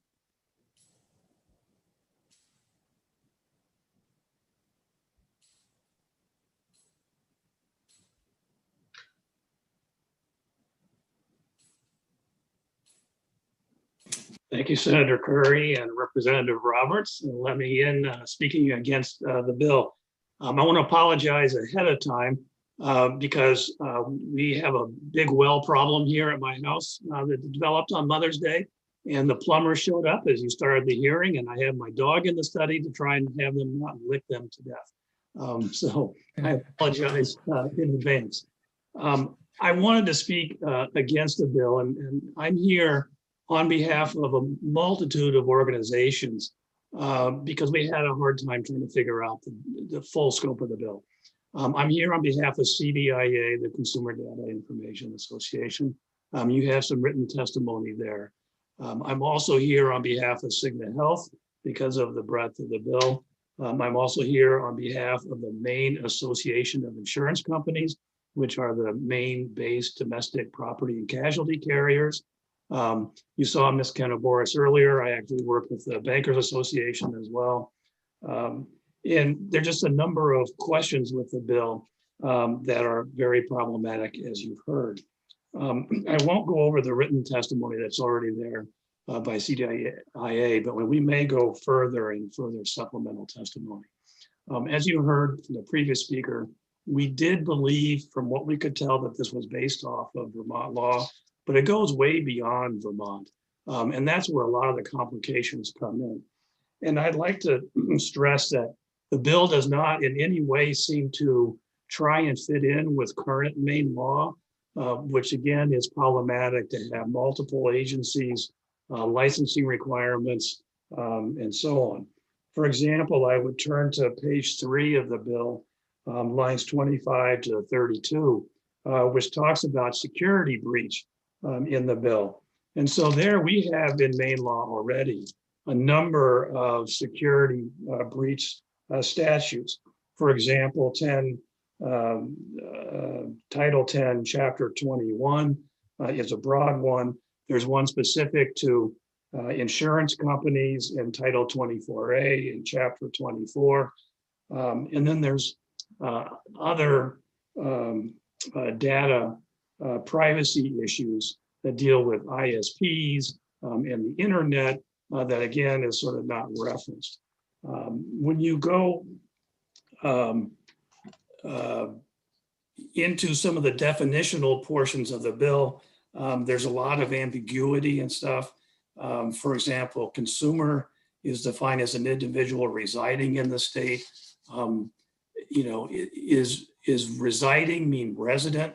Because we have residents in the state who also live elsewhere, but may who be here 6 months and so on. How would a licensed individual or someone under this law really track that? There's a lot of portions of the definitions that talk about name and address.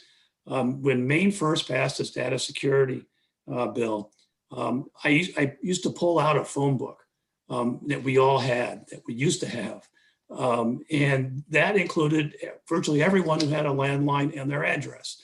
And that was a public document. And so it's kind of hard to mix and match some of these categories and then make it all make sense. So we are opposed. We think the bill's not ready for prime time, and that it would need a ton of work to actually fit within Maine law. So I'll leave it at that, and glad to answer any questions if I can, and then get back to you with more information as we go. Thank you. Thank you, Mr. Sultan. Chair recognizes Representative Geiger. Thank you, Mr. Chair. Mr. Sultan, thanks so much for being here today. Here's my dilemma. My data has been breached through the VA TOGIS breach. My data has been breached through my local bank. My data has been breached through the stores that I've gone to, at least 3 of them. So while this seems overbroad, I was actually cheered by Mr. Olson saying that the consumer opt-out portion of it was overbroad and almost too strong, because I had not seen the bill that way. So my question to you is, I am drowning not only in data breaches, but the average consumer is drowning in ads, frauds, scams that come across my email every day that are numerous and unbelievable. But I don't see institutions acting to protect my data or to use my data in a way, or make sure my data doesn't get to those who are looking to perpetuate scams. And so what do you say in return to, you don't like this bill, but I don't see anything else being done that in any way protects the consumer? I'm particularly concerned about people my mother's age who live alone, that have internet, but have no idea what it is they're seeing, its reliability, when even I get fooled sometimes into clicking into some disaster. So what is your answer to those who are seeking to protect us from what to me is a completely unregulated Wild West of data use? Well, most of those instances that you mentioned, one would not be covered by the bill or already covered by current law. So as I stated, Maine had one of the earliest breach bills and laws in the country. We worked at, I want to say, sometime in the 90s and so on. So there is quite comprehensive law on Maine's books about reporting breaches. I do not believe, and I'll be subject to correction by my client, but I do not believe a Maine bank has been breached. A lot of the merchants have been breached. And so on, that go through, and most of those breaches are then discovered by the financial institutions who then suffer the consequences of the breach with any loss of monetary value and so on. You know, having people try to spoof you, get you to click on bad links and so on, I don't believe that's going to be covered by this bill. Those are really covered by other provisions. I mean, I certainly feel your pain. I am a small law firm and we spend tens of thousands of dollars a year trying to prevent security breaches of our confidential information, let alone having our system be ransomed and so on. And I can guarantee you that banks, insurance companies, and for example, the CDIA members spend millions a year. It is their number one priority to secure that information for you. And it is hard and it is a full-time job. And we've dealt with that in multiple ways in you know, the best we can. This bill really talks more about taking, you know, information that's available oftentimes publicly and trying to aggregate it and use that for marketing purposes or other purposes. Chair recognizes Representative Roberts. Thank you, Mr. Chair. Mr. Sultan, I'm wondering if you can just clarify again your title, position, just because you had said something about my clients and that you weren't aware of a Maine bank having a data breach, and I would vehemently disagree because my bank has been breached twice in the past 5 years. So I'm just kind of wondering what your background is and where this information is coming from. I am an attorney in Augusta. I've been practicing for 34 years, and I have been appearing before this committee and its predecessor committees for that long. I represent the Maine Bankers Association, so you saw Ms. Kenoboris testify earlier. I have pretty good knowledge of the activities going on in those. So I'll verify that, Representative Roberts, to make sure you get the right answer on that. You can probably look into Southern Maine. Hmm? Look into Southern Maine, I would suggest. Oh, we will. I'll definitely get back to you on that. I'm very aware of the multitude of breaches that they have dealt with because of credit card and issues and breaches at retailers large and small that affect Maine consumers. Thank you. Chair recognizes Representative Hassenfuss. Thank you, Mr. Chair. And good afternoon, Mr. Sultan. How are you? I'm doing well. Thank you, sir. You spoke of the Vermont law. Can you just kind of explain what the differences are between the Vermont law in this law and what opposition you might have to what Vermont has done? Let's see. I'm trying to figure out.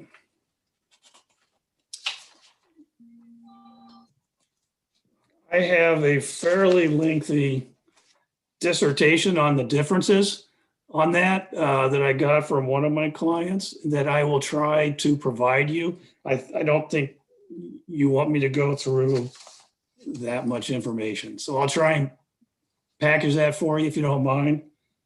Yes, that would be fine. Just something written on Vermont as well. And yeah, I know you've been going a long time, but I have a fairly extensive list of that.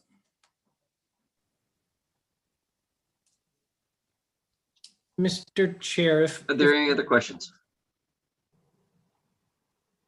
Go ahead, Representative Hassenfuss. Yeah, I just wanted to ask what the bill sponsors thought of the Vermont legislation was, and she can come back with that for work session as well. It's just something that I'd be curious to know. Be happy to bring her. She's currently in the attendee list. If you'd like, we can bring her back in for that, but clarifying question.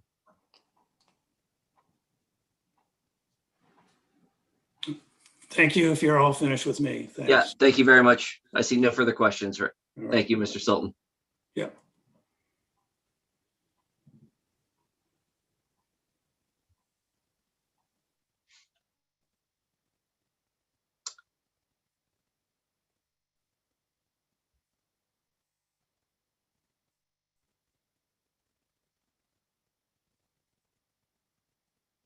And Representative Hassenfuss. Ms. Breton, if you can bring in Representative O'Neill.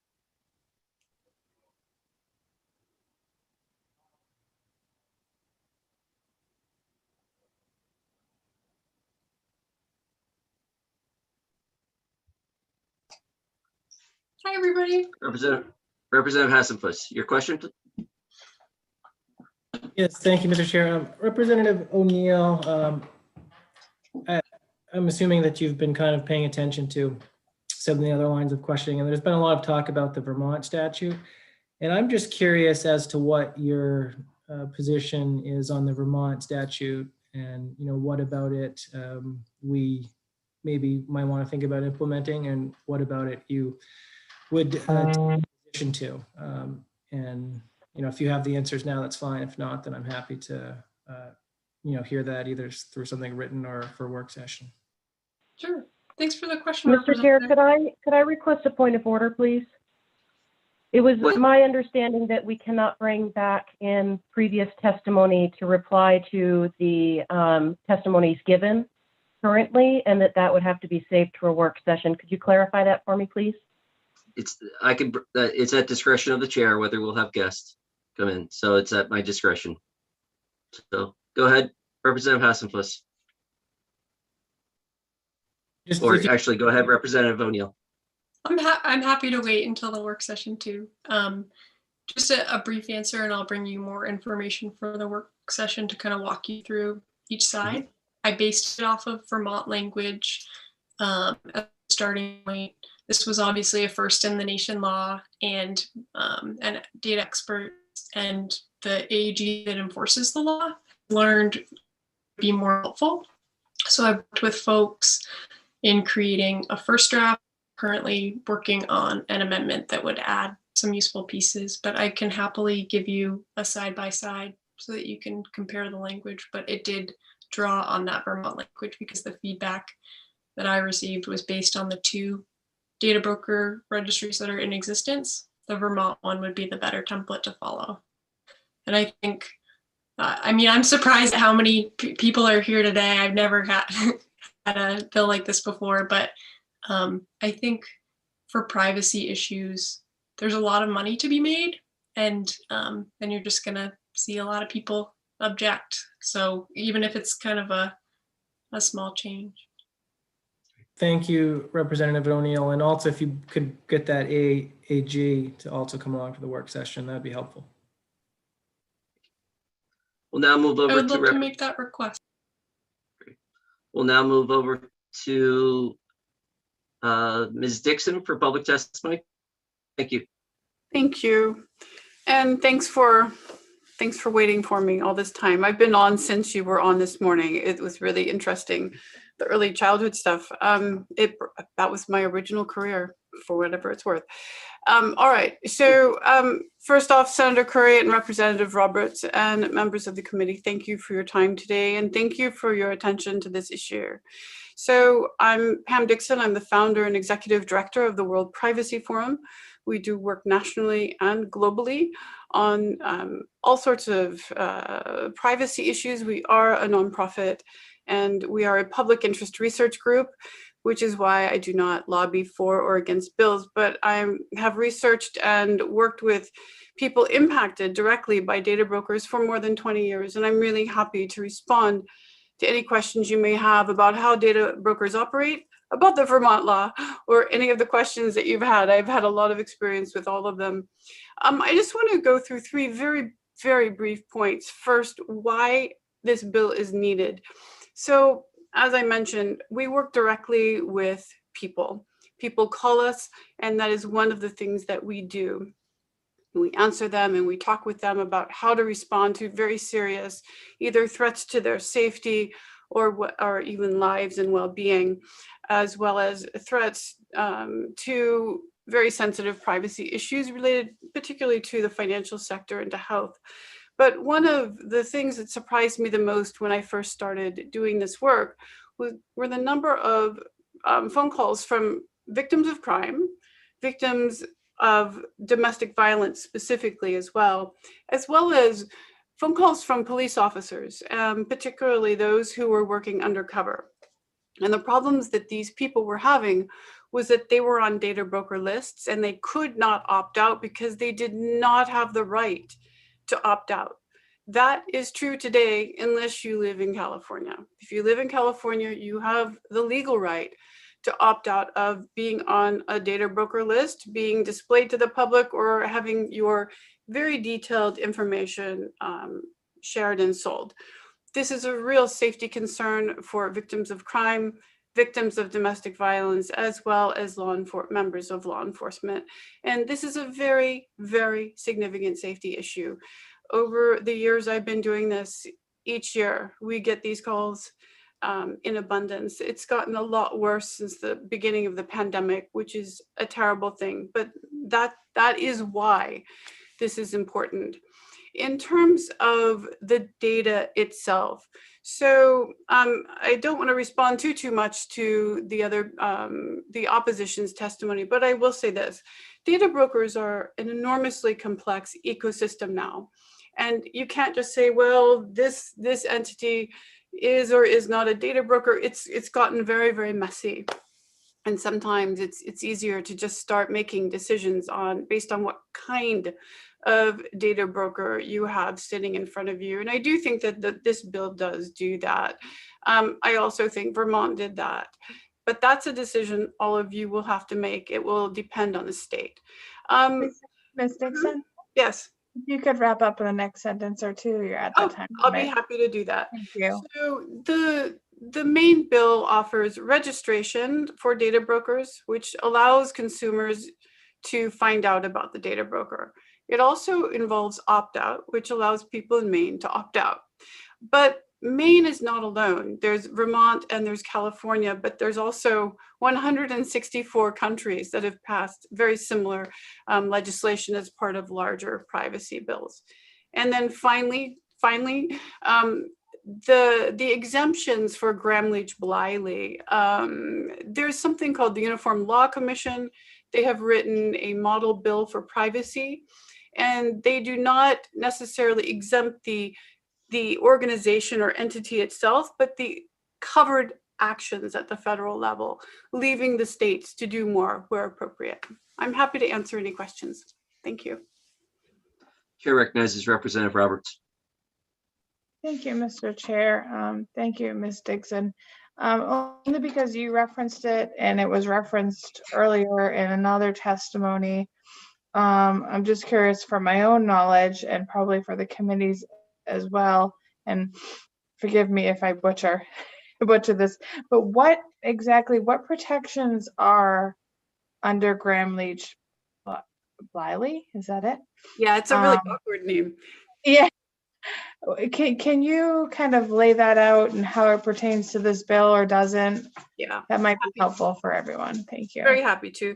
So I'm going to go back to the Fair Credit Reporting Act. The Fair Credit Reporting Act, which, as all of you know, regulates how our credit reporting system works, is an extremely comprehensive, important mainstay bill. It was literally one of the first major privacy laws in the world. And the Gramm-Leach Bliley statute is nothing like that. Gramm-Leach Bliley allows consumers to opt out of affiliate marketing in some circumstances.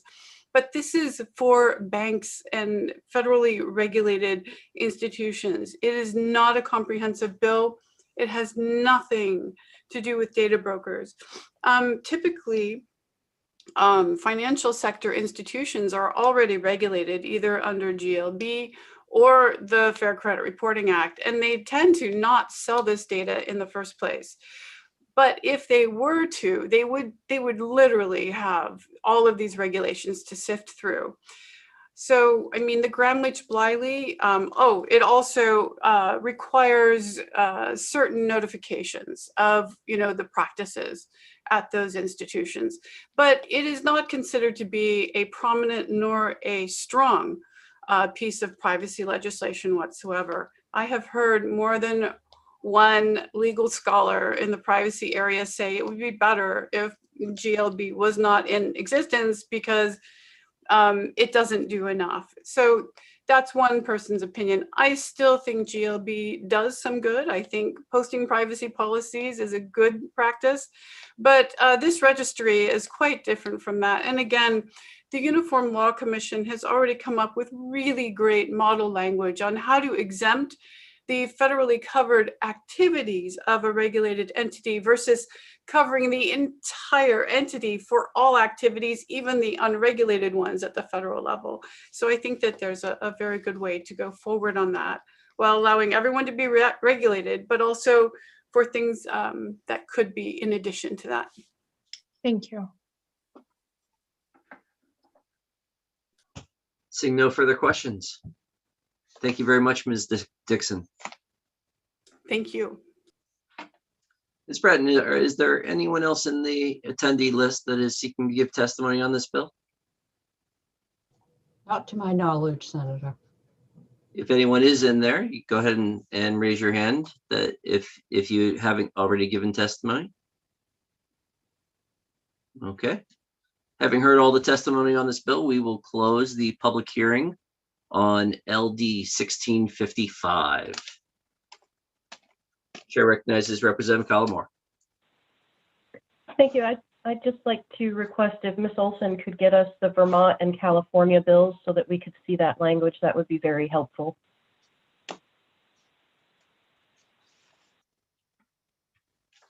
Chair recognizes Representative Roberts. Thank you, Mr. Chair. I also like to put in a request to the AG's office to see if they do have an opinion on this or any concerns. Are there other requests? Chair recognizes Representative Geiger. Mr. Chair, I wondered if Ms. Olson caught the name and if we could get the model bill of which Ms. Dixon spoke. I couldn't quite capture who was creating that model bill for privacy, but perhaps Ms. Olson did, because I'd like to see how that would differ from what's being proposed here. I did not catch where that was from, but I can send a message to Ms. Dixon to inquire. Thank you very much. And Representative Roberts. One last thing, just because she seemed kind of neutral in testimony, if we could invite Ms. Dixon for the work session, think that might be helpful. She seemed to be a wealth of knowledge there.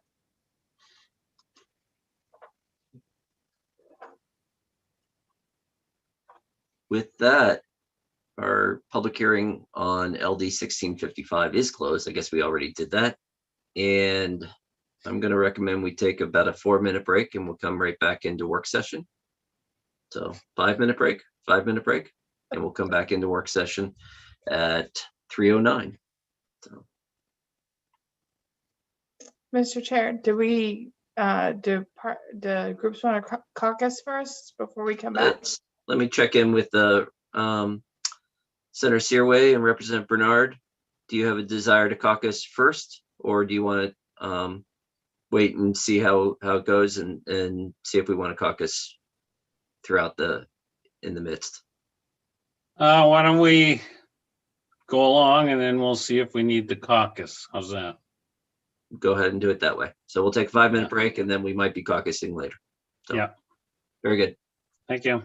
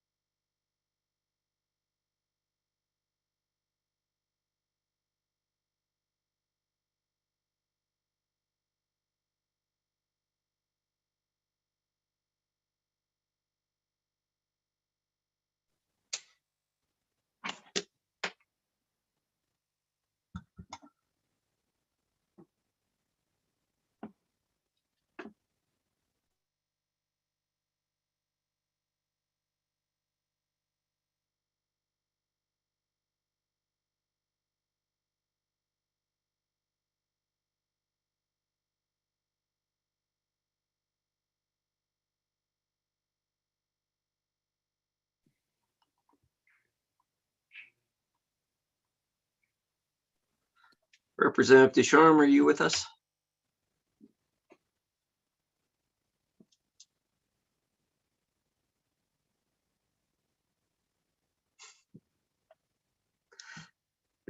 If folks can turn on their cameras and let me know you're back.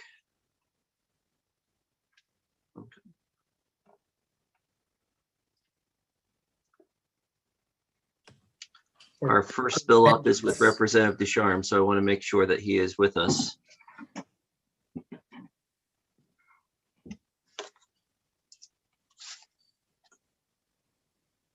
And I just let Representative Collins know his bill will be next. So he'll be coming back on. Okay, great. And I thought this was going to be a quick day today. Who told you such Oh, a thing? we got a couple bills in the morning and then a little work session, and It's all those questions you asked. I know I can't help it. I'm like that since a little kid. There's a new rule of around lawyers and committees. So I just feel bad for my parents growing up. I must have just tortured them. okay, welcome back, everybody.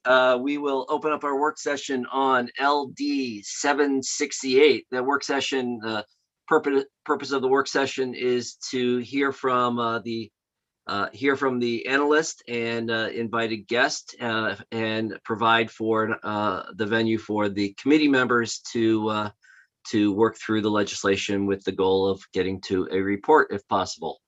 So I'm doing that from memory. So if I've forgotten something that's important to say about a work session, then Representative Roberts, please remind me. With that, I will ask Ms. Olson to run through the bill analysis. Is there a bill analysis on this as it is a concept draft? Okay, Yeah, great.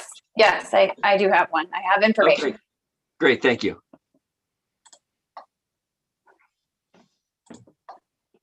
All the bill analyses were mailed out during our lunch break. They're also in the electronic LD file as well for individuals to peruse.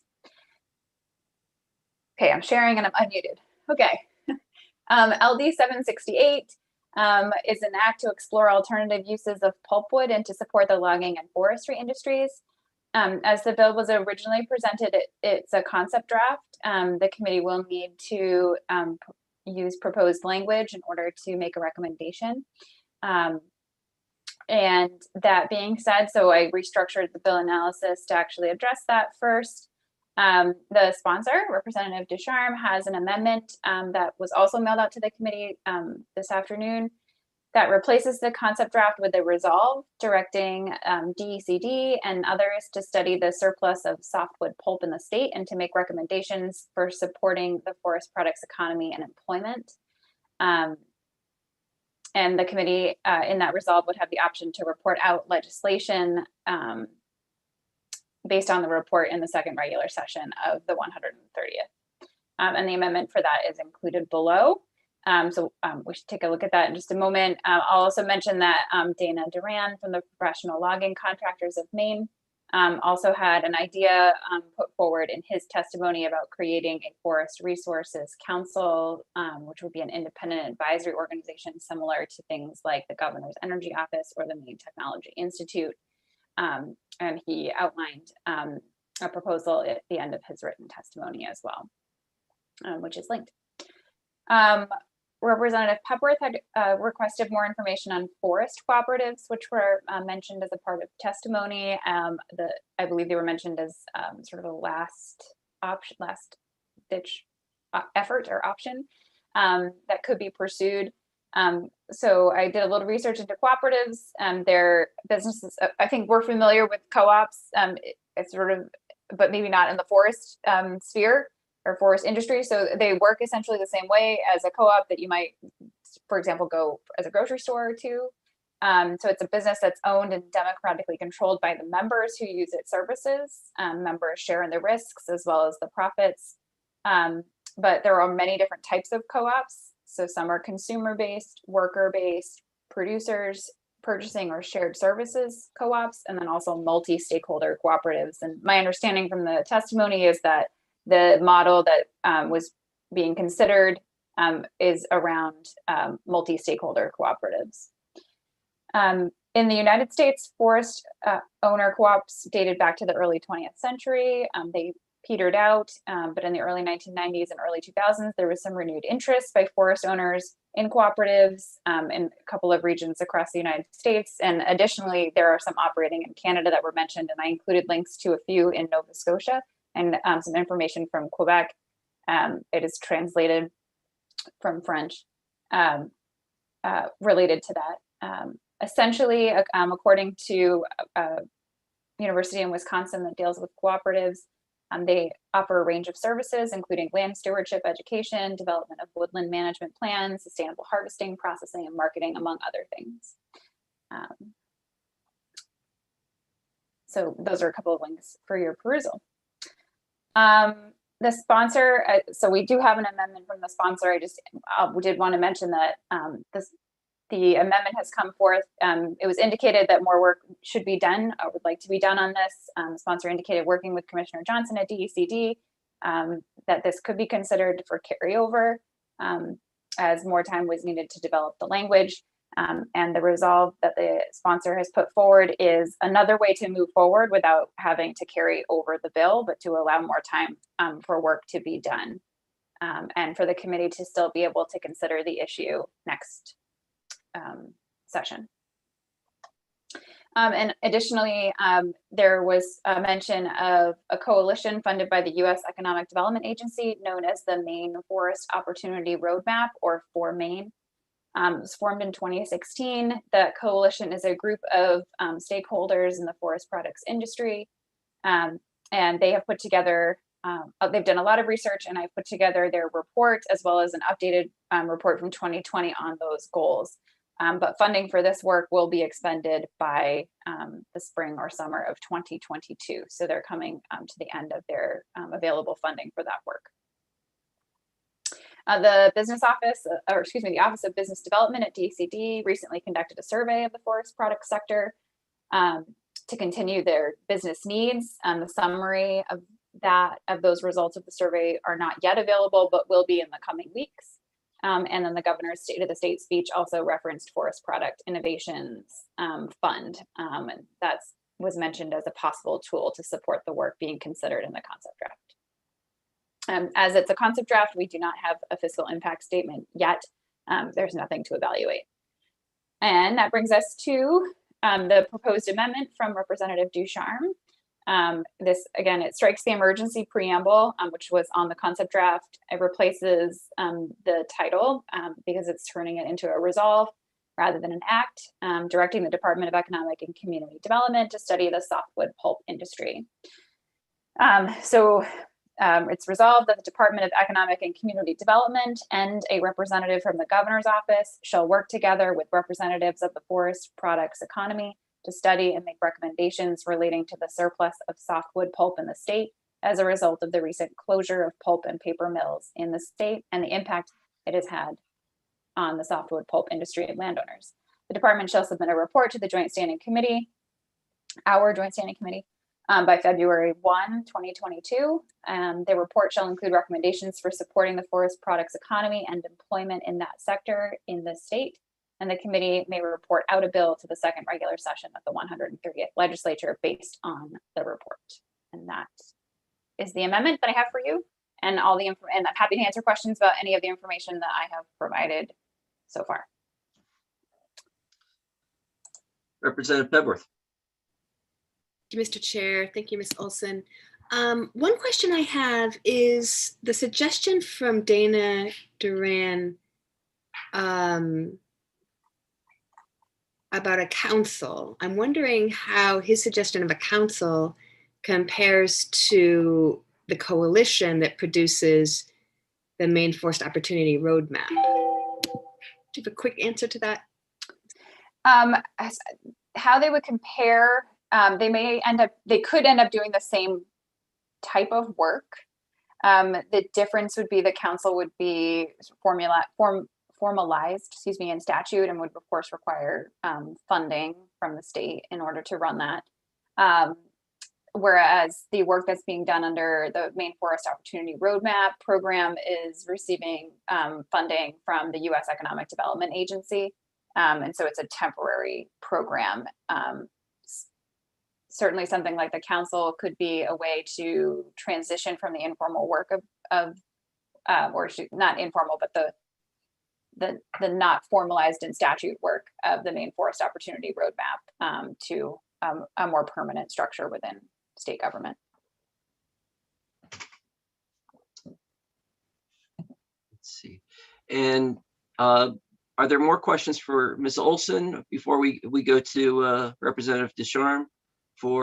So Representative Senator Searway.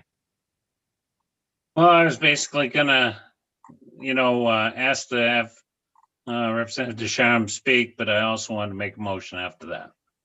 Okay, I wanted to give an opportunity for anyone else questions for Ms. Olson. Representative Geiger, did you have a question? No. Okay. Representative Ducharme, thank you for bringing this bill before us, and thank you for your work with DECD for the amendment. Care to talk us through the amendment or your intentions here? Sure. I mean, I think we get the amendment, but go ahead. Yep, sure. As we were working through this, there are currently a number of things being done with DECD. So I think the bill is kind of premature in terms of, is there legislative action needed, because they don't necessarily know right now exactly what is going to come out of, number one, that survey that's coming in, as well as some other things. There's a number of conversations being had with a ton of stakeholders in this industry that with or without the resolve will continue on, I believe. But by the same token, this is an important issue in my area as well as others' area. And so we felt that by converting it from an act and carrying it over, or risking not carrying it over, doing a resolve and directing the department to do something and report back to our committee, we felt it kind of had, it kind of gave the whole process that they've currently embarked on kind of a legislative imprimatur behind it to say.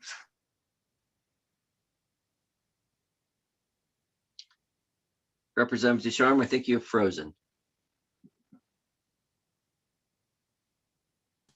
Right when you go to the punch. The forest products. You froze for a little bit. You froze for a little bit there. Okay. So maybe am I back? Back up like 30 seconds, and you should be good. Am I back? Yes, you are. Okay.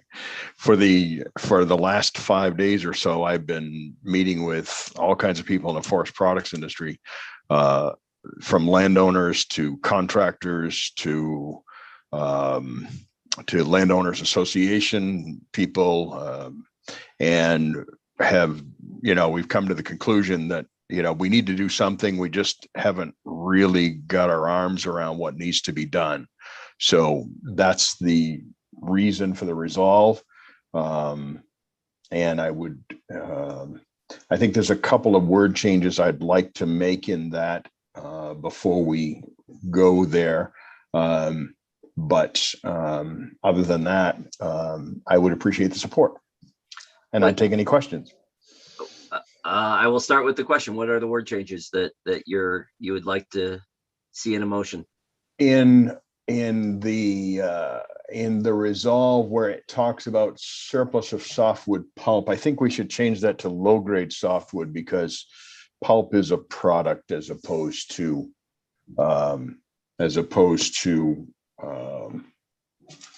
the actual trees coming in from the forest.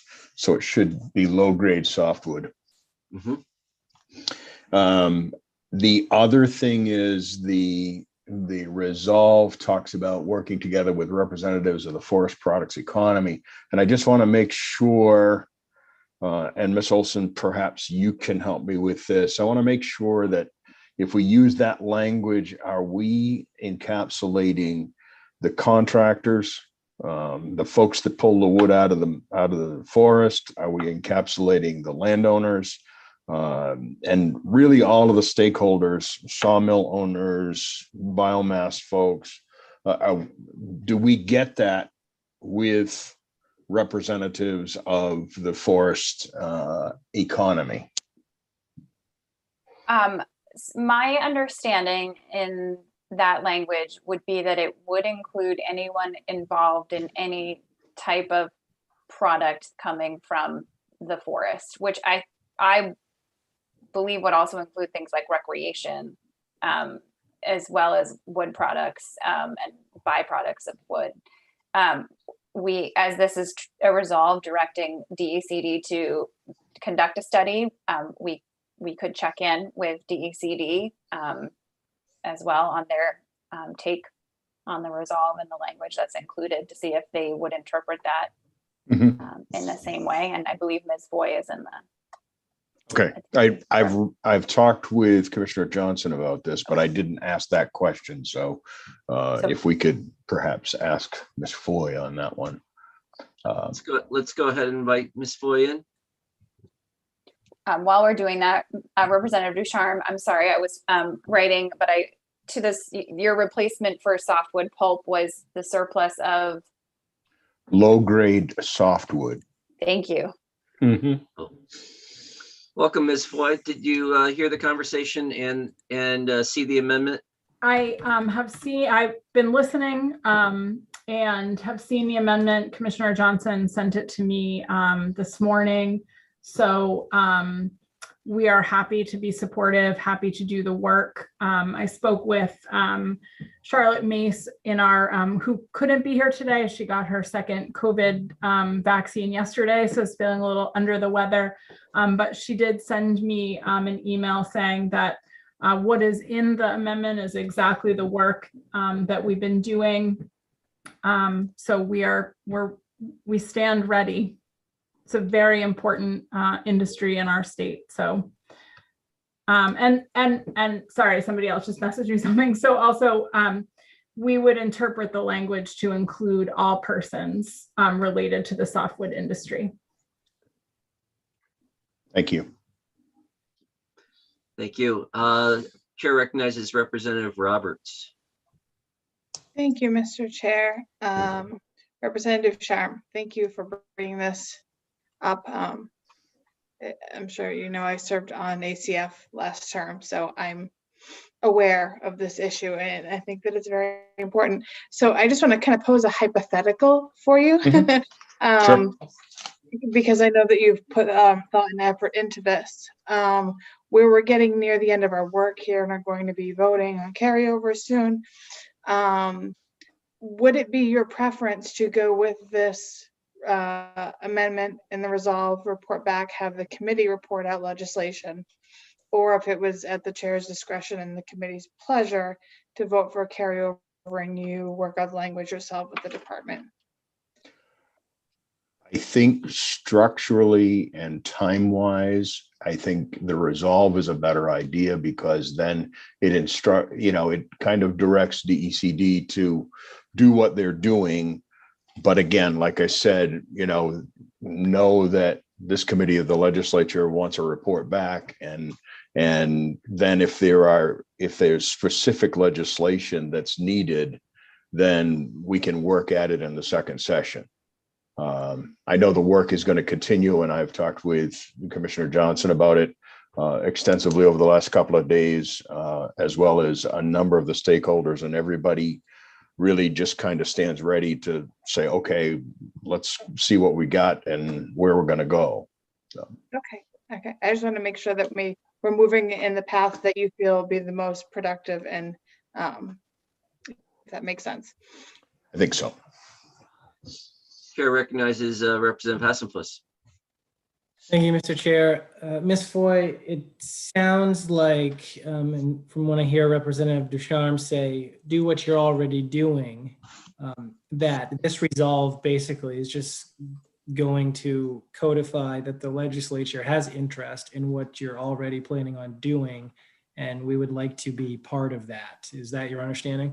That's my understanding. And it will, I think, sends a message to legislatures moving forward that this is important work that needs to be done. And of course, we're always happy to spend time and report back to the committee with the progress that we're making.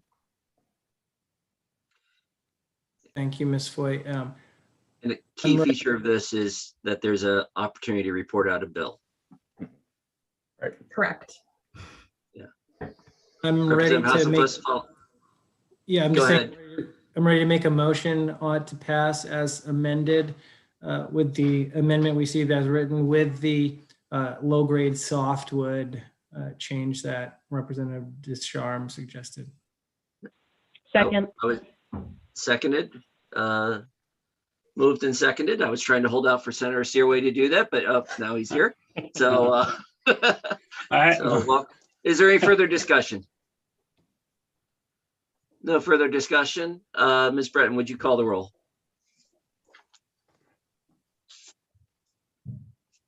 Yes, I missed who seconded that, though. It was seconded by, I thought I saw Representative Bernard. Oh, So okay. there Representative was Collmore lots has of yours. choices there. There was lots of choices there. So I have an ought to pass as amended, made by Representative Hassenfuss, seconded by Representative Bernard. Representative Geiger. Yes. Representative Geiger, yes. Representative Andrews is not here. Representative Pebworth. Yes. Representative Pebworth, yes. Representative Collmore. Yes. Representative Collmore, yes. Senator Lucchini is absent. Senator Seaway. Yes. Senator Seaway, yes. Representative Ducharme. Yes. Representative Ducharme, yes. Representative Austin. Yes. Representative Austin, yes. Representative Hassenfuss. Yes. Representative Hassenfuss, yes. Representative Bailey. Yes. Representative Bailey, yes. Representative Bernard. Yes. Representative Bernard, yes. Representative Roberts. Yes. Representative Roberts, yes. Senator Curry. Yes. Senator Curry, yes. That is 11 in the affirmative, 2 absent, and absentees have to be in by noon on the next business day now. So I will send letters out, emails out to both of them, but the time frame has shortened. Thank you. With Thank you. all those present unanimously voting in support of this bill, our report out will be ought to pass as amended. And with that, we'll close the work session for LD 768 and thank the bill sponsor for bringing this important legislation before us. Thank you very much. I appreciate the support. We'll now open up the work session for LD 1566, resolve directing the Department of Economic and Community Development to create and administer a fund for live entertainment venue, performer and worker and public art recovery grants. And we will ask Representative Collins to join us.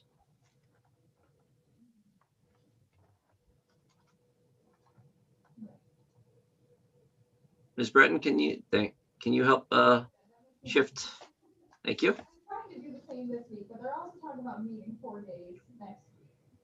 And with that, we will start with, sorry, I've lost my format of order. We will start with Ms. Olson. Go ahead and walk us through the bill analysis. Right. Have I confused things? Am I in the wrong place? I don't think so. I Okay. hope not. I also got, think we opened the work session on LD 1566. You just looked stunned there for a second. I No, thought I got no, oh, something sorry. wrong. No, that was just me looking at my screen to make sure I had the right window and clicking the right buttons, Gotcha. moving things around. Okay, and I'm sharing a minute. Okay. LD 1566. This resolve directs the Department of Economic and Community Development to create and administer a fund to provide grants to live entertainment venues, including businesses and performers and non-employee workers, to compensate for the loss of revenue and profits due to state-ordered closures or restrictions to prevent the spread of the coronavirus disease 2019 or COVID-19, and for public art to be funded partly by any federal funds received by the state in 2021 eligible to be used for that purpose. For the purpose of this resolve, a live entertainment venue includes any business operation providing entertainment, including theater, music, other performing arts, cinema, sports, lectures, or horse or harness racing, at a venue in which customers attend in person to view the entertainment. The program is based on the Maine Tourism, Hospitality, and Retail Recovery Grant Program operated by the department to disperse past federal stimulus and recovery funds to counter the adverse economic effects of the COVID-19 pandemic. This resolve appropriates $10 million to the fund and directs that $20 million of any funds received from the federal government in 2021 that are eligible to be used for the purposes of this resolve be allocated to the fund. We received extensive testimony. And in terms of potential issues or technical problems, and the first one, which we've heard repetitively and we're going to keep hearing, is that this resolve seeks to use federal funds for which formal guidance has yet been released. There was some information that was put out, I believe it was yesterday, that offers more guidance. That I could go over, and I'm sure there are representatives from DECD who could also talk a little bit more about that as well. But so we can talk. There's, as I said, some came out, which I reviewed briefly yesterday. And then DECD indicated in their testimony a potential issue with directly paying artists for work, as described in the bill, although no citation or information was included with that. So I don't have anything more. We're hearing working a similar bill later today. And both of them made reference to the Shuttered Venue Operators Grant at the federal level. I have that linked here. We can open that and take a look at what that program covers and the entities that are eligible to apply, if the committee would like me to go over that. And there was also mention at the public hearing of a similar program in New Hampshire. And according to the New Hampshire Governor's Office for Emergency Relief and Recovery webpage, they're reviewing the federal SBA Shuttered Venue Program to determine where New Hampshire venues may be left behind. And they're going to design a program that will address gaps in available federal relief. So that's that was written on their website. In the testimony provided by DECD, the department indicated that its intent was also to try to supplement the need that is not met after the SVOG program awards have been made. In terms of possible amendments, after the public hearing, the sponsor suggested limiting the scope of the resolve and suggested that such a program could be administered under the Maine Arts Commission rather than DECD. The sponsor indicated that with the committee's permission, they'd like to continue to work with the Maine Arts Commission and DECD to fully develop an amendment and be able to bring it back later this week. And I believe the sponsor is here and in the room already, who can speak more about that process. And as I mentioned, the fiscal impact is not yet determined. Of course, the bill does have an appropriations and allocations section, as I mentioned in the summary. With an appropriation of $10 million from the general fund in fiscal year 21-22, one time, and an allocation of $20 million of federal funds that the state receives in 2021 that would be eligible for the purposes of this resolve, should funds be available for the purposes of this resolve. And that is all I have for you today. Are there any questions for Ms. Olson before we go to the bill sponsor? Seeing no questions. Welcome, Representative Collins. And please tell us what you have in mind. Yes. Thank you, Senator Curry, Representative Roberts, distinguished members of the IDEA Committee. I'm Ben Collins. I represent District 42, part of the city of Portland.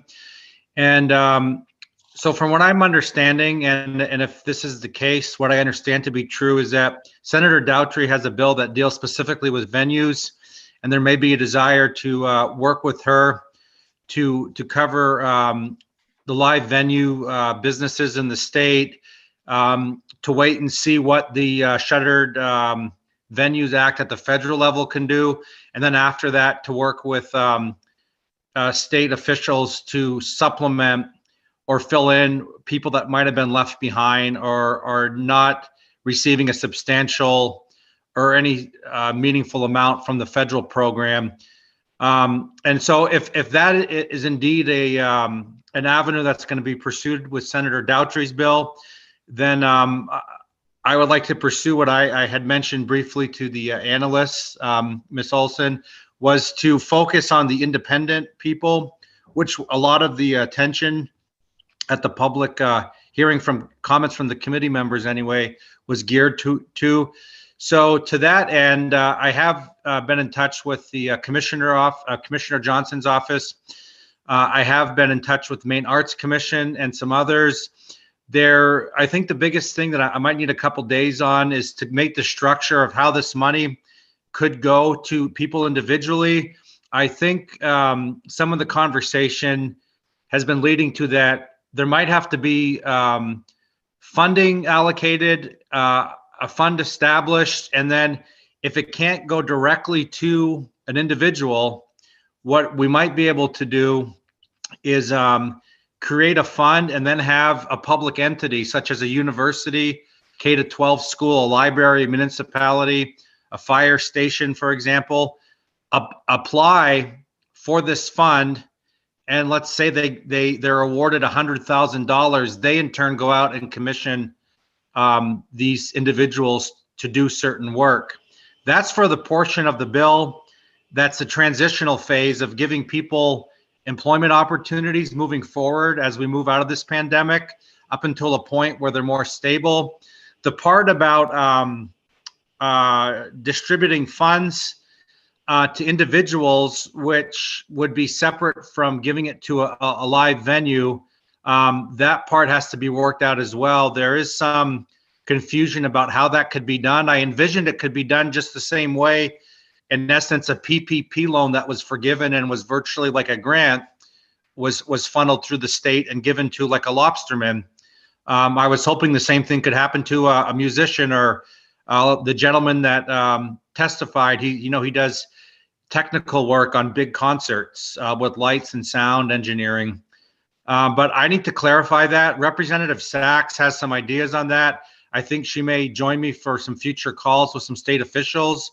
But I think most of it, from what I understand, what I'm working on is to what can be done. I think is if we can create the structure that we can put money if we get it in a certain place, and then a governmental entity or a quasi-governmental entity could get those funds, and they could be the ones that hire the individuals if there, for some reason, can't be that mechanism from the DCD or the Maine Arts Commission. So that's sort of what I've been working on. I think we're close. I think there's lots of support.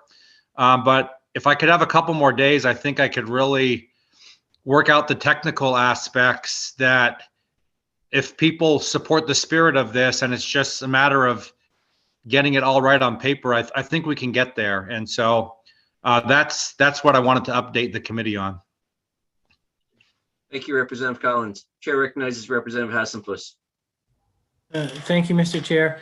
Representative Collins, so part of it is trying to find the holes where the federal programs don't meet the needs of the businesses and the individuals in the state.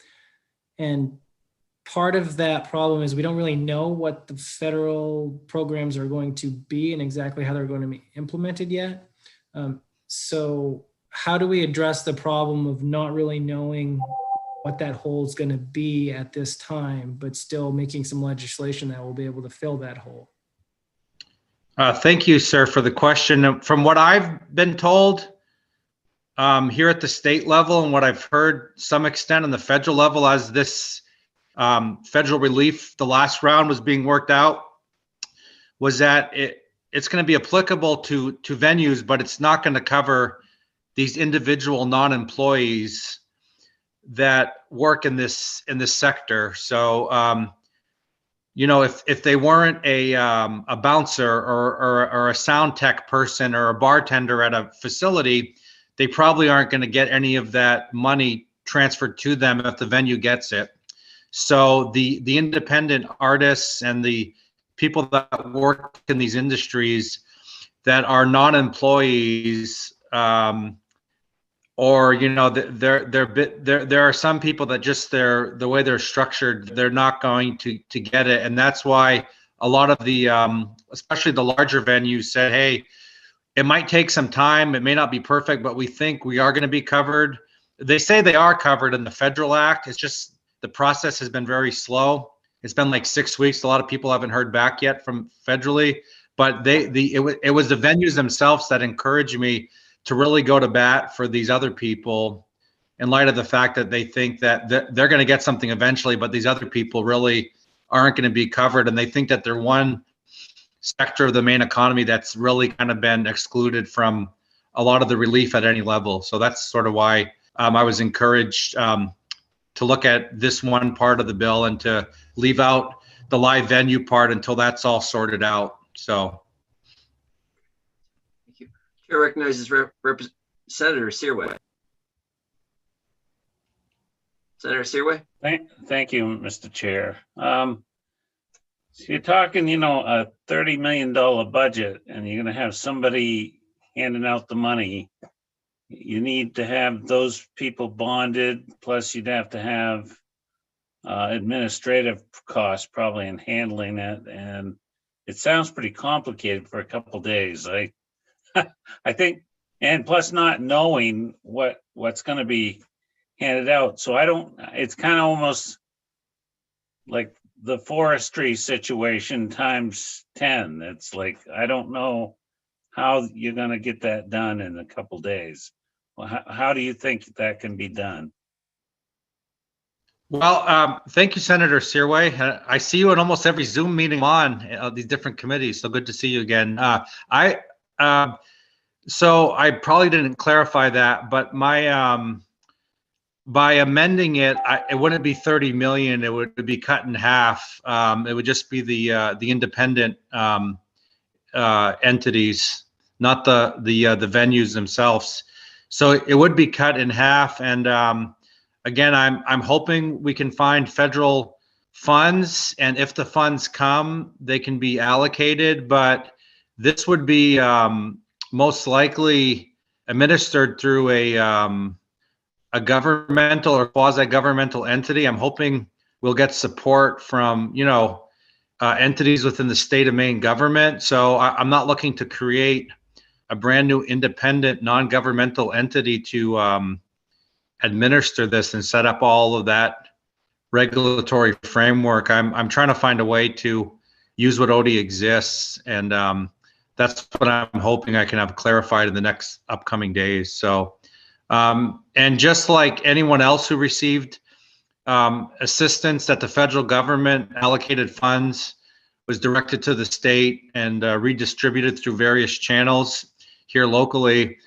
I know it's the money's not going to get to people tomorrow, but I still think it's important we find a way and take the time to work on that so that they can get that. And again, this is looking for mostly federal funds. And while I do say the state can allocate state funding, it is my hope that we'd be able to find some area where we have funding that could be sent to these people. And we've done a good job to find those in need in our state and to come up with a way to help them out. It hasn't been pretty, all the way from the unemployment system to some of these PPP loans, but I think ultimately things did go through. And again, I don't want to leave anyone out, specifically when you're talking about an industry that's one of the largest in the state, about $1.5 billion a year in total. And they kind of really have been not paid attention too much in the past, this industry. And so I think this is a good chance to recognize their contribution and make sure we leave no one behind. And again, I think that I should have some clarity here very shortly about a way.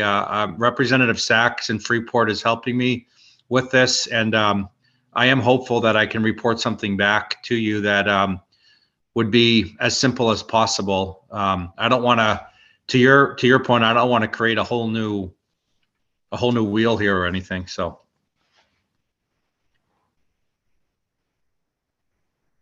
Sorry, I was muted. Chair recognizes Representative Ducharme. Thank you. I think Representative Cullimore was before me, if you would. Sure. Representative Cullimore.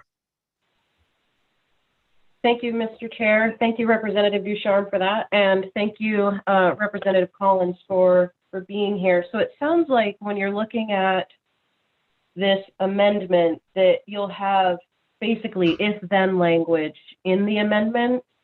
Like if the federal government allows it to happen, we want it to be able to happen. Is that correct? Am I understanding that right? Yes, pretty much. I mean, my original bill was, it was the hopes. It was, you know, kind of one traditional way of trying to leverage funding is I said my intent was always to get all the money from federal funds, like a lot of money we're getting these days in the state.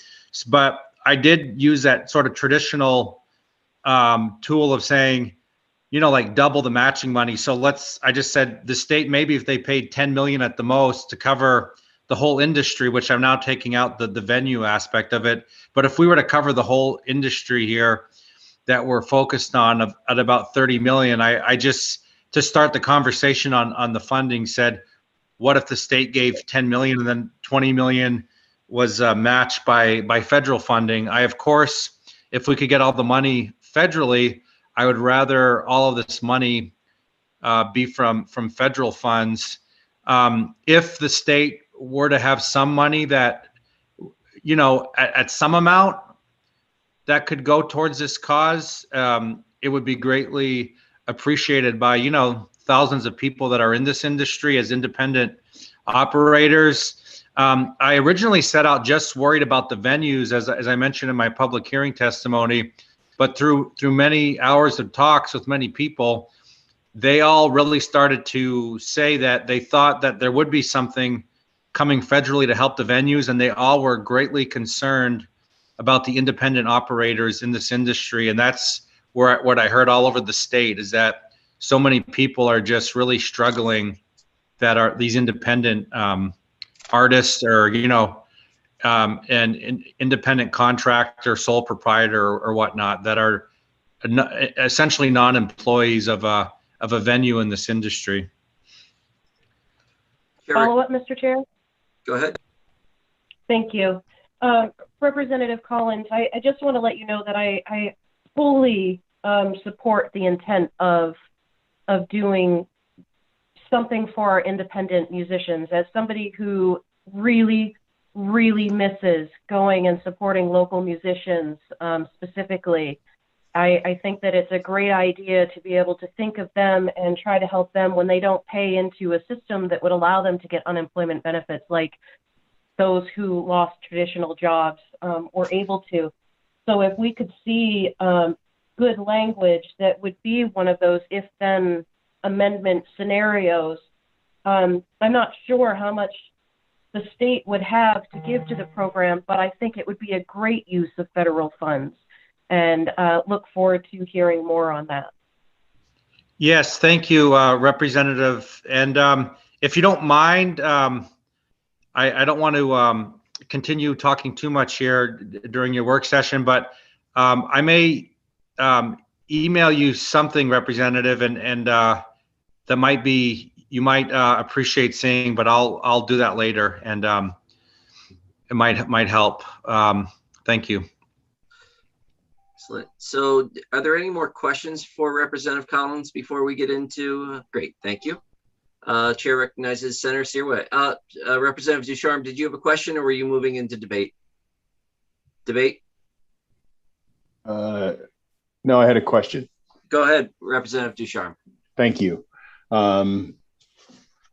Representative Collins, thank you for your testimony. Do you have a sense of the numbers of individuals that you'd be talking about with this? We could put a number on venues, but I'm struggling with the numbers of individuals that would line up to take advantage of any program that came out of this. Yes, so thank you. I don't have that in front of me, but I can get that and send that out to you or to the committee staff to distribute. But there are some people that have an estimate of those numbers of the people employed around the state, an estimate of that. And then and that's for the people that, I talk about the aspect of doing something in the spirit of like a forgivable PPP loan, in essence is what this sort of grant program would be. Then the aspect about potentially funding, a transitionary fund to hire artists directly, then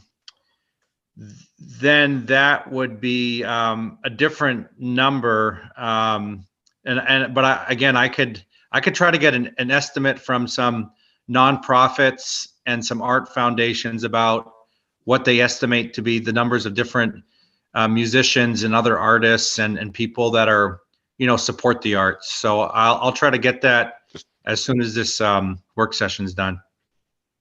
A follow-up? Please. Yes, please. Oh, you froze.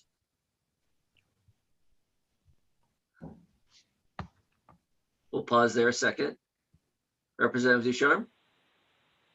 Either he froze or he's really good at the statue game. That's right. Senator Searway. Yeah, I have a question.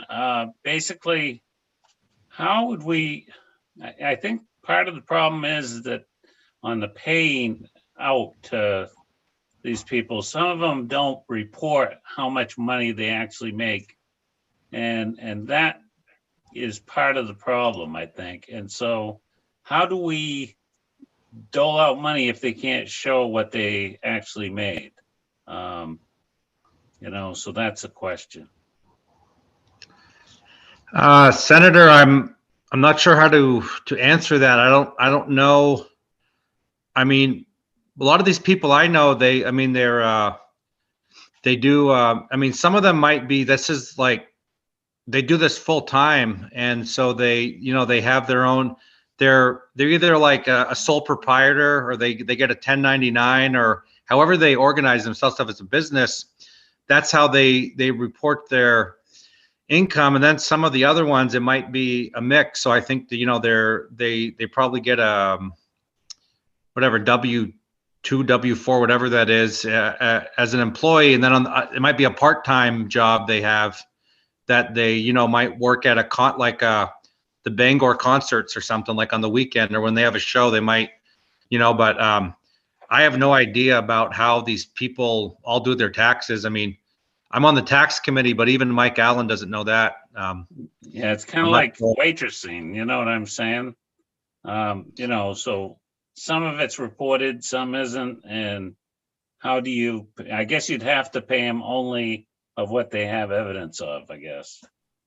Yeah, I think that the way I have it drafted would be show, like, I think it uses a precedent of past relief funding, Senator, where I think they look at what their income was in 2019, they compare it in 2020, they take the loss and then they average something out and they give them like 45%, up to 45% or something like that. And that was when I was drafting this with the revisers, I tried to follow whatever was done before with the relief because I wanted to make it simple. I didn't want to create a whole new program. And that's why I got to get Representative Sachs to talk with me to the department because she had some ideas. She really seemed to know this. And I think some of it could be worked out on that end. I think the part that would need the more of the structure would be if we created a transitional fund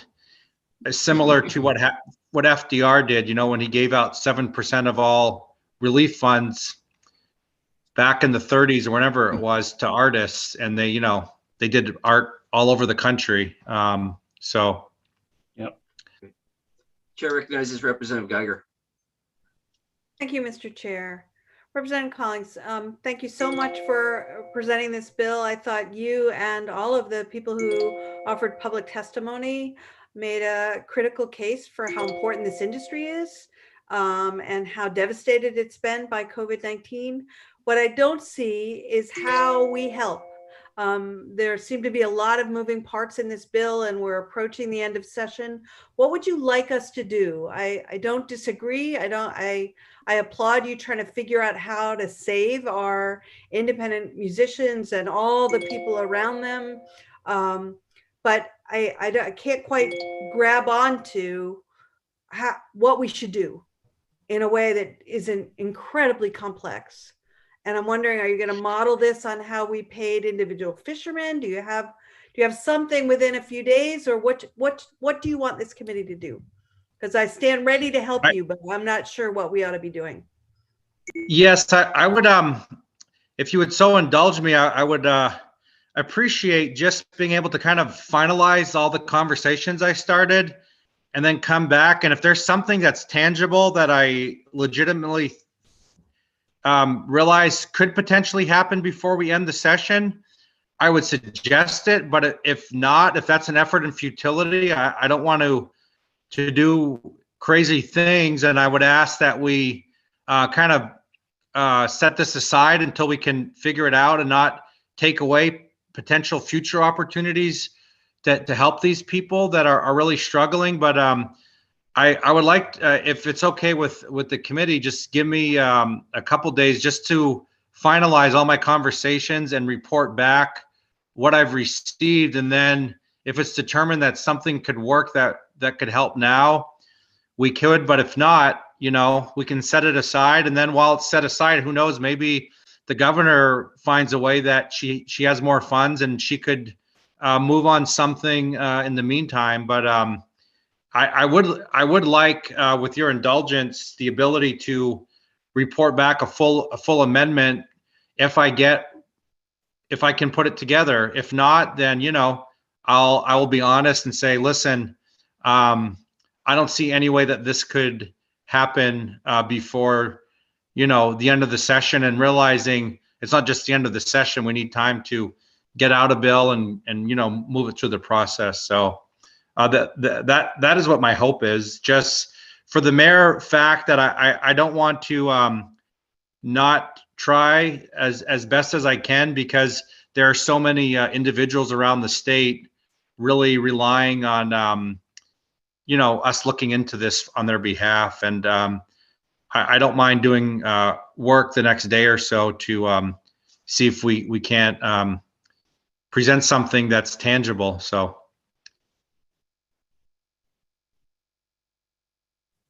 Going to ask to go into a corner caucus here. So if we will come back, Senator Searway, Representative Bernard, 5 or so minutes, something like that. Great.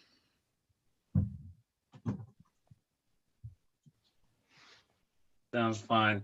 Yeah. Thank you.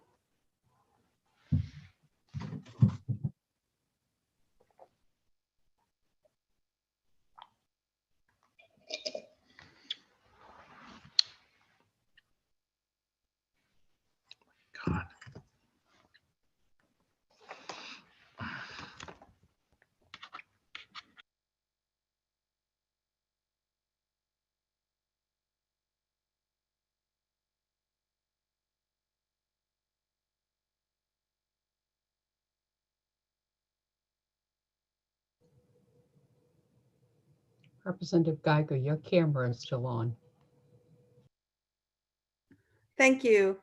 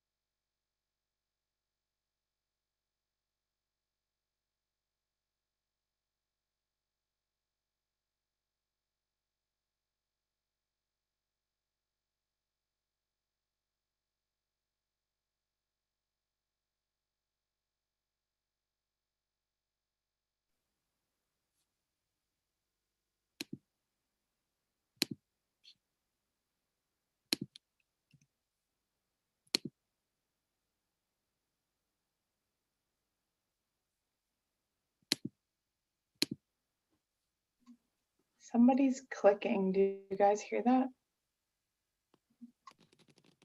That would be me. I'm not muted.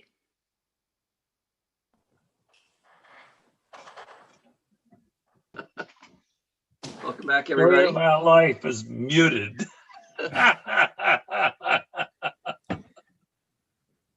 Chair recognizes Representative Roberts. Thank you, Mr. Chair. I'd like to motion that we table LD 1566. Second. Second, Senator Searway. All those in favor? Raise your hand. I can see a majority, if not unanimous. We'll table 1566 and ask the bill sponsor to be ready to come back as soon as possible. So, Thank you very much. Appreciate it. excellent. And with that, we will close the public, the work session on LD 1566. And we will move to our next work session. Ms. Breton, what is our next work session? I believe it's 1583. 1583. Thank you. I'm not quite getting to the right folder.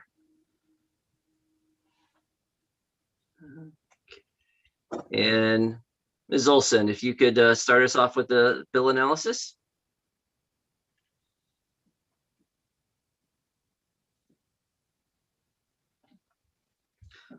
This is the act to, go ahead. An act to enhance private property protections using modern technology, LD 1583. This bill, to enhance the continued tradition of public use of private property in the state, directs the Office of Information Technology, Office of Geographic Information Systems, to create and conduct a pilot program in Oxford County that uses geographic information system technology to assist landowners in identifying their property for a specified public use and allows the engagement of public and private entities to develop software to carry out the program's purpose. A couple of potential issues or technical problems just to note that were brought forward by some testimony and through looking at the bill. There are some concerns around the varied level of participation and expected access by the public that could result in consequences of misinformation. I'm going to go through these and explain. Self-reported data by landowners could be difficult to obtain, to validate, and to keep up to date. There would be a need for frequent updates to the parcel data to landowner identities as properties change hands through the sale or the death of owners, and permissions. The landowners provided permissions would also need to be validated and updated, suggested annually, but also anytime ownership changed hands. And then in terms of hunting and recreational use, according to the Office of Information Technology, GIS, a landowner would not be able to partially designate their land as open for certain uses. So it came up in discussion if you were a large landowner and you had part of your land open for hunting, but another portion not open, there'd be no way to indicate that on the parcel map. And so, there's some issues that sort of are around a system like this being used to, not for the system to be up and running. There's certainly financial and funding needs that would have to be met in order to have this parcel data digitized and available online.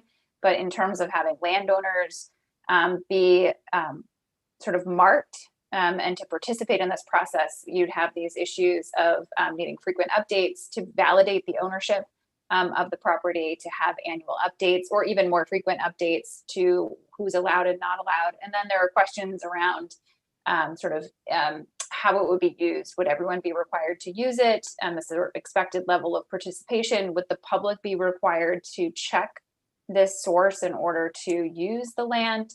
And how this might work in conjunction or in conflict with current laws around criminal trespass and posting that are already in statute.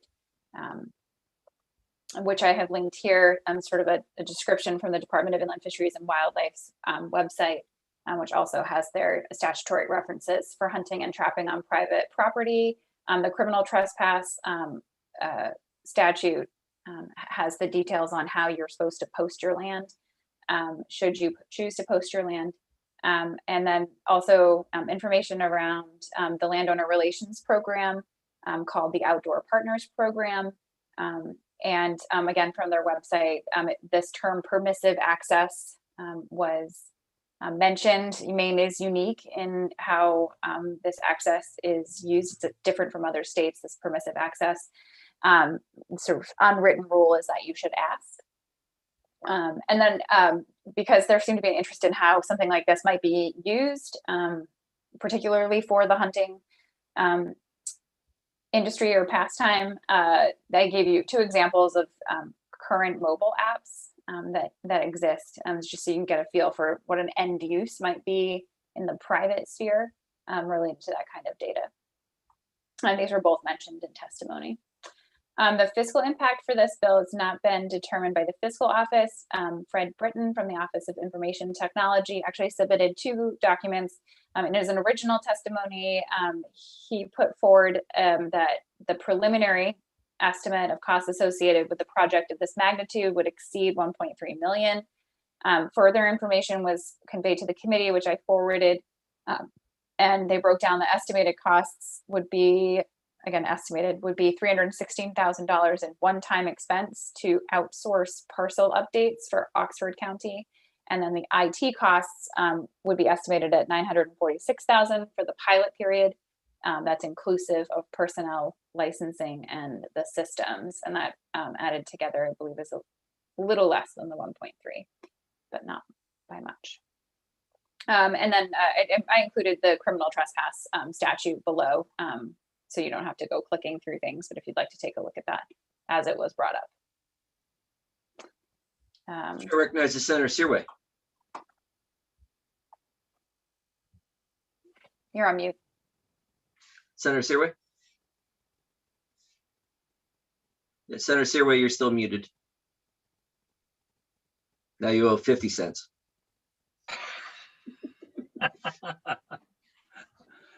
Thank you, Mr. Chair.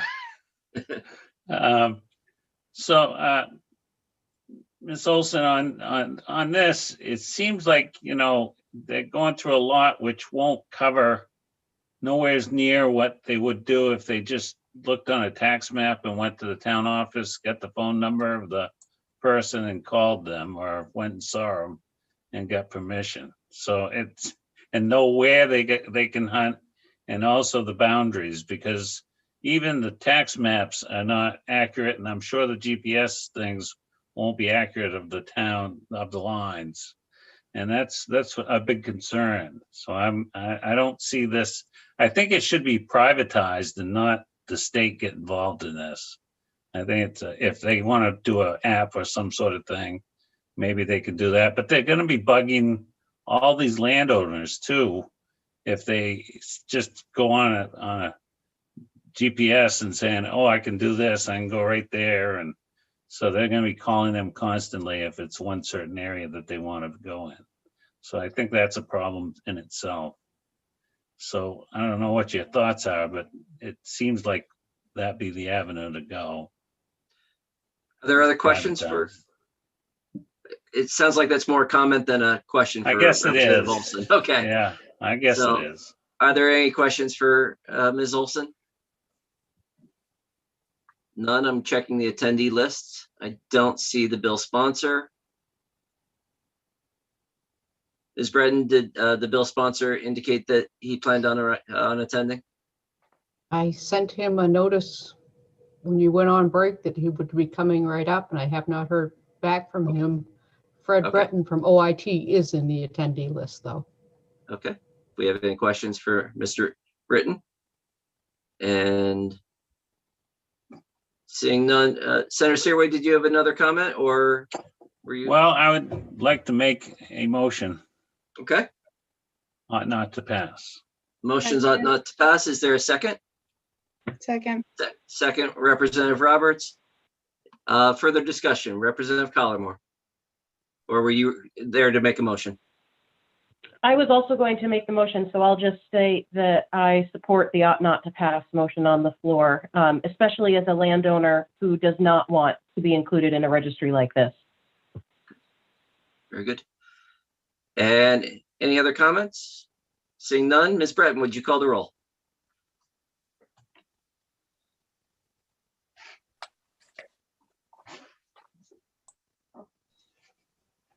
Ms. Breton, are you with us? Yes, I was like the rest. I was muted. That's going to be our slogan for the year. That's right. Ought not to pass motion made by Senator Seaway, seconded by Representative Roberts. Representative Geiger. Yes. Representative Geiger, yes. Representative Andrews is absent. Representative Pebworth. Yes. Representative Pebworth, yes. Representative Collmore. Yes. Representative Collmore, yes. Senator Lucchini is absent. Senator Seaway. Yes. Senator Seaway, yes. Representative Ducharme. Oh, we've lost Representative Ducharme. Representative Austin? Yes. Representative Austin, yes. Representative Hassenfuss? Yes. Representative Hassenfuss, yes. Representative Bailey? Yes. Representative Bailey, yes. Representative Bernard? Yes. Representative Bernard, yes. Representative Roberts? Yes. Representative Roberts, yes. Senator Curry? Yes. Senator Curry, yes. It's 10 in the affirmative, 3 absent. With unanimous vote of the committee of those present, the report will be ought not to pass. And that will close the work session on 1583. We'll now open up the work session on it's 16 something. 41.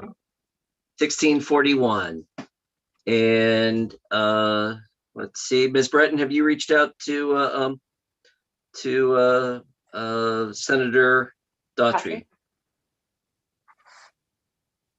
Yes, I have. I just called her clerk. She just sent in testimony, so I think she'll be entering. She had asked to be notified. Yes. She asked me to call her clerk, so I did that.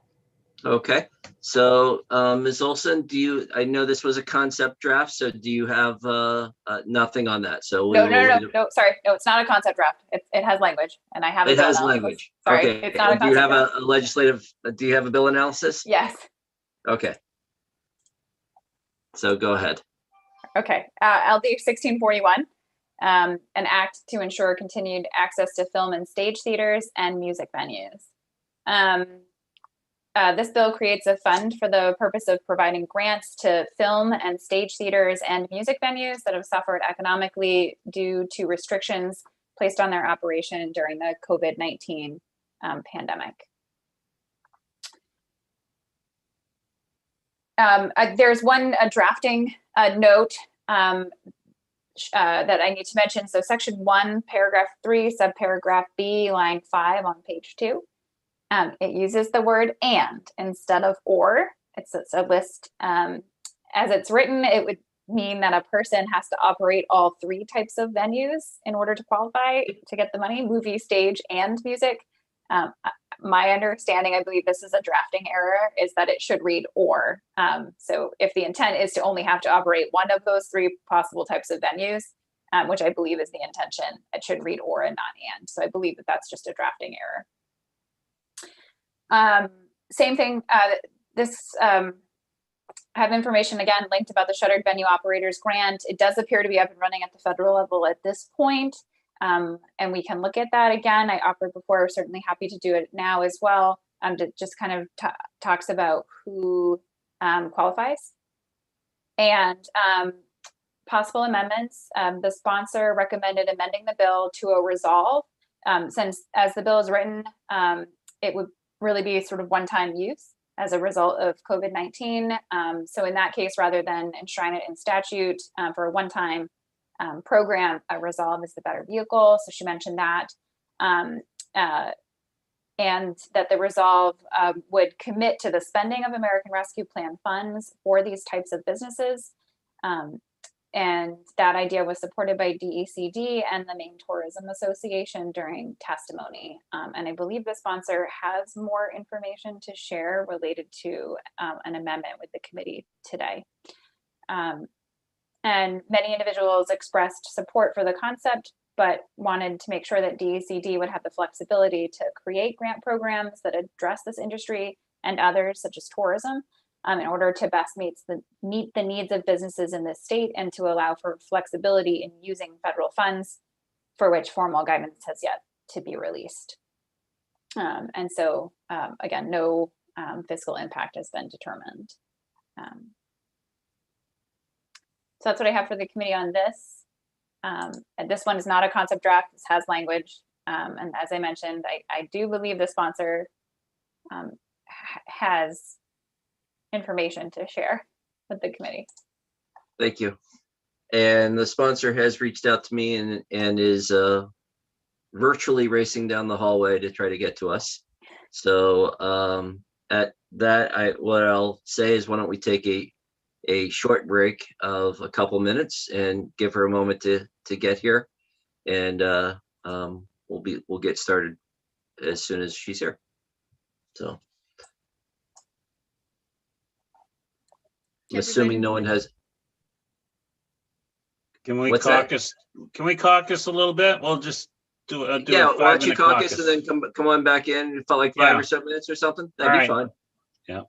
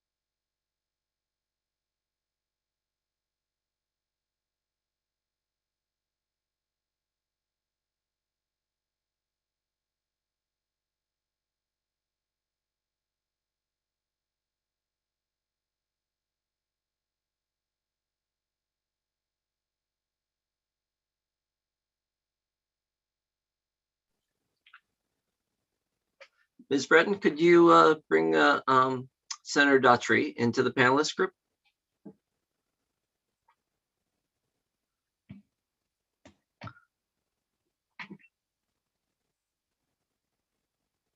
Senator Daughtry, I just wanted to let you know we're on a short break for caucus or corner caucus. All right. Any idea how long you're going to be caucusing? I just came from another corner caucus where I'm new in education. I think it's going to be less than 2 more minutes, so I think we'll see everyone coming back. Okay, perfect. Just want to make sure. Yeah.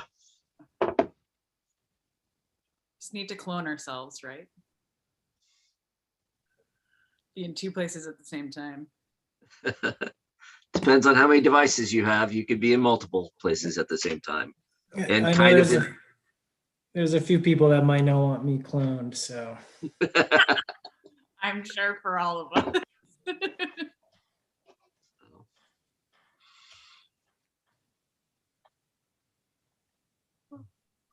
Pardon my yawn. Seems like you guys have had as long. Don't start that. Oh, sorry. Ugh. Definitely should have gone for the cup of coffee on lunch break.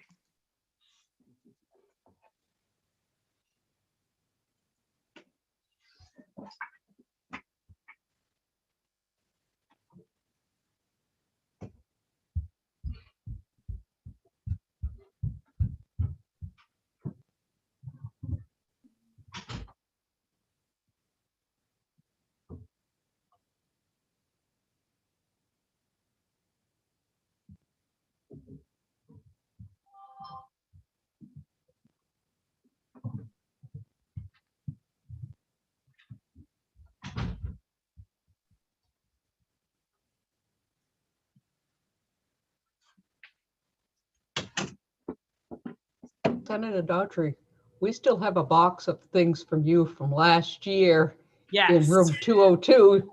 It's all boxed up right next to the printer if you're ever in the area. Thank you. I went to go grab it on Friday, but my badge, I didn't get over from the State House until 7 p.m. and I was Oh. very much locked out. But I think my lamp is there too, so I will try to make it this week or next week. Okay, or if you just let your aide know, they can come over and get it at any time too. Oh, I hadn't thought of that. I'll ask Meg if that's something she could do. That'd be much easier. Yeah, because Alyssa and I are here 8 to 5, so. Perfect. Thank you. I felt so bad when I got over. I was like, oh, it's still sunny. Oh, it's 7 o'clock.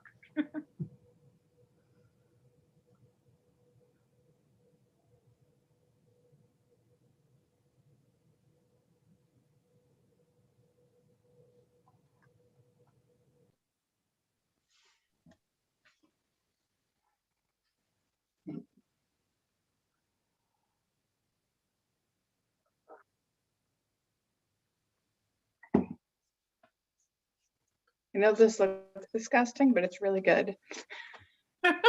What is it? I'm trying to fluid load for my vaccine. I don't like water, so we did the blueberry infused waters and the Oh, cool. That's awesome. And yeah, no, drink a lot of water. Drink like triple the water you think you need.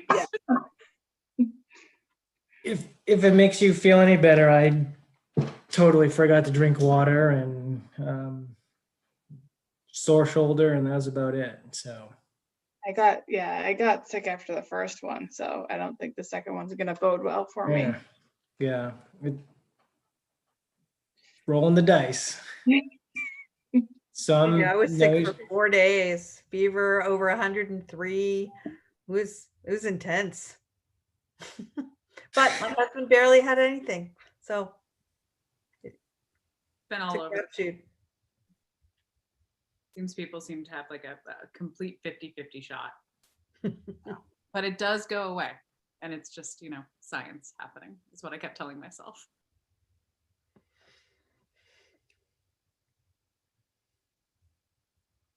And then you're in a suit of armor against virus as you move about the world. And that's great. It's definitely worth it to finally hug my parents after 14 months and the rest of my family.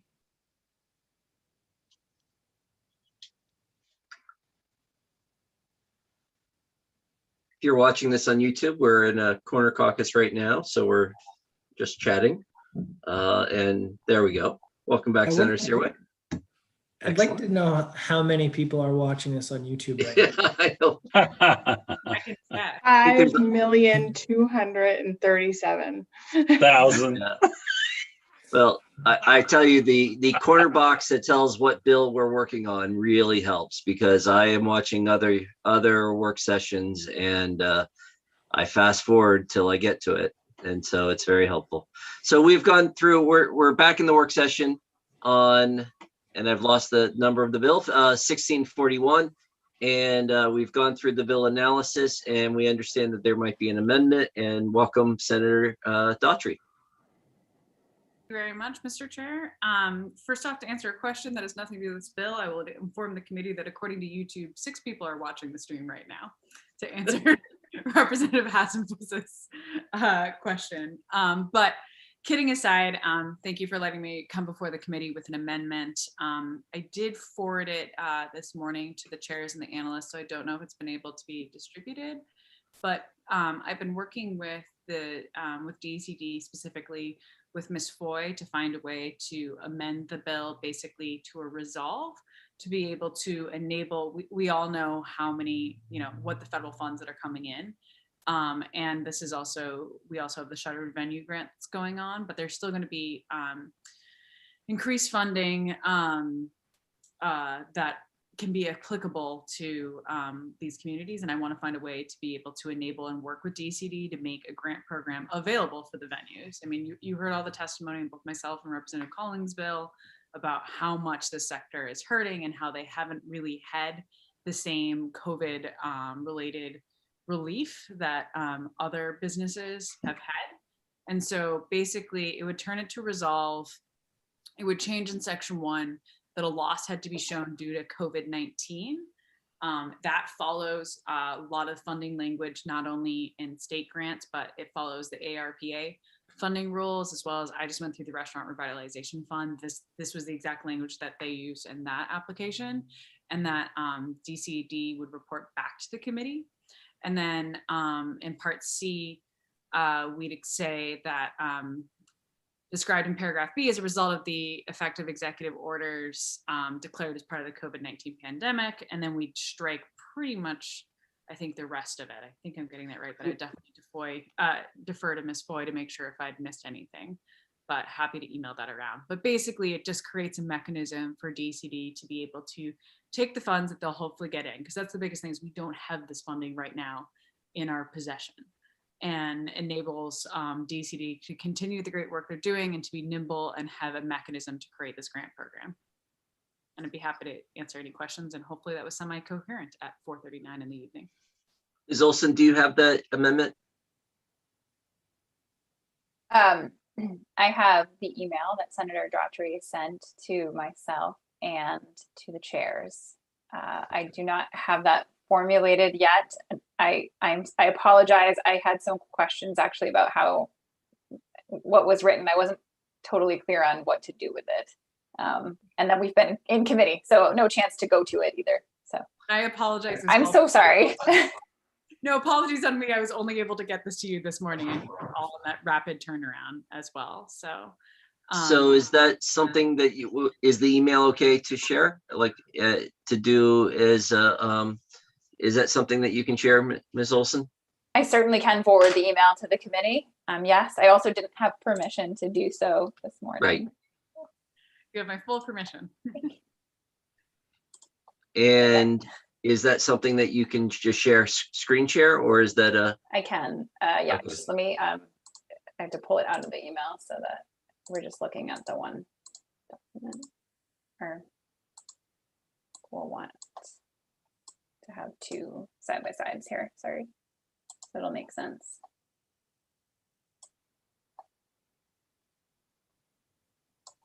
Okay, see how that looks for the committee. I know it's not as big as some of you would like, but so we can kind of see it side by side. So this is the email with the suggestions to the changes, and then the bill next to it. I don't know if Senator Daughtry wants to walk us through this. As I said, I wasn't 100% clear on the directions Sure. Could you myself, so I sent the email.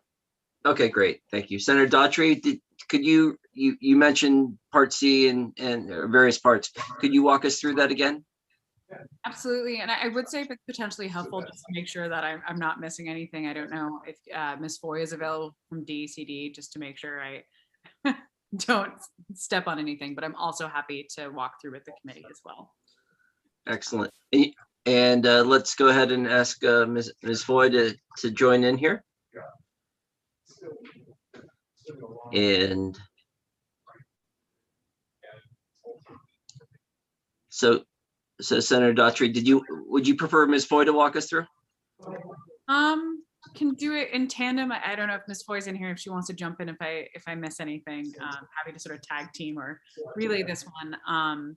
The first part, I think in section 1, the area that was saying where the loss had to be.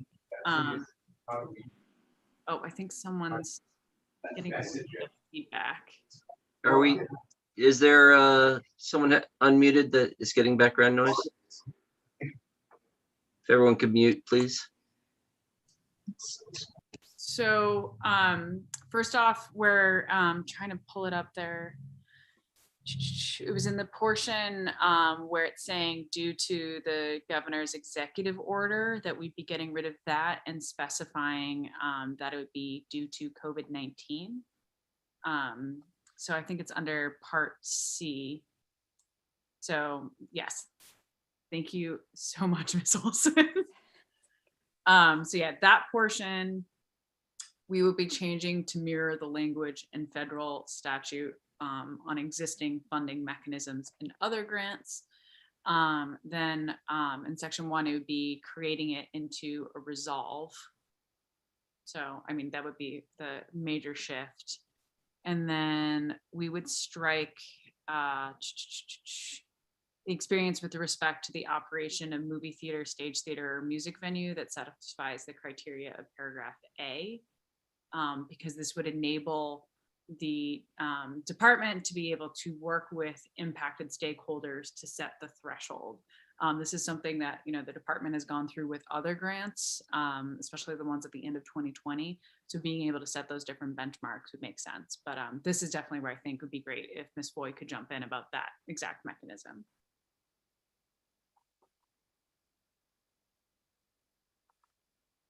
Ms. Breton, thank you. Can you promote Kate Foy to the panelist? Ms. Breton, are you there? On a great. way in. Thank you very much. Here I am. I missed that last part when Senator Daughtry said if we could ask Ms. Foy.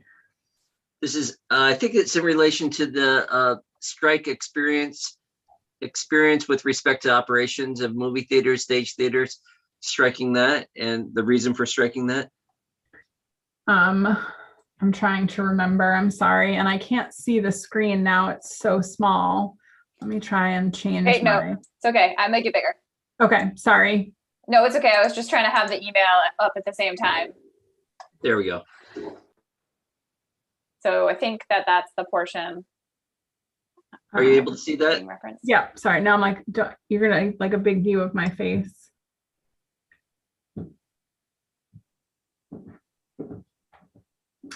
I think it's just that we wanted to, I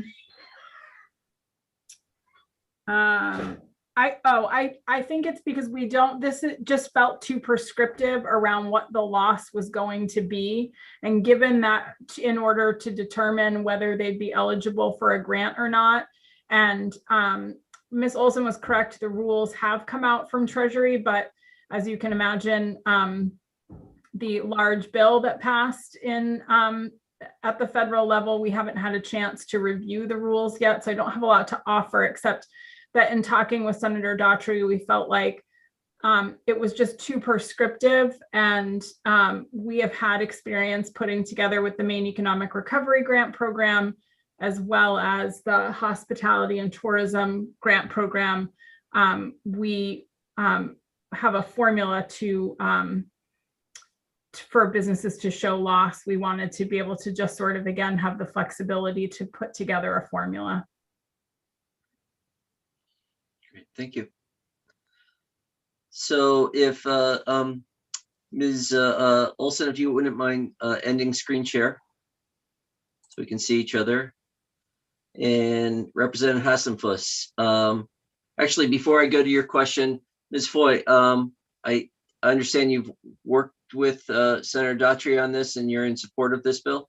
Yes, correct. Changing it from a bill to a resolve.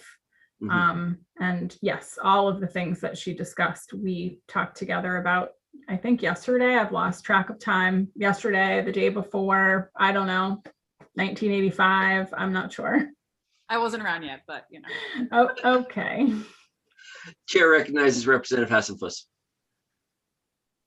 Thank you, Mr. Chair. And this question's for either Ms. Foy or Senator Daughtry. But basically, I'm trying to see where the hole is going to exist that federal funds don't address.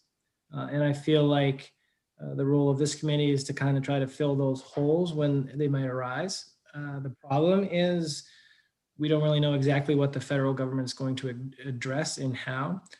So does this bill address that hole that we foresee coming, or give state government the ability to supplement what's coming from the federal government? Ms. Foy, would you mind going addressing that? I don't mind at all. So there's a few different things I would say. First of all, with these federal funds, the same money can't be used to, federal funds can't be used to cover the same loss. So if a performing arts venue were to qualify for a shuttered venue grant, they wouldn't then also be able to qualify for any grant program that we would put together. So this in turn creates a resolve that directs the department to create a grant program, gives us the flexibility to do that. And therefore we would be able to fill in the holes of perhaps someone that didn't qualify for that grant. It's a first come, first serve, the shuttered venue grant. So maybe they got in too late. Maybe for whatever reason, they didn't qualify for that grant. This would allow us to create a program that would fill the need of, so waiting and allowing us that flexibility would create a situation where we could fill in the holes, which has been our intent all along anyway, which is why we're supportive of this resolve. So it's entirely a process of filling in the holes rather than replacing or adding on to what is the shuttered venue grant program. Correct. The money that they have, Senator Curry, sorry to interrupt, is far larger than a far greater amount. As a state, we're getting $1 billion. The shuttered grant program has set aside $2 billion just for shuttered venues with under 50 employees. So there's a significant amount of money to get to those in need, and recognizing that no amount is ever going to cover all of the loss that people have experienced. It would just be impossible to do.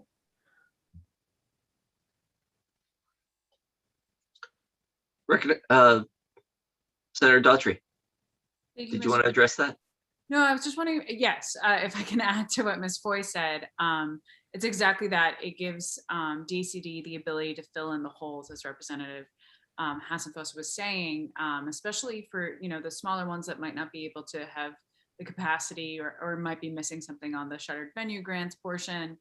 Also, having been through 2 grant programs as a business owner with the DCD, I have to, give them some accolades on watching them be able to adapt to the needs as they're going, especially when they're going through the fall of 2020 and they're looking at how best to allocate and assist businesses in the first, version versus the second version. They are able to pivot, quite quickly and meet the needs of businesses and self-employed professionals. And that's exactly what I hope with this resolve, is that it gives them that flexibility that if things do shift on the federal level, or we're seeing, a very large gap that we're not able to fill in for these folks, that we'd be able to, shift and do exactly what DCD has shown in the past. And I do know as part of other bills, there's conversations about concerns for, obviously we need performers to be in these different venues. But one thing I will say is that that sort of grant process, as much as I love DCD, if you're looking specifically at performing grants, that should really be a conversation with the Maine Arts Commission, which I know that they're already looking at that for a lot of performers and sort of COVID offset, but that might have a different home than DCD. That's not to say that they aren't in need, but there are the self-employed unemployment program change did help many of my friends and those of us who are performing artists, as well as the PPP program. And there are a few other ones through the National Endowment for the Arts as well. So I just want to make sure in the conversation of the different bills that doesn't get confused. Are there other questions for either Senator Daughtry or for Ms. Foy. Ms. Foy, as obviously where it's hard to think of this bill without also thinking the previous bill that we considered. And so I want to try to be clear in my understanding. This resolve, I'm sorry, I'm saying bill, I mean resolve. This resolve,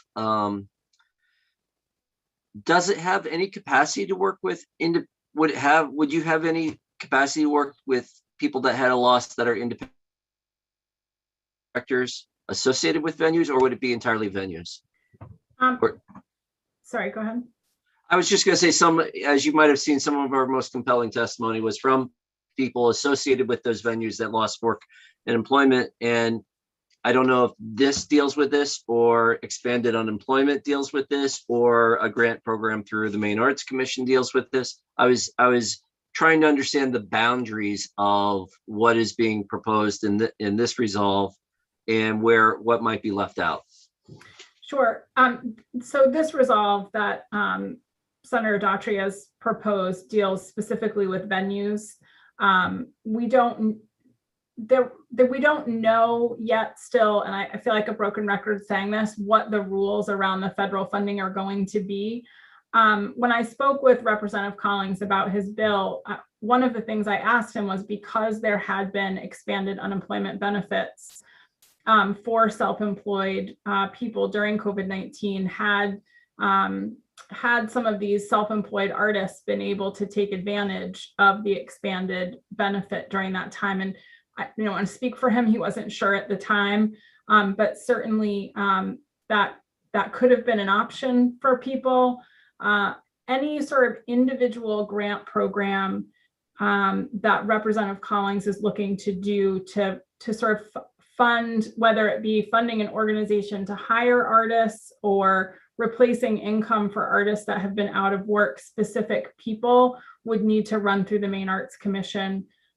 It's just not something statutorily DECD can do. And the grant process itself, just when we did the Maine Economic Recovery Grant Program, was it's a grueling process to receive from businesses thousands of applications and to go through each one. I have no idea how many artists have been out of work. I'm sure it's a great deal and it's unfortunate, but it's not something we would have the expertise to do at DECD. I think that's helpful for the committee to hear, is kind of the bounds of where DECD can be engaged in this, and where Department of Labor with expanded unemployment or future grant programs. So thank you. Of course. Are there other questions? Senator Daughtry, did you want to address that question as well? If possible, I wanted to add on the Maine Arts Commission portion. That is something that falls under the Education Committee, and not to volunteer my committee for another aspect, but if the discussion of performers and what our state government is doing to help folks like this, I think it'd be definitely something that the Education Committee could do, sort of a fact-finding conversation with the Maine Arts Commission, and invite the IDEA Committee to as well. But that is something that's under the jurisdiction of the Education Committee. Great, thank you. Do we have any further questions before we shift into debate? Seeing no further questions, thank you, Senator Daughtry, and thank you, Ms. Foy. Appreciate it. Absolutely. Thanks for having me. Very much. Are there any more comments before we move to a motion? Chair recognizes Representative Collmore. Thank you, Mr. Chair. I just want to clarify procedurally, if a motion were made to pass as amended, we would have it come back to us for language review because we don't have the full language right now and Ms. Olson needs to do work. Is that correct? Yes, it would be, Okay. it would be as if we had I think Representative Ducharme's earlier amendment that had a slight change in it. We would get the language. This would be obviously more language compared to Representative Ducharme's. But yes, we would have an opportunity at language review to have a more clean review of it. Okay, thank you for the clarification. Yeah, Representative Roberts. Thank you, Mr. Chair. I was about to make a motion unless Representative Hassenfuss has. We can have a discussion after the motion, so that's fine. I'd like to make a motion ought to pass as amended with the language from Senator Daughtry and the department on LD 1641. Is there a second? Second, Senator Searway. Further discussion, Representative Hassenfuss. Thank you, Mr. Chair. I saw that in part of this, if you have any local tax liens, then you don't qualify. I'm just concerned for that small downtown theater that has gone through a tough time. And as part of that, they said, you know what, I'm not going to pay my real estate taxes because I just don't have it now. I'm going to wait for things to get a little bit better. And then I'm going to pay those taxes. Should we exclude that entity from receiving a grant?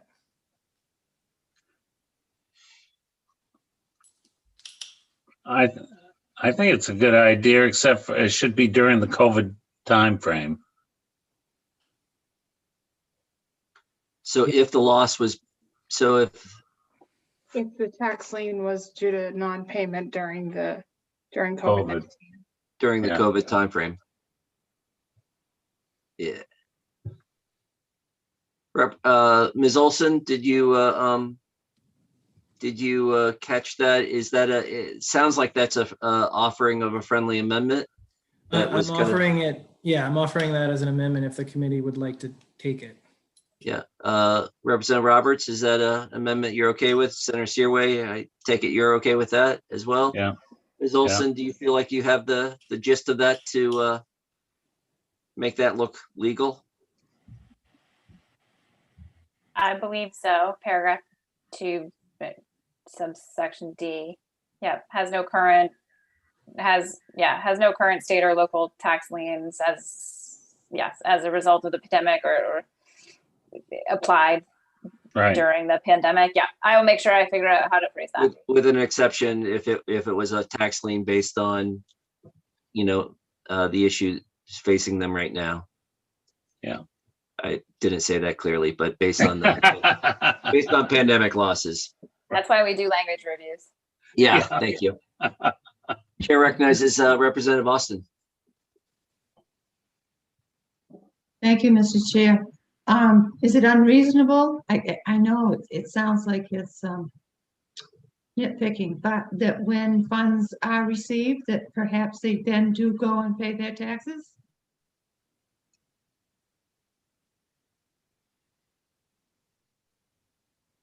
Well, I guess that's their choice, right? Well, now wait a minute. Now think about that. I don't think the towns would be happy that they got a grant and then didn't pay the taxes, of which is why they're getting the grant. So I can see that being. Is that a catch-22 for everybody? If this helps, Senator Curry, if that's a friendly amendment, I'm going to decline because I feel that's too prescriptive for the department. Yeah. Then maybe. So Representative Roberts, Senator Searway, you're back to your original proposal. Is that correct? Well, yeah, I'm just kind of like, I guess it's discussion. I hear what Representative Austin's saying, but at the same token, they may need that money for startup to get things going back, so I hear both sides on that. So right now I'm sticking to what my first thing was, just helping him through the pandemic, Okay, so on the first ought to pass as amended with not addressing the tax lien question. Yeah. Okay. All right. So it's just basically just taking that off, so it's not a criteria to not get a grant. Okay, I think that's the second. That was the second. So Yeah. now we're in a befuddlement because I believe Senator Searway agreed with the first friendly amendment. Right. Right. okay, so our Does that help? Representative Yes, Roberts, thank what, you. can you restate what that is? Okay, so right now we are at ought to pass as amended with the amendment from Senator Daughtry and the department with the stipulation that there will be language saying that they can't be declined if there's a tax lien that was a result of the COVID. However, Ms. Olson will Okay, word it. and that's the amendment, and that's Full and stop. that's your motion, and that's your motion. Okay, and that was second, and Senator Searway, you second that. Okay. Yes. I Represent- just in discussion though, I just wanted to make sure that I understand Representative Austin's thoughts on that, but the thing is, if you're trying to get them back in business, they may need that money to get started, to get back in, then they can pay their taxes afterwards, and whatever. And if they lose their property and because they didn't pay their taxes, then that's their own fault, but I do think that we could help them in this way, just allow them to get the grant money. Chair recognizes Representative Collmore. Thank you, Mr. Chair. I just wanted to say that I support the motion on the floor and that having that language that would exempt anybody who received tax liens as a result of COVID-19 is important to have in there, but that people who received tax liens before COVID-19 should still be exempted from receiving grants at this time. So I think that that's an important distinction when we're doing that exemption of the exemption. I followed you. Yeah. So, Chair recognizes Representative Hassenfuss. Good luck, Miss Olson.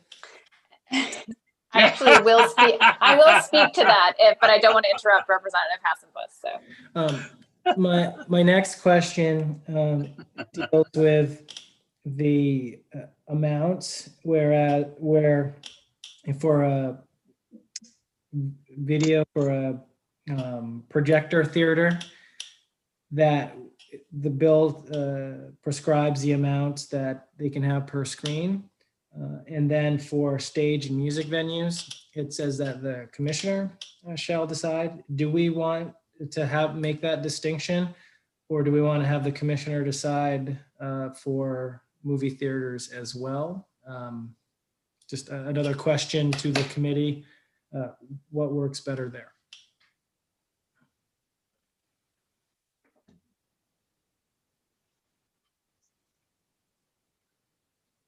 I mean, I can be persuaded either way, so. And Mr. Chair, I'm going to stick with my motion as is. Great, thank you. And Chair recognizes Representative Austin. I just thought I'd make a comment to Representative Collmore. I think that's too prescriptive. That's a joke. Too prescriptive. Sorry, I'm really getting at a point. It's 5 o'clock somewhere, and I think it might be here. Yeah, it's past 5 o'clock here, and yeah. Thank you. All right, is the committee ready for a vote? Yeah. Chair recognizes Representative Collmore. I just wanted to really quickly ask Ms. Olson, because maybe I'm misunderstanding. I thought that as part of the amendment, we were removing those maximum and minimum requirements anyway in what was submitted, because I thought I recalled hearing Senator Daughtry say, and then the rest would be striked, giving the department the ability to make those determinations anyway. I just want to clarify if I misunderstood that or not. Ms. Olson? let me look at this email. You guys have seen the email, so. Um,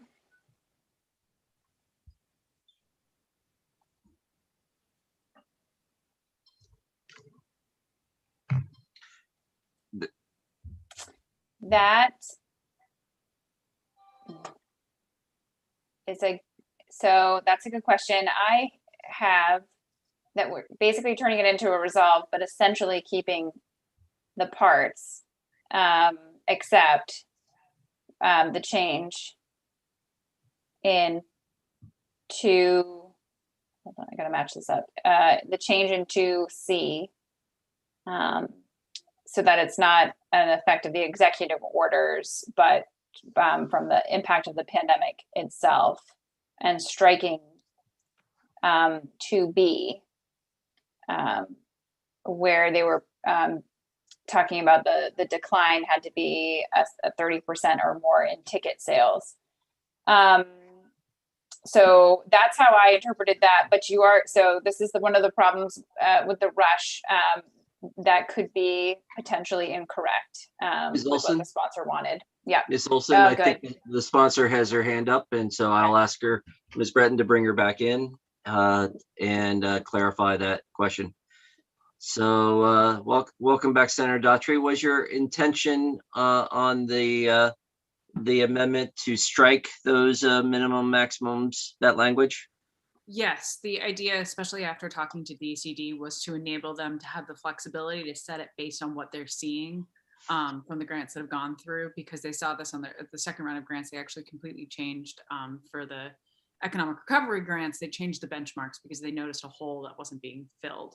So by taking away the prescriptiveness, hopefully they'll have the ability to fund even more venues, especially the littler ones. So. And so in specific language, we're talking about striking what section here? I just pulled up and I just closed it. Hold on. Ms. Olson, do you see what that would be, what section we'd be talking about? My question is, so as the bill is laid out, we've got a fund established in paragraph 1. We've got an eligibility in paragraph 2, and there have been changes expressed in the email for subparagraphs B and C. Paragraph 3 on awarding grants would be the prescriptive nature that was just being referred to. So that awards the amount of money dependent upon movie theater being a stage or a music theater, and also explains that the funds can solely be used for the purpose of paying operating expenses, and then paragraph 4 for rulemaking. Are we looking at striking all of paragraph 3 about awarding grants? Senator Daughtry. Senator Daughtry? Yeah, thank you. Is if helpful. That way it gives them the flexibility to set that, because it's a process they'll have to go through anyways. You can always add the language in that, reports back to the IDEA committee on the process to make sure you're all involved. So to keep the report back. Or I believe we'd actually add a report back. It's not there currently. Okay, so let me just walk this through, because I just want to make sure that we've got this. We are going to turn it into a resolve, but we're going to still establish the fund as written. Yes. Yes. Sorry, I am talking. Yep. And then keep the eligibility section, but with the changes in subparagraphs B and C that were outlined in the D. Okay. Strike section 3 on awarding grants, but have that include the information around the loss has to be shown due to COVID-19 to follow the ARPA funding rules, and that DCD reports back to the committee. Yes, please. Okay, and then I'm assuming keep the rulemaking. I think I have to keep the rulemaking. Yeah, I think that is required, but that's definitely in my wheelhouse. Great. Representative Roberts, since this is your motion, and Senator Searway, all on board? I would say that falls under amendments made by sponsor. Okay. Senator while Seaway, I- yes. I'm seeing a Yeah. thumbs up. Yes. Yeah. Okay. Very Oh, good. just while I have everyone's attention, and just thank you to Representative Collmore for bringing the question up. But in terms of the tax liens, I believe my understanding would be it would be very difficult to determine that a business entity's tax lien was as a result of the pandemic. I think we might need to put an actual date on that. So the lien occurred after a certain point. Although again, I'm not an expert on how liens are Yeah, we could put the enacted, tax but- lien on when the pandemic started. We do that when we got notice. Okay. And just if that would be okay to put a date rather than, I think that might be, I'll bring that back on language review, but I just wanted to put that out there that may be the way that we'll have to go. Yeah. Great. Thank you. Thank you very much. Senator Daughtry, anything else you want to add? Thank you, Mr. Chair. I did just want to add that I think DECD has had to go through this with other grant processes because they have to go through verification with the Maine Revenue Services. Actually, did not look at property tax liens, but to look at lack of different state-based liens. I think it'll be a little bit different for many of these organizations because many of them are nonprofits, so they won't be dealing with the sales tax verification process. But I did want to give a shout out that I know DECD has had to go through the process for verification on other loans with Maine Revenue Services. So there might be existing statute for that, or just existing, processes that DECD might be better able to address. But I think there also might be some federal regulations around it, but that would supersede anything you do with this bill anyways. So hopefully that's helpful. Looks like Chair recognizes Representative Austin. Representative Austin? I think you're frozen. We'll pause for a moment. I think we're getting close to a vote here. She does a good job staying at attention. Yeah, we're almost at a vote. That's your game winner. He's competing with Rep. Ducharme here. Right. So, okay. Okay, we've lost. Oh, there's Representative Austin. Welcome back. Representative Austin, do you have a question? It looks like we're moving towards a vote, but I wanted to make sure you had a time for question or comment. Representative Austin. I was afraid you all.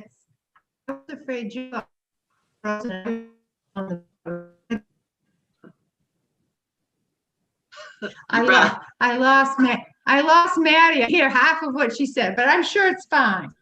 Just okay. I think you're having internet issues. So with that, are we ready for a vote? Okay, Ms. Breton, would you call the roll?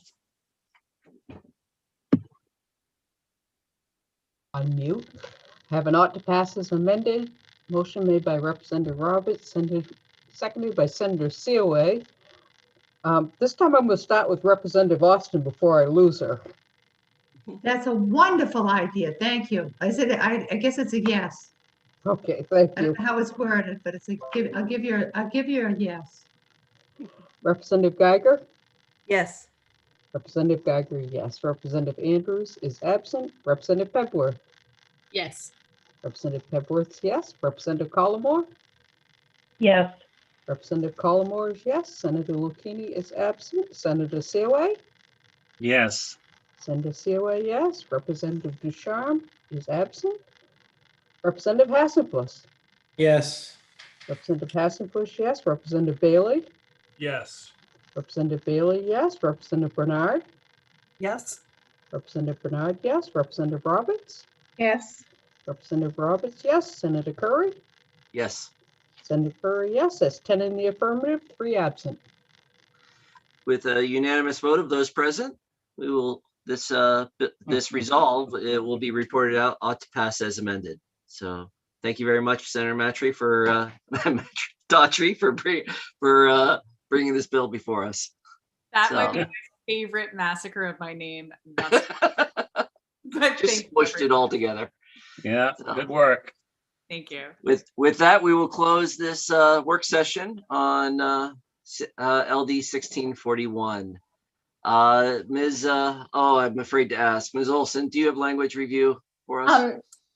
I have one thing I desperately have to have the committee weigh in on it today. I know I'm looking at the time, my own children are home from daycare, so I understand Let's do it. where we're at. But I have a question for the committee that's come back from the revisor's office, not a revisor's office. That'd be interesting. Okay, I'm going to put it on the screen. So this is LD 149. It's an act to facilitate licensure for credentialed individuals from other jurisdictions. The committee did have so we've done language review on this. This is something that's come back from the revisor's office that I can't make the decision on. I need the committee to give me guidance. This is a divided report, but the portion I'm asking about was true in both the majority and the minority reports. And so I need to just ask the committee their thoughts. So this is the original bill over here. And as you'll notice, in paragraphs M, N, O, P, these have now in M, the department, the bill came from the department, added after consultation with the appropriate licensing board, commission, or personnel administering a regulatory function of the office. It was already written in paragraph O. The committee amended paragraph P to have that same language. And what slipped my notice, and therefore your notice, was paragraph N, which has the same structure, but does not include the consultation with the appropriate licensing board, commission, or personnel administering a regulatory function of the office. And the revisor's office wants to know, would the committee like to continue that same language in paragraph N, or would like to leave paragraph N as it is? It's technically a substantive change, so not one that I could decide in the editing process. And I have, the amendment to paragraph P was true in the majority as well as the minority report. The minority report made an additional change later in the bill as well, but. So if I were to understand this correctly, we added that language to 2 sections, but there's a 3rd section that we failed to add it to. The committee added it to 1 section, to paragraph P. It was already added in M and O in the original bill. Okay, and so the question is N. Do we want it also in section? Paragraph N, yep, section Paragraph 2. N.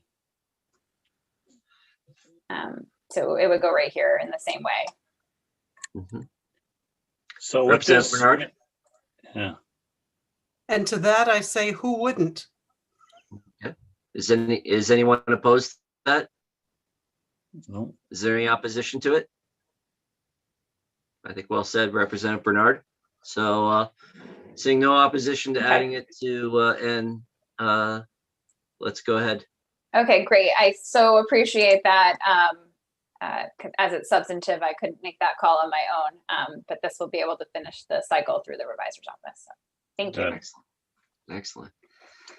At this point, I will recommend and recognize a motion to adjourn. So moved. Second. So moved and seconded. All those in favor? I'm going to oppose this one. Yeah. Can I have time to speak to my motion? You got a question? You can call me. Have a good night, everybody. See you on right. Thursday.